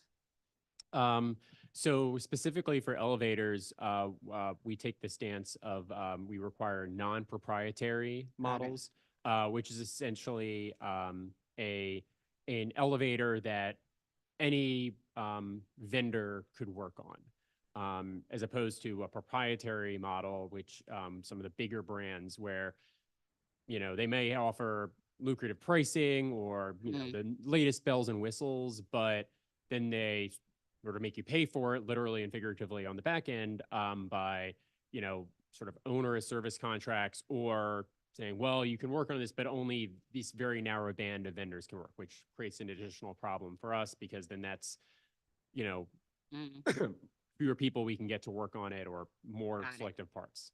Got it. Okay. I'm asking because we reviewed, our office reviewed the RSPs for modernization sort of starting in fiscal year 23 and 24. And although there's like an owner project requirement or OPR document, we still give a lot of discretion, I think, to architects on which brands they choose to install. And I'm wondering sort of why we do that. It's a focus. The Deputy Faulkner, we have long had these conversations since our days at DPR about the need to just standardize, right? And that is not just elevators. It extends to HVAC systems, sometimes flooring, sometimes tile. There will be a need. We'll need stakeholder support on, everything can't be a one-on-one. Everything can't be so custom and so Correct. specific. We have to be able to standardize some of the equipment that they use, and that's a commitment. You'll see certain design specs. Even when we talked about locks and doors, we've talked about flooring, we've talked about lighting fixtures. I mean, the list goes on, and there's room for creativity, and there's room to have some design elements, but the core of this, we need standardization. Yeah, that's right. And that's, I mean, really the core of what I'm getting is that we do have to do some of that standardization. And it sounds like you all are moving towards that. We looked at sort of some of the capital projects have used standard specifications for 2 years, and this new initiative expanded it to all capital projects. I take it these specifications are included in the attachment of our RFPs. Yeah. So for any Is that for next? I'm sorry. Go ahead. Oh, so for any modernization project, yes, we now include, we've done it for schools for the last 2 years, and now we're expanding it to Great. other programs to basically have standard specs across for several different trades. Got So locks, doors, Mhm. elevators, flooring. it. Great. Many times on these projects, there's going to be the supplemental specs that go on top of that. For example, for schools, I mean, they have their own specifications that for flooring or other types, and then DPR, I know, has their own specifications. So it's what you'll see usually in the RFPs is, you know, the DGS standards that we're trying to make standard across the board, and then maybe some more agency-specific standards based on their operating requirements, whether it's schools, DPR, shelters, whatnot. Got it. I appreciate it. And the more we continue that, I think the better off we are. And you've already made outstanding progress in that area.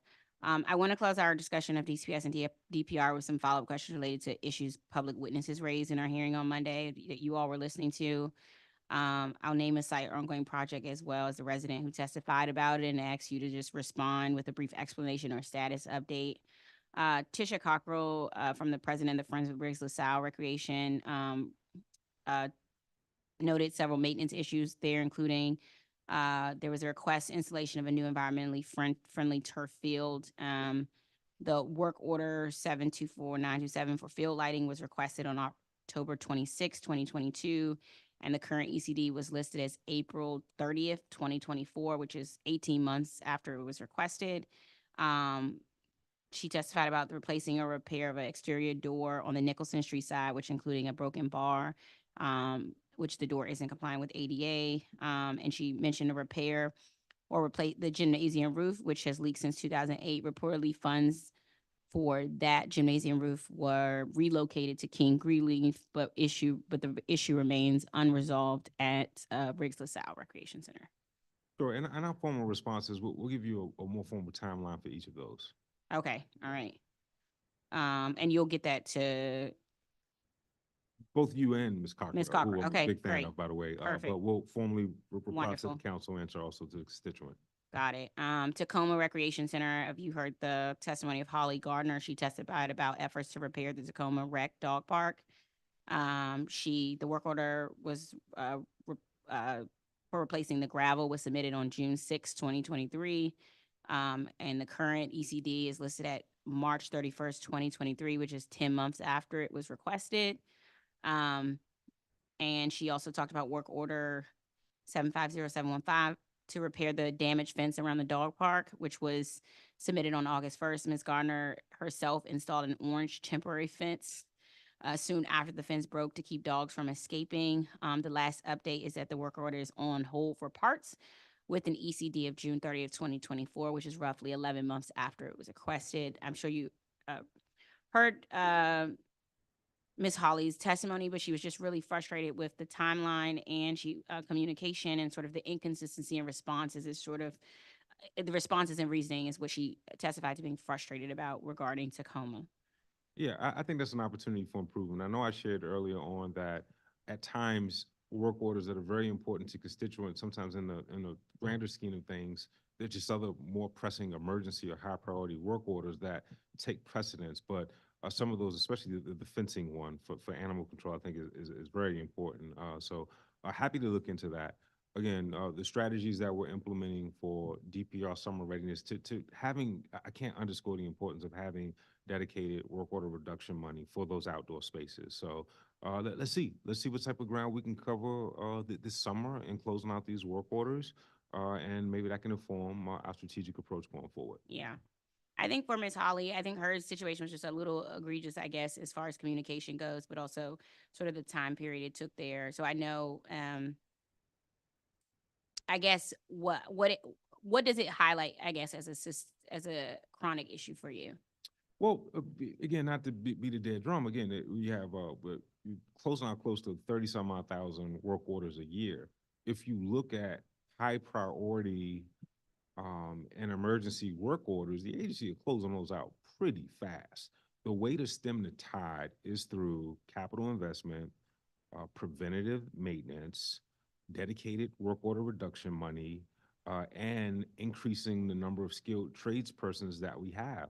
All four of those are priorities, right? All four of those, you've seen movement from the number of apprentices that are plumbers and planers. That plays a role. dedicated work order reduction money that's available on October 1st. That has played a role.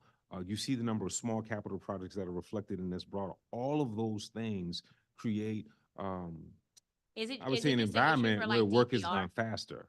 I mean, I think for DCPS, you're right. I just think, is it an issue for like DPR? For example, like I guess the temporary fence piece to it, I guess, is like, it's just not something you all, is it just that that's I not have to something look you at have that. a part? I'm Okay. not familiar with that fence, but I know Okay. sometimes it's handled in-house. At other times, we'll dispatch contractors, but I want to commit to resolving that fence issue and more broadly, just refreshing our strategy for maintaining these outdoor spaces, budget contingent. Okay. It was a teacher, Sabria Trotter, who's a Shepherd Elementary. She testified about the need to repair missing and broken parts of their ECE playground, including the play surface, and make it accessible for students in their CES program. I think she testified they had like 5 outstanding work orders with estimated completion times averaging 190 days to stretching beyond 400 days, which I think we all can agree is egregious. And she gave the work orders for that, but I think the large part there was just how the completion times from 190 days to 400 was insane. With certain problem types, that can be the case. And, there's a slide in the appendix, number 106. I don't know if we can pull it up.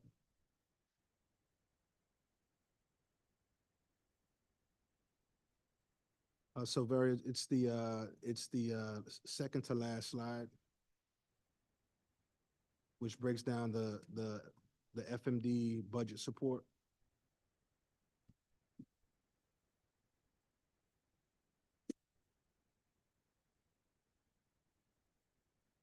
Yes, yes. So, in the director's presentation earlier, he spoke about how the 25 cents of every dollar goes to facilities. The vast majority of that funding goes to routine services.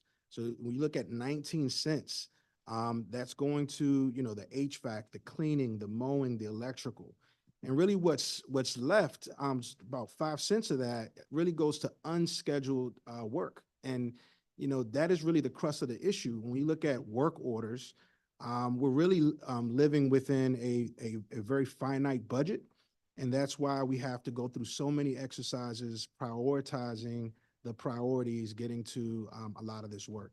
And so playground work, while it's getting, a lot of attention, and we need to focus on that in the spring, whenever we can invest more in either routine work or specialized projects and one-time initiatives, that's where we see the increase in work order repairs. So wherever you see the high percentage marks of routine services, you tend to see a lower number of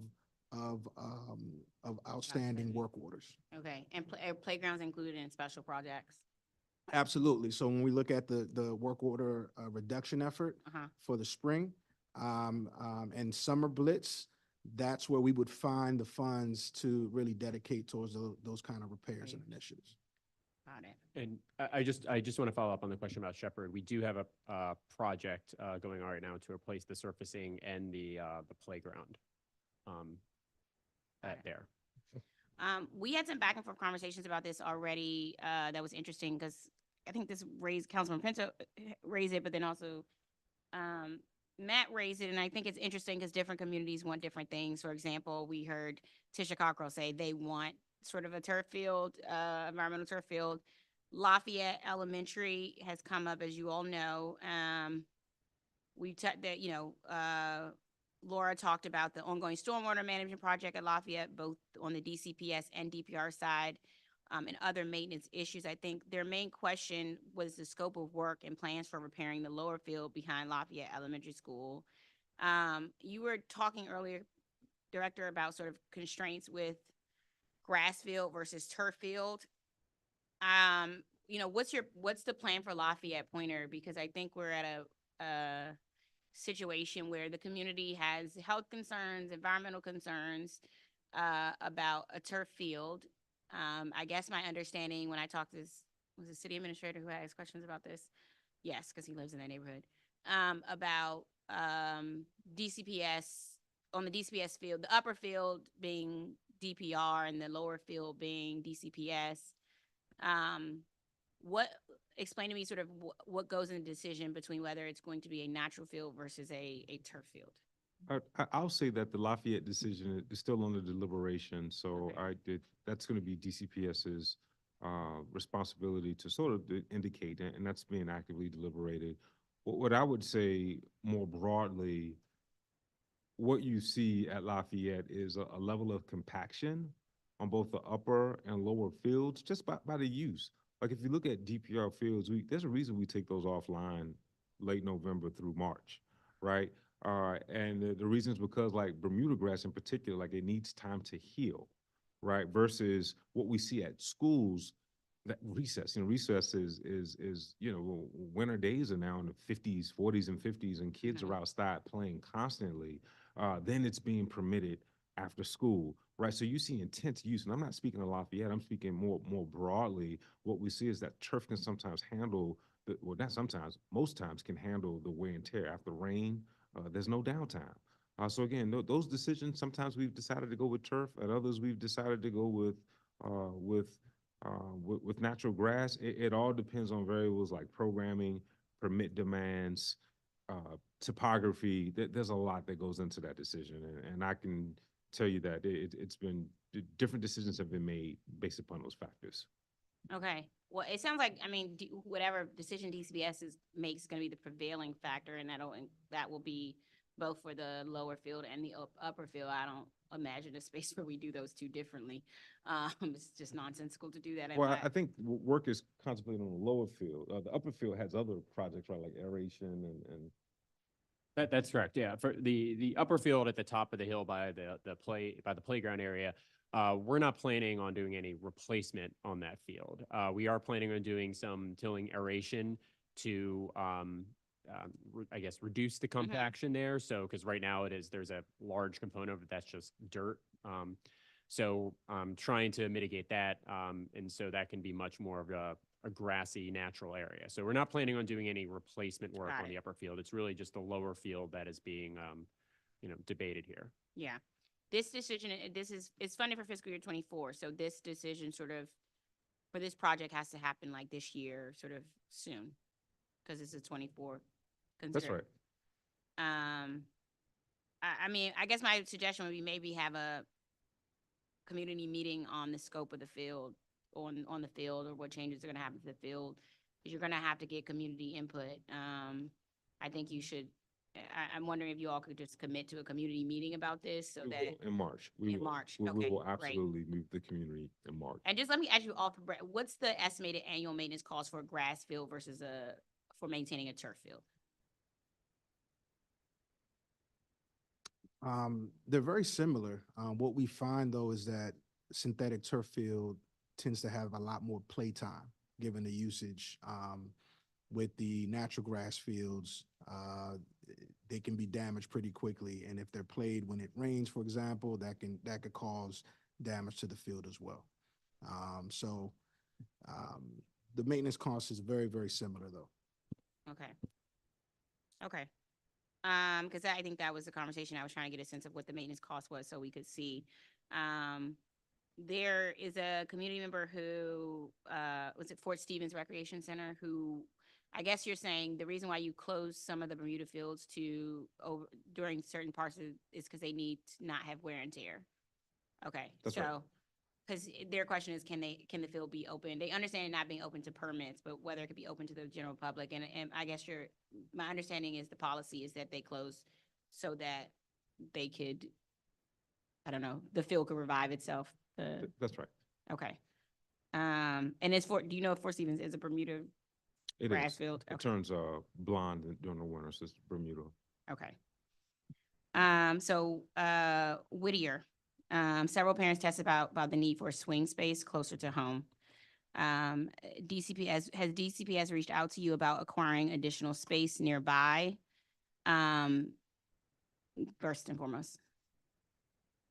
So we're always engaged with DCPS on swing spaces. At the end of the day, we have to defer to them on specifically, the swing space schedule. because when, you know, they have to take they just can't take into account the school that's coming up, but also several schools down the line. And so, you know, if there's a need or a request from them to analyze the pluses or minuses or looking at a different swing space, we'll certainly engage with them on that. But right now, for Whittier, they haven't reached out to you about it. We haven't been engaged in any really substantial conversations with them about an alternate swing site. Okay. Can you share a breakdown of the $18 million cost estimate for building a modular campus? We heard estimates yesterday that Montgomery County was able to build modular projects at much lower cost, like 10 times lower on a per classroom basis. And so we're just wondering where $18 million cost estimate for a modular space, why ours is so high versus a jurisdiction like Montgomery who's telling us it's much lower, like 10 times lower. So I can't speak to the Montgomery County numbers, but we base our numbers on past projects. Again, small sample size because we don't build modular trailer campuses that often. But we base those off past projects escalating into the present. And I think the thing to consider when we're talking about a number like that is it isn't just, you know, buying some trailers, renting a truck, backing them in, placing them there. You're essentially building a mini school in using trailers. So still needs all the, you know, typical classroom amenities in terms of electronics, IT, security. We need utilities, so plumbing, sewer, electrical, and then just the flooring and other fit out elements that you would, you know, a lot of times you would do at even a modernized school or renovated school, you're just doing in trailers. So I know sometimes I think there's the impression that this should be a quick and dirty, cheap project, but based on our past experience on delivering these spaces, most recently with the trailers up at the Spin Garden Field, and then even, you know, more further years ago when we built the swing space at UDC, we find that those costs are actually quite a bit higher.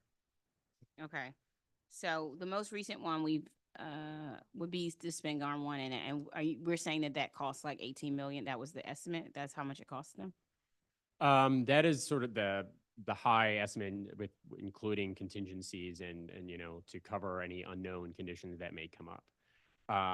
I also want to point out that I think, again, don't quote me on this, but I think unlike some other jurisdictions, when we build a trailer or swing campus, we have to address stormwater management conditions as well, even though that maybe ostensibly it might be a temporary facility in terms of stormwater regulations. It's treated like a permanent facility, like those trailers will be there for a long period of time.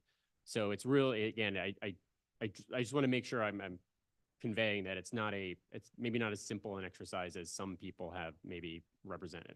Okay. I'm going to be working through this throughout all the budgets. So, I mean, we're going to probably request formal numbers in probably today about modular spaces. I just, you know, I have to find a alternative swing space for Whittier and Lit Riggs LaSalle. So in this upcoming budget, my letter's not out, but that's like my top priority. So as we look forward, I'm just letting the Capitol team know after tomorrow's hearing, I'm sure DCPS will come to you because I plan on asking both the Chancellor and the Deputy Mayor of Education to both inquire with DGS regarding this. Aston purchase, Commissioner Trupti Patel testified about the currents of engagement from DGS around the district's purchase of a former Aston building in Ward 2 for use by DHS. She said sort of DGS lacked transparency and not making stakeholders comfortable, and in fact, having opponents of the Aston shouting they were right and that DGS and DHS have not been good partners. Will you present at, and they wanted you all to present at ANC 2A about this project. My question is just, will you all present to ANC 2A about this project and allow for questions and transparency around it?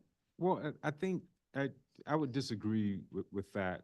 What I'll say is that the DHS has led community engagement, and I think there were a number of remarks made about like the construction, I think mold remediation and things like that. What I'll share is that DHS has issued a contract to community partnerships for the prevention of homelessness that'll be performing renovations of the Aston space. DGS will also assist with some of the plumbing upgrades.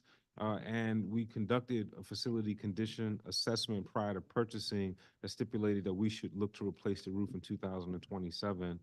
So the DHS and DGS were still working on the scope. So I think at the appropriate time through DHS, we're more than happy to share the scope of that project, timelines, et cetera. So I know the community wants it to move faster, but we have to do our due diligence to make sure we get this one right. Got it. I mean, I just think if you can if you can show the 2A and talk to them, that would be, I guess the preferred thing. Sure, I'm sure when we do community engagement, it'll be DHS and DGS arm in arm. Okay. Dorothy Brazil shared facility problems at 2 Board of Elections warehouses that DGS has continued to, I guess, refuse to fix and provide her information about. What's the current condition of the 2 Board of Election warehouses at 3535 and 3359 V Street Northeast? We've been in regular communication with Ms. Brazil, John Stokes in particular. I think he's talked to her on some days as many as 3-4 times a day. Okay. I'm pleased to report that we have a great plan of action with Board of Elections. Just as a matter of background, Mhm. you know, the game changed during COVID and pre-COVID with the explosion in usage of mail-in balloting and Mhm. drop-in balloting. That is the future. Their space contemplated traditional warehouse space. Now more folks with temporary employees are being onboarded to process that. That's right. What we've done at 3535 V Street, they occupied about 2/3 of the building. DCPS, the security offices, JROTC occupied the remaining space, which is more like traditional office space. DCPS has graciously agreed to relocate. Right, we've already Mhm. started that process of removing the JROTC storage out of the community rooms to support the arrival of ballot processing equipment for Board of Elections. So I think we have a good solution in place where BOE will occupy the entirety of 3535 V Street. They'll have traditional office space to support traditional office functions. Mhm. They're gonna have the entirety of that warehouse for their storage space, processing, Got and it. other needs. So the bottom line is here, there is a game plan. We are executing. We've moved rapidly on this because we know the 24 election cycle is here. I was gonna ask, will this relocation happen before the Yeah, 2024 the desire primary? from Board of Elections, hey, they have to start testing their equipment in early March. Right. Which is why we did this fast break during a month of, or really negotiations started in November and December, executed in January and February. And now it's my understanding, I got an update on this just yesterday, Okay. that the community room is clean. We've relocated those JROTC items and now Okay. it is available for the arrival of equipment for the 24 election cycle. Got it. Okay. And there are repairs about, I guess, addressing the lack of working toilets and potable water, inadequate ventilation, poor lighting, and inadequate building security. And I'm sure that those repairs and things will be included in the work that's Right. happening prior to the June primary. So that's right. The traditional office functions, some of those will transition to some of the DCPS space. Got Which it. will allow the warehouse space to be used for warehouse. Again, having 30, 40 people processing ballots in a warehouse that's not intended for storage is never ideal. Correct. So now that they have the entirety of that warehouse, they'll have both sides Right. with office lighting, potable water, more adequate restrooms for just the number of staff that's accessing that space. I think we're in a much better conditions. And this is on the heels of likely negotiating tenant improvements to completely redo that building. So what I'm hopeful that this can be the home of the Board of Elections, you know, for the next 25 to 50 years. Great. We also had a number of a lot of testimony around the archives and the Greener Government Buildings Act. We heard a lot testimony from subject matter experts on Monday about their concerns with the archives' non-compliance with the Greener Government Buildings Act. What changes to the design of the archives building and its heating system has DGS made since the Greener Government Buildings Act became effective?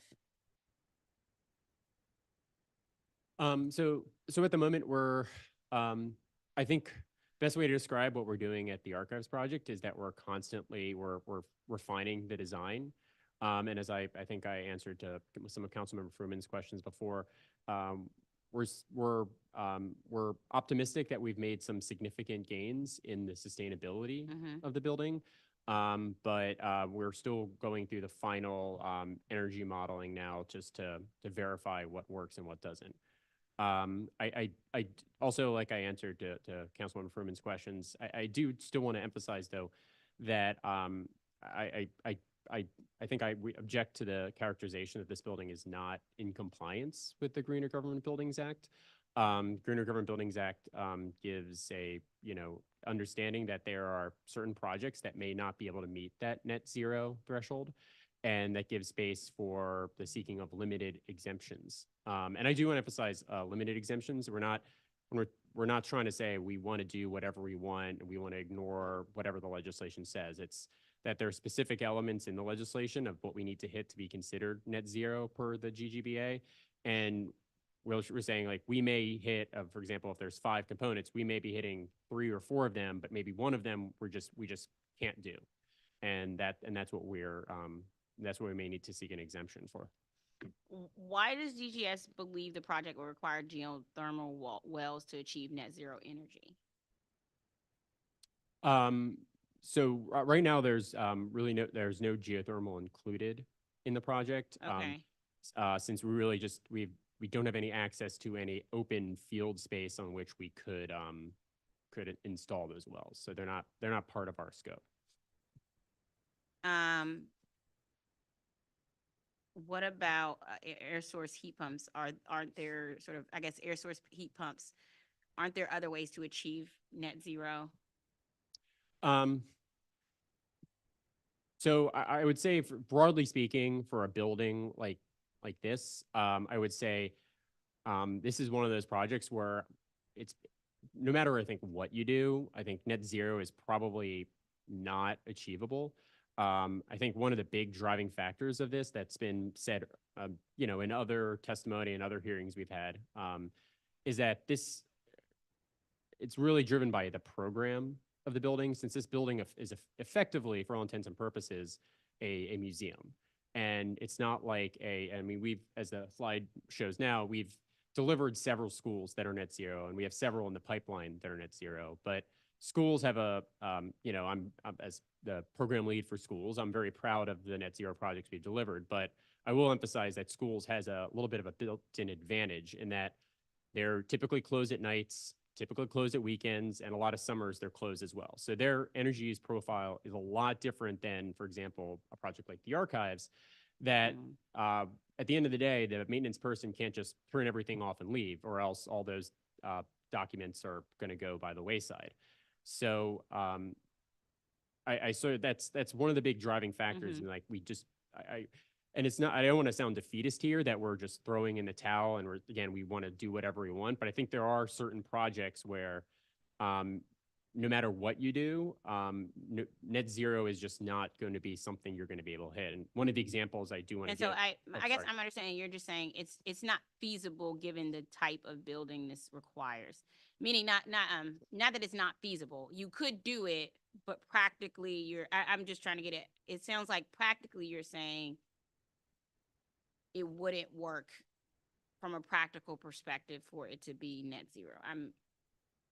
I guess I don't want to say there's never a universe that would exist where a building like this couldn't be net zero, because I believe even one of the people that testified spoke about I don't want to say, I don't really know if it's a perfect comparison or not, but they're about projects like that being net zero.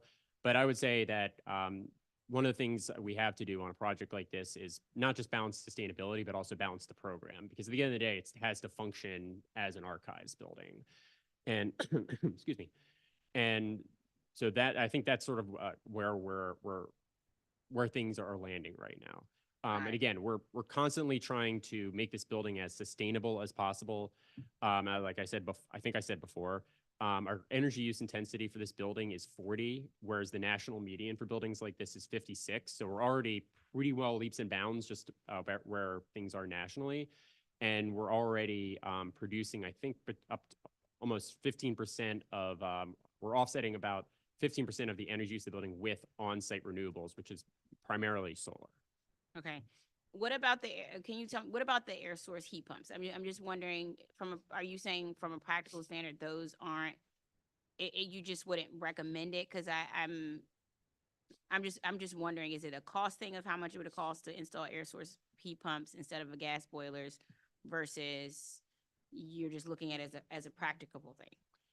I would say, and maybe this isn't a satisfying answer, so I apologize in advance, but we have to, these projects take them on a case-by-case basis. Mm-hmm. So for example, I think every school you see on this Mhm. slide here, heat pumps is the basis of design for the That's right. HVAC system. Because, we find that they are, they pack the punch in terms of Mhm. energy efficiency, and they're, relatively easy to work on. Again, but I say for a project like archives and even other projects that, we'll talk about or that we may seek exemptions for, we have to have a fully considered design and weigh just different options. So for example, the FEMS project that just went before the GBAC just last week, that has several gas burning elements in it. And one of the big driving factors on why is because that is a maintenance facility that has to take care of giant fire trucks, ambulances, and other type of vehicles where, maybe an alternative system like a heat pump system may not be practicable in that instance. So the decision was made to go with the type of HVAC system for this building. Again, I think that we're still making refinements on it, so we'll provide more updates on that going forward. But I think for a building, I just want to emphasize, for a building like the archives, we designed what we believed is the best system for that particular program and that particular use of the building. Got it. I guess I know DGS has some concerns about making changes to the project would cause delays. But from what I understand, I guess implementing a new strategy of air source pumps or thermal mass and improving the building envelope probably require only minimal modifications to various contracts and sort of limited design work, I guess. If changes were made to the contract, what is DGS estimate of how long it would take to bring the building into compliance with the Greener Government Buildings Act? So I guess, so first, I know you mentioned things, and I know the people that testified on Monday mentioned certain almost like the envelope. I do emphasize, like, we already have, I think, produced a design with an extremely robust building envelope, which is one of the reasons why we're able to get an EUI that is already so well below the national median. Again, I think, maybe this is an agree to disagree thing, but the Greener Government Buildings Act, I guess the way we approach it is that if we can hit net zero on a project, whether it's a school, rec center, or other type project, we're gonna do that. And you'll see in all of our RFPs that are out, even if they are not net zero projects, they still have an EUI target goal in there to show this is still the energy efficient we're requiring you to meet. But for projects like the archives project, there are certain instances where we may need to seek some exemptions, again, limited exemptions based on certain parts of the act we just can't meet. And I just wanted to add, like, I mean, is there anything that we can, I guess the problem is I don't have anything to substantiate sort of what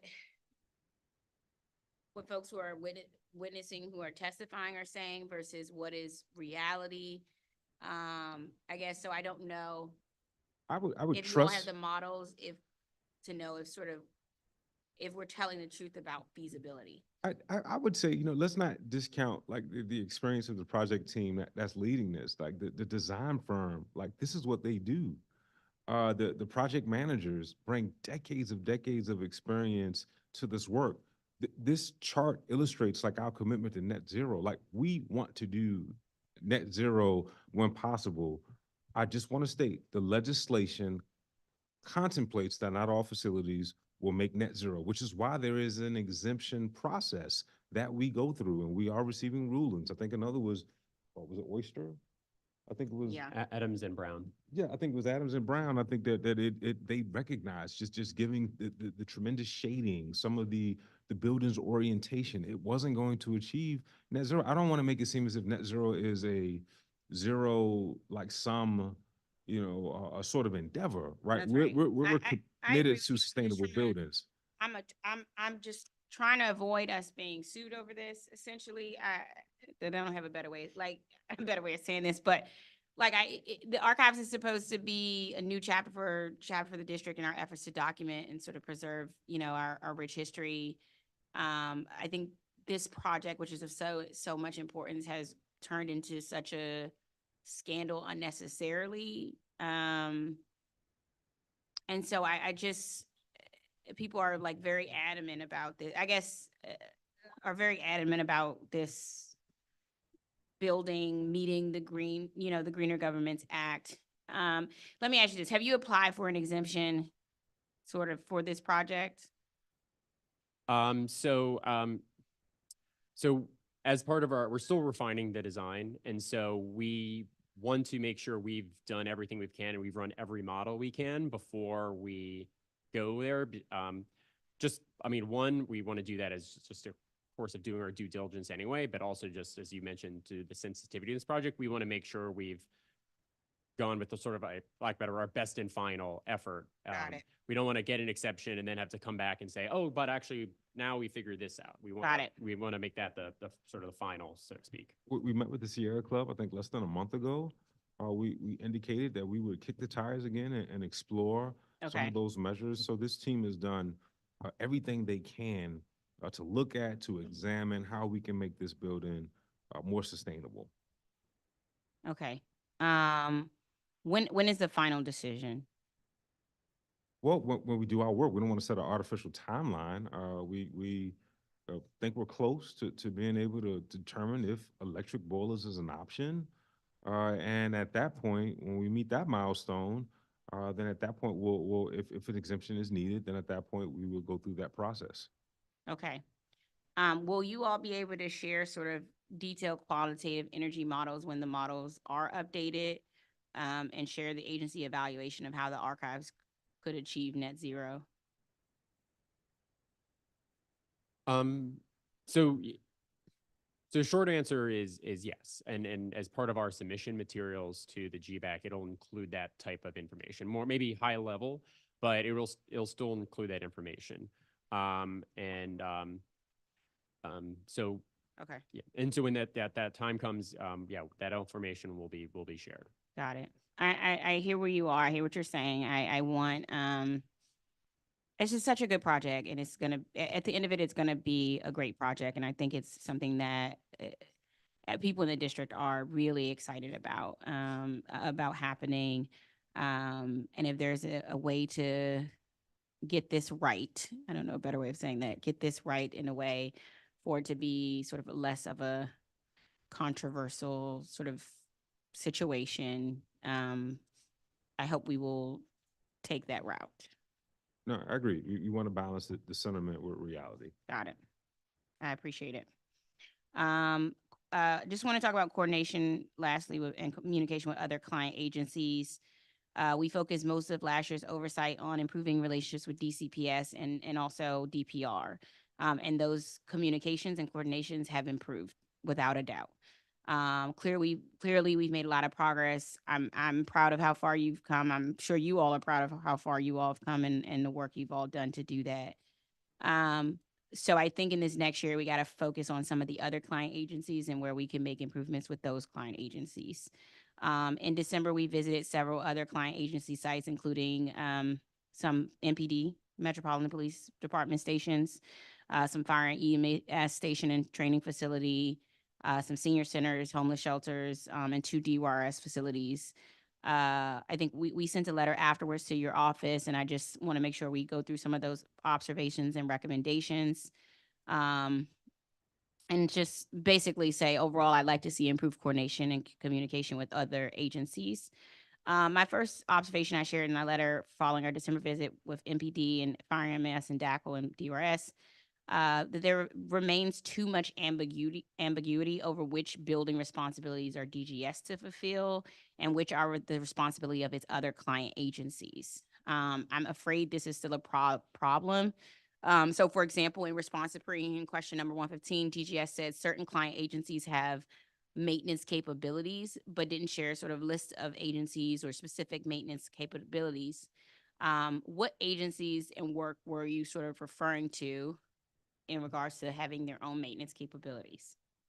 Can you, perfect. I want to give this example of like a partner service agreement, right? So when you think of the full suite of services that DGS provides for agencies, this is just a sampling, right? We haven't gotten to lease management, we haven't gotten to utility management, but let's just take like DCPS, for example, right? And you see this legend across the top, a universal service, meaning we provide P, something that is property specific, S, something that is a shared responsibility, L, something that is lease specific, sometimes a responsibility of the landlord, something that we accomplish. M is something that is accomplished through MOU, and then N is a non-DGS responsibility. So like this is just an example. Plumbing, that's on us. HVAC, on us.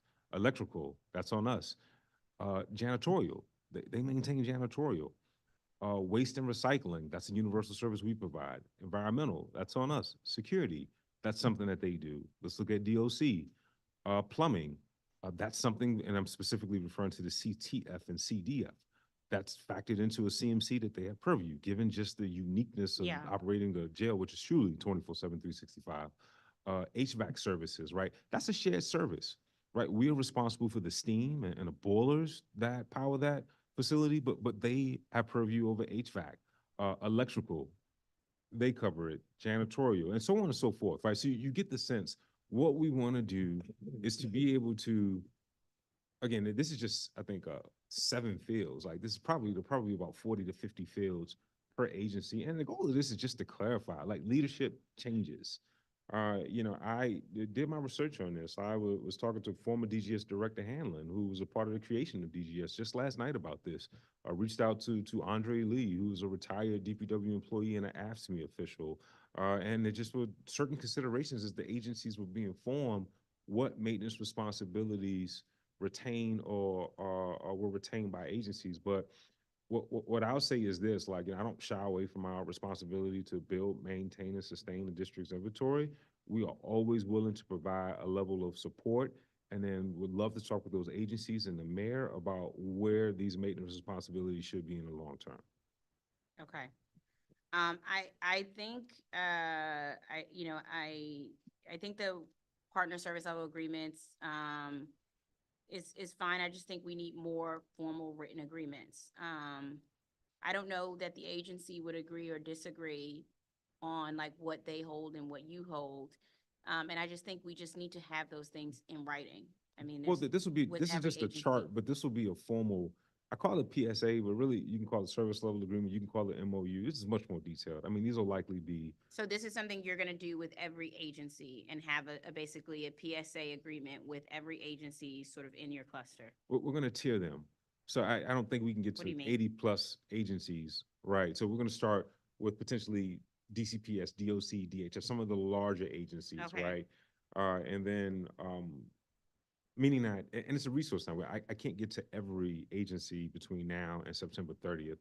So tier 1 will be our largest agencies, likely the 3 that you see, along with DPR, maybe DACL, some others, DPW. So we'll begin with like the really large agencies, Okay. and then we'll work our way there. This is an initiative being led by a few divisions, including the first team that I'm really excited about. But it's a lot detailed. This matrix is just to give you a sense of what we want to do. There'll be service level agreements. There'll be budgets for MOU.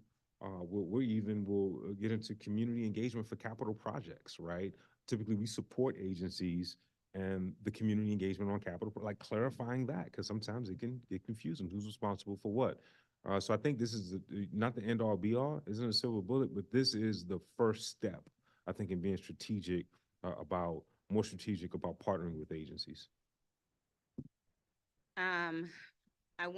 Certain agencies, for example, client agencies like DACO and DHS who've had to step up in their own, for me, when I visited them and talked to them, they had to step up and use their own programmatic dollars to maintain their facilities, when I think by DC code is sort of DGS's job to do on your own behalf. So for example, DGS says DYRS is responsible for like their own janitorial services. DGS says DHS at federal city shelters, CCNV gets no janitorial or security staffing from DGS, nor do they get furniture from the district warehouse, like folding chairs, et cetera, is what we found. And so I guess I'm just wondering why, when did DGS, by code, DGS is responsible, when did you all sort of lose responsibility of those certain spaces? Are you referring to a specific, Yeah, like, DYRS, So- janitorial services, and then DHS, Federal Cities, CCNV shelter, for So from- example. They were like, they get no janitorial, they have no security staffing from DGS. Everything is sort of volunteer basis, and even the furniture they get is donated furniture. They don't even get access to the district warehouse. So what I'll say is, from what I've been able to research, Youth Services Center and New Beginnings, those, I know that the focus is on rehab and some is on detention, right? They're very similar to the CTF and CDF, right? I don't want to draw that parallel because they're not, and I recognize, but let's just say for basic sense, right? The comparable would be the CTF and the CDF. Those facilities had CMCs initially, well, maybe we procured the CMCs, but they paid for those out of their budget. And then just over time, those services were reduced and not backfilled. What I'm saying is that I met with DYRS leadership, I believe it was last month in January, or maybe December. I communicate, hey, we're here to help in the short term, and then let's have a conversation between our agencies and the mayor about what is the best fix. So again, we aren't ducking any sort of responsibility, but it's fact. Some agencies retain maintenance responsibilities when DGS was created. Got it. So I just think that the problem with this whole situation is that it's so fluid. There's no sort of, obviously there's no legal basis because by code, technically DGS is responsible for these things. But I think over time, there have been customs that have been created that are not sort of now codified essentially. And that's why I just think it's important for us to get either partner service agreements or MOUs, whatever you want to call it, in writing. That's right. So that there's something to, there's no way I can say whether DGS is in many respects doing their job at with some of these other client agencies, because I don't have anything to compare it to, essentially, to say, oh, you're doing a great job with DACL because I saw within your agreement, you're meeting your MOU with DACL, because there's no MOU with Department of Aging and Community Living right now. So I just think there has to be something in writing to be able to determine whether DGS is meeting its responsibilities of those client agencies. I'm not going to disagree, and this is the intent of the partner service agreements. I don't expect for this to be a silver bullet, but again, it's a first step. It gets us to thinking strategically. I go back to my time when I started at DPR, but I guess 6.5 years ago, and I remember at the time just trying to figure out, right, and then working with DGS leadership at the time, and when we increased our collaboration, and I figured out, okay, this is what I can count on PSD for. Oh, I get it. Let me work through my capital budgeting process to secure funding to be able to harden our facilities through capital investments. So these are all this is a good conversation starter. This, I think, will foster greater transparency, greater collaboration. It'll help us to be more strategic. Okay. I'm just gonna give a list of sort of which agent, I think you said the big picture ones, but the ones that I would like us to see a partner service agreement for by the end of the year. I think we're agreed on what those should be, but just to be sure, I think we should just do it, especially, obviously, we already have DCPS, so that one's easier to do, but like DHS, for example, DPW, those ones I think have to be sort of included in having a partner service agreement by before the next fiscal or the next oversight hearing, that we have those written and in place. Well, I think just to give you a sense of what my thinking is that those that operate government property that is owned, right, they have distinct challenges that are different from at least spaced, right? So let's say, I think of a facility like, agency like DOES, right? Not including the Infrastructure Academy, the space that they occupy is leased space, right? Where you have CMCs in place where their needs are not as dynamic as a DACO or a DPR that are in owned spaces. So our priority will be starting off with those that are those agencies that have large inventories of owned spaces. So intuitively, DPW, DCPS, DPR, DHS, DACO, that will be the priority for the first tier.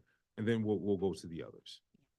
The facility needs of fire and EMS or FEMS are unlike any other agency, as most of their 28 locations host 24/7 operations as fire and EMS. During our facilities tours, we heard from firefighters who want FEMS to have its own fiscal access and authority to respond to the unique facility demands of their continuously operating buildings. Director, should FEMS have a dedicated facilities budget in light of the agency's unique needs and circumstances? They have some maintenance responsibilities. In fact, I just met with the fire chief and his leadership team just 2 days ago, reviewing a leased property that they'll occupy on North Capitol, and we also had discussions just about maintenance in general. In fact, some of the folks that are leading their maintenance team are former DGS employees.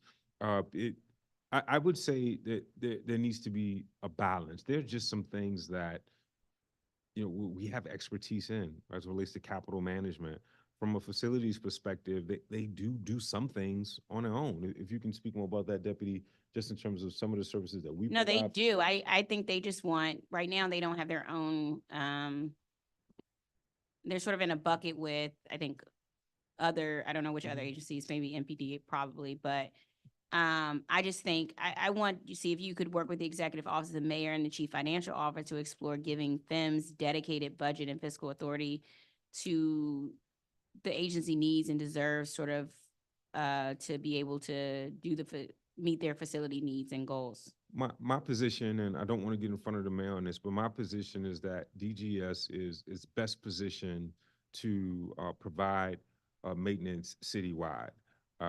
Again, what I get to, what we've always talked about, the right mix of preventative maintenance, work order reduction funding, staffing, small capital investment, large capital investment. If you don't address those things, it doesn't matter who does it. If you don't address those things, if it's FEMS, if it's MPD, you have to address those underlying things. And those are investments that the mayor has made that must be sustained and continued. Yeah. All right. I just think for FEMS, they're so unique. They're 24/7. They're 24/7 operations, and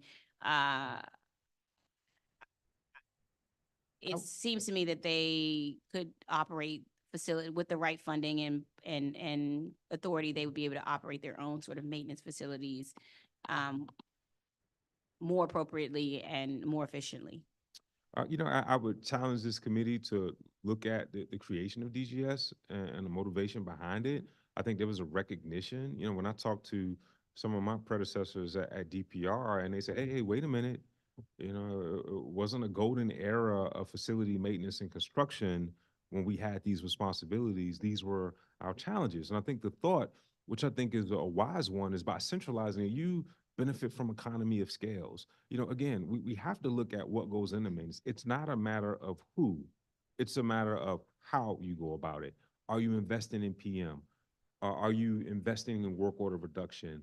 Do you have appropriate level of skill, a tradesperson? Are you making those investments in capital both small and large? So again, I just would encourage this Okay, committee well, to do that. perhaps then the public safety cluster, which includes fire and EMS and Metropolitan Police Department,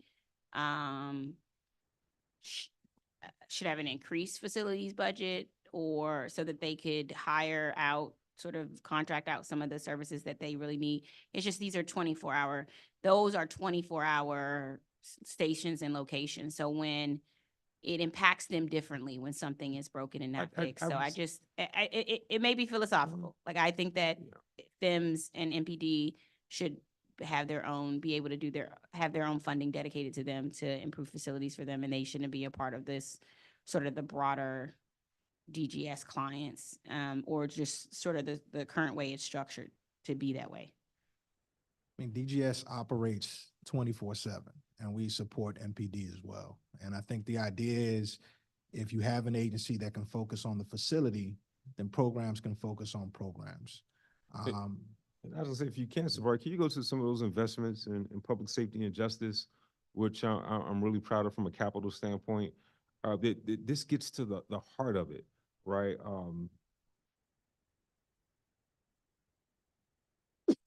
If you go, I think they're in the appendix, the ward by ward investments, and I want to focus on like public safety and justice, cluster, specifically fire stations and police stations, right? So this alone, look at Ward 1. Look at the amount: generator replacement, generator replacement, generator replacement, generator replacement, ADA upgrades, right? Look at what's in construction: detention area, HVAC and interior, window upgrades, roofing issues, OUC public center renovations. Like I can go, that's just Ward 1.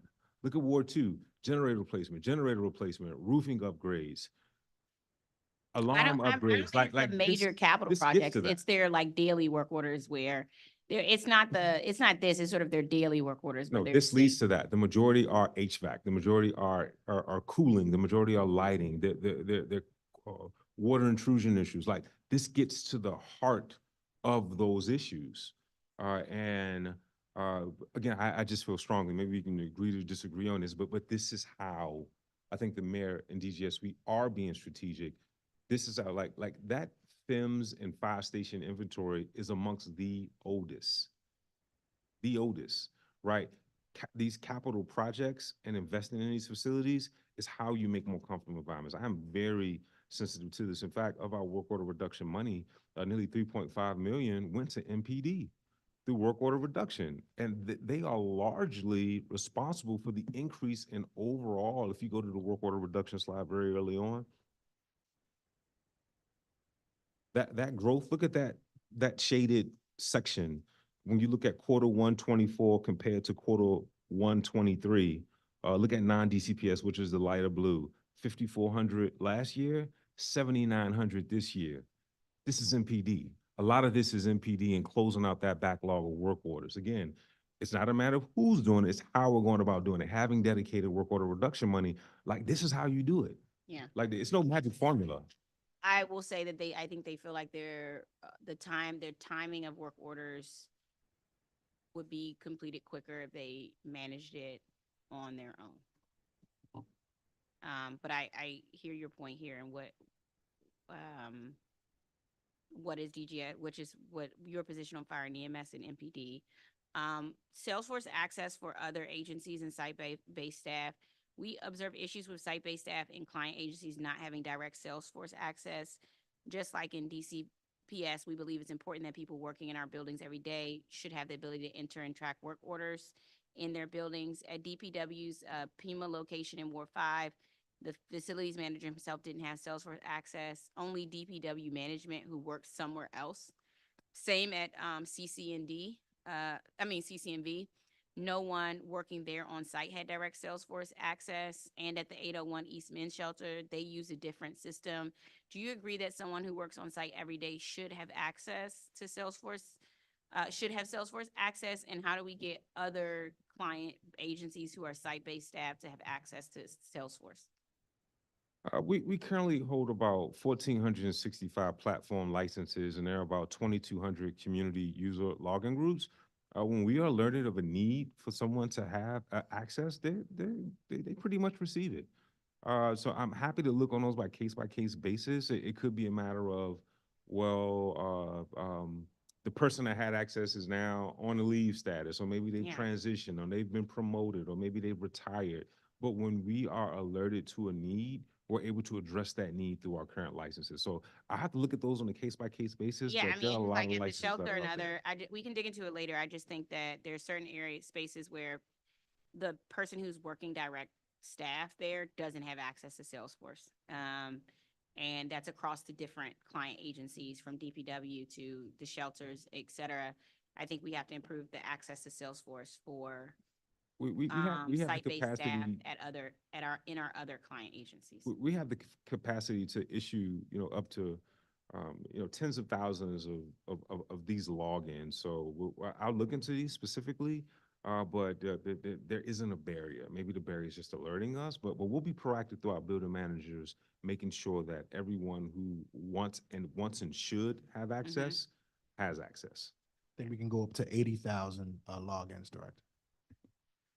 With DACL, we noticed that there were large amount of times between work order submissions and completions at Department of Aging and Community Living locations. What can be done to improve the timeliness of work orders at Department of Aging and Community Living centers? Working closely with Director Hines, they will be the beneficiary of the expansion of our HVAC preventative maintenance. If you could go to those sites, I want to list those DACL locations. That in and of itself will make a big deal. Additionally, correct me if I'm wrong, they are part of our work order reduction funding that we have for the spring. Can you talk about the problem types we'll focus on? Lighting, plumbing, locks, window issues, water intrusion issues. We're looking at all of the major priority problem types that they have. Okay. Some of them that have come up, like Hattie Homes and where do we visit in Ward 8, Conger Heights and others. Some of the issues that have been reoccurring, like some of the plumbing issues, are big at DACL spaces, and that's the area where they feel like they don't they get the work orders are not completed timely. That's whether there's a running sink, whether there's toilet. ADA compliance is a huge issue that comes up that came up across the DACL portfolio. And ADA compliance looks differently in certain ways. Sometimes it's the bathroom and the way the bathroom's set up, the door to the bathroom. Sometimes it's even been the parking lot, which has been an issue, or people not being able to enter the building through a ramp. And so as we look at ADA compliance and we look at closing work orders for Department of Aging Community Living, for our seniors, I think plumbing especially is something that has to be addressed when we look at our DACL team and the work that we need to do to close those out. Last out in is just with dashboard and transparency about the public working dashboard. I'm grateful we've expanded the dashboard to include DPR work orders this year, in addition to DCPS, but I know there's still some improvements we can make to improve transparency and communication with the public about the status and estimated completion dates for work orders. Have you thought about making the data downloadable from this dashboard? We get requests for people wanting to analyze and sort data, and this seems like something we can do. I would say we have a number of innovations that we're rolling out.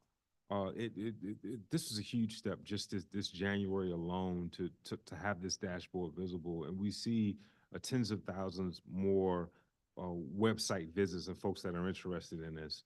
We are testing a chat function using artificial intelligence that we want to roll out within the next 12 to 18 months.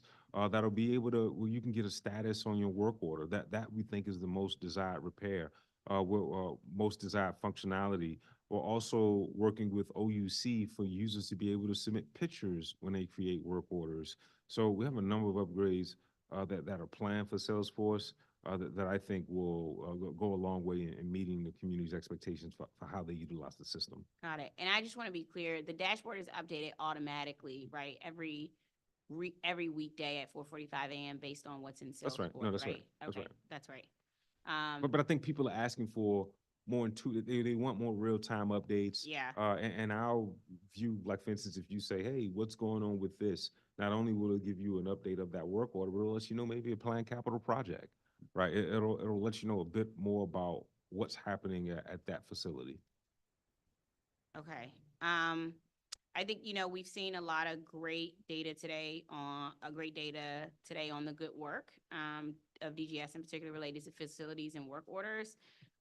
We're not seeing much of that on the dashboard now. And so we've seen some great charts showing your progress year over year, and something more like the charts we put together at the start of the hearing. I think we can do better than the sort of the analytics page as it is now. What do you think about adding some more of that to the analytics page online? Again, I think as even just evidenced by the presentation, like we don't mind sharing how we do business. We Yeah. want to be as transparent as possible. We're open to innovations within our work order dashboard. Got it. Yeah, I'm hoping we can continue this conversation and sort of just increase the detail and breadth of data we're sharing on the dashboard. We already have the data and the platforms available. We just need to share more of it online. I know we both see the tweets and emails that get a lot of attention when something breaks, but that's not the norm. And we know that the vast majority of the district systems are working and things are getting fixed properly. What I'm saying is I think we can show a better version of DGS's story with the analytics page of the dashboard.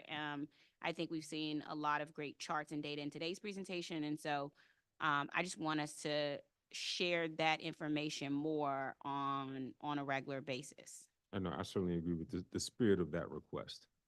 Got it. Okay. With that, I don't have any further questions. Director, I will open the floor to you to end with any closing remarks you may have. I just want to thank you. I want to thank members of your staff, members of the committee. I think that I am heartened again that folks have recognized the progress, but we're the very first to admit that we have a ways to go. We have building blocks that have been put in place over, the mayor's last 8 years that I'm excited about continuing. I want to thank the mayor for her support, again, the city administrator. And again, I just want to just commend my colleagues at DGS. This is a team.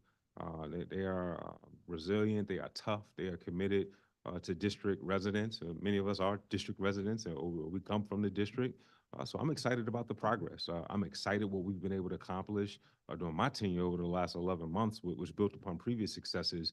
And I dare to venture 6-12 months from now, we'll be even further along the pathway. So thank you. Appreciate your time. Thank you. Thank you again to Director Hunter. Thank you to your entire team, both the team present here today, but the team that I know is even bigger and greater at headquarters and who are working right now throughout the agency. Thank you all for your work and service to district residents. I want to thank my committee director, Will Perkins, for his effort and work that put into preparing us for this, and Sebastian Wyman, as well from my team for their effort and work into bringing this together. Is Director Hunter said, is a team effort on all fronts. From when you lead a team, and you can't do any of this work without our respective teams, and I'm certainly grateful for mine. So I want to remind the public, if you would like to submit written testimony for the record, please do so by 5 p.m. on Monday, March 4th, by uploading it to the council's hearing management system or emailing facilities@dccouncil.gov. The time is 7:20 p.m. and this concludes the government witness portion of our annual performance oversight hearing for the Department of General Services. And this hearing is now adjourned.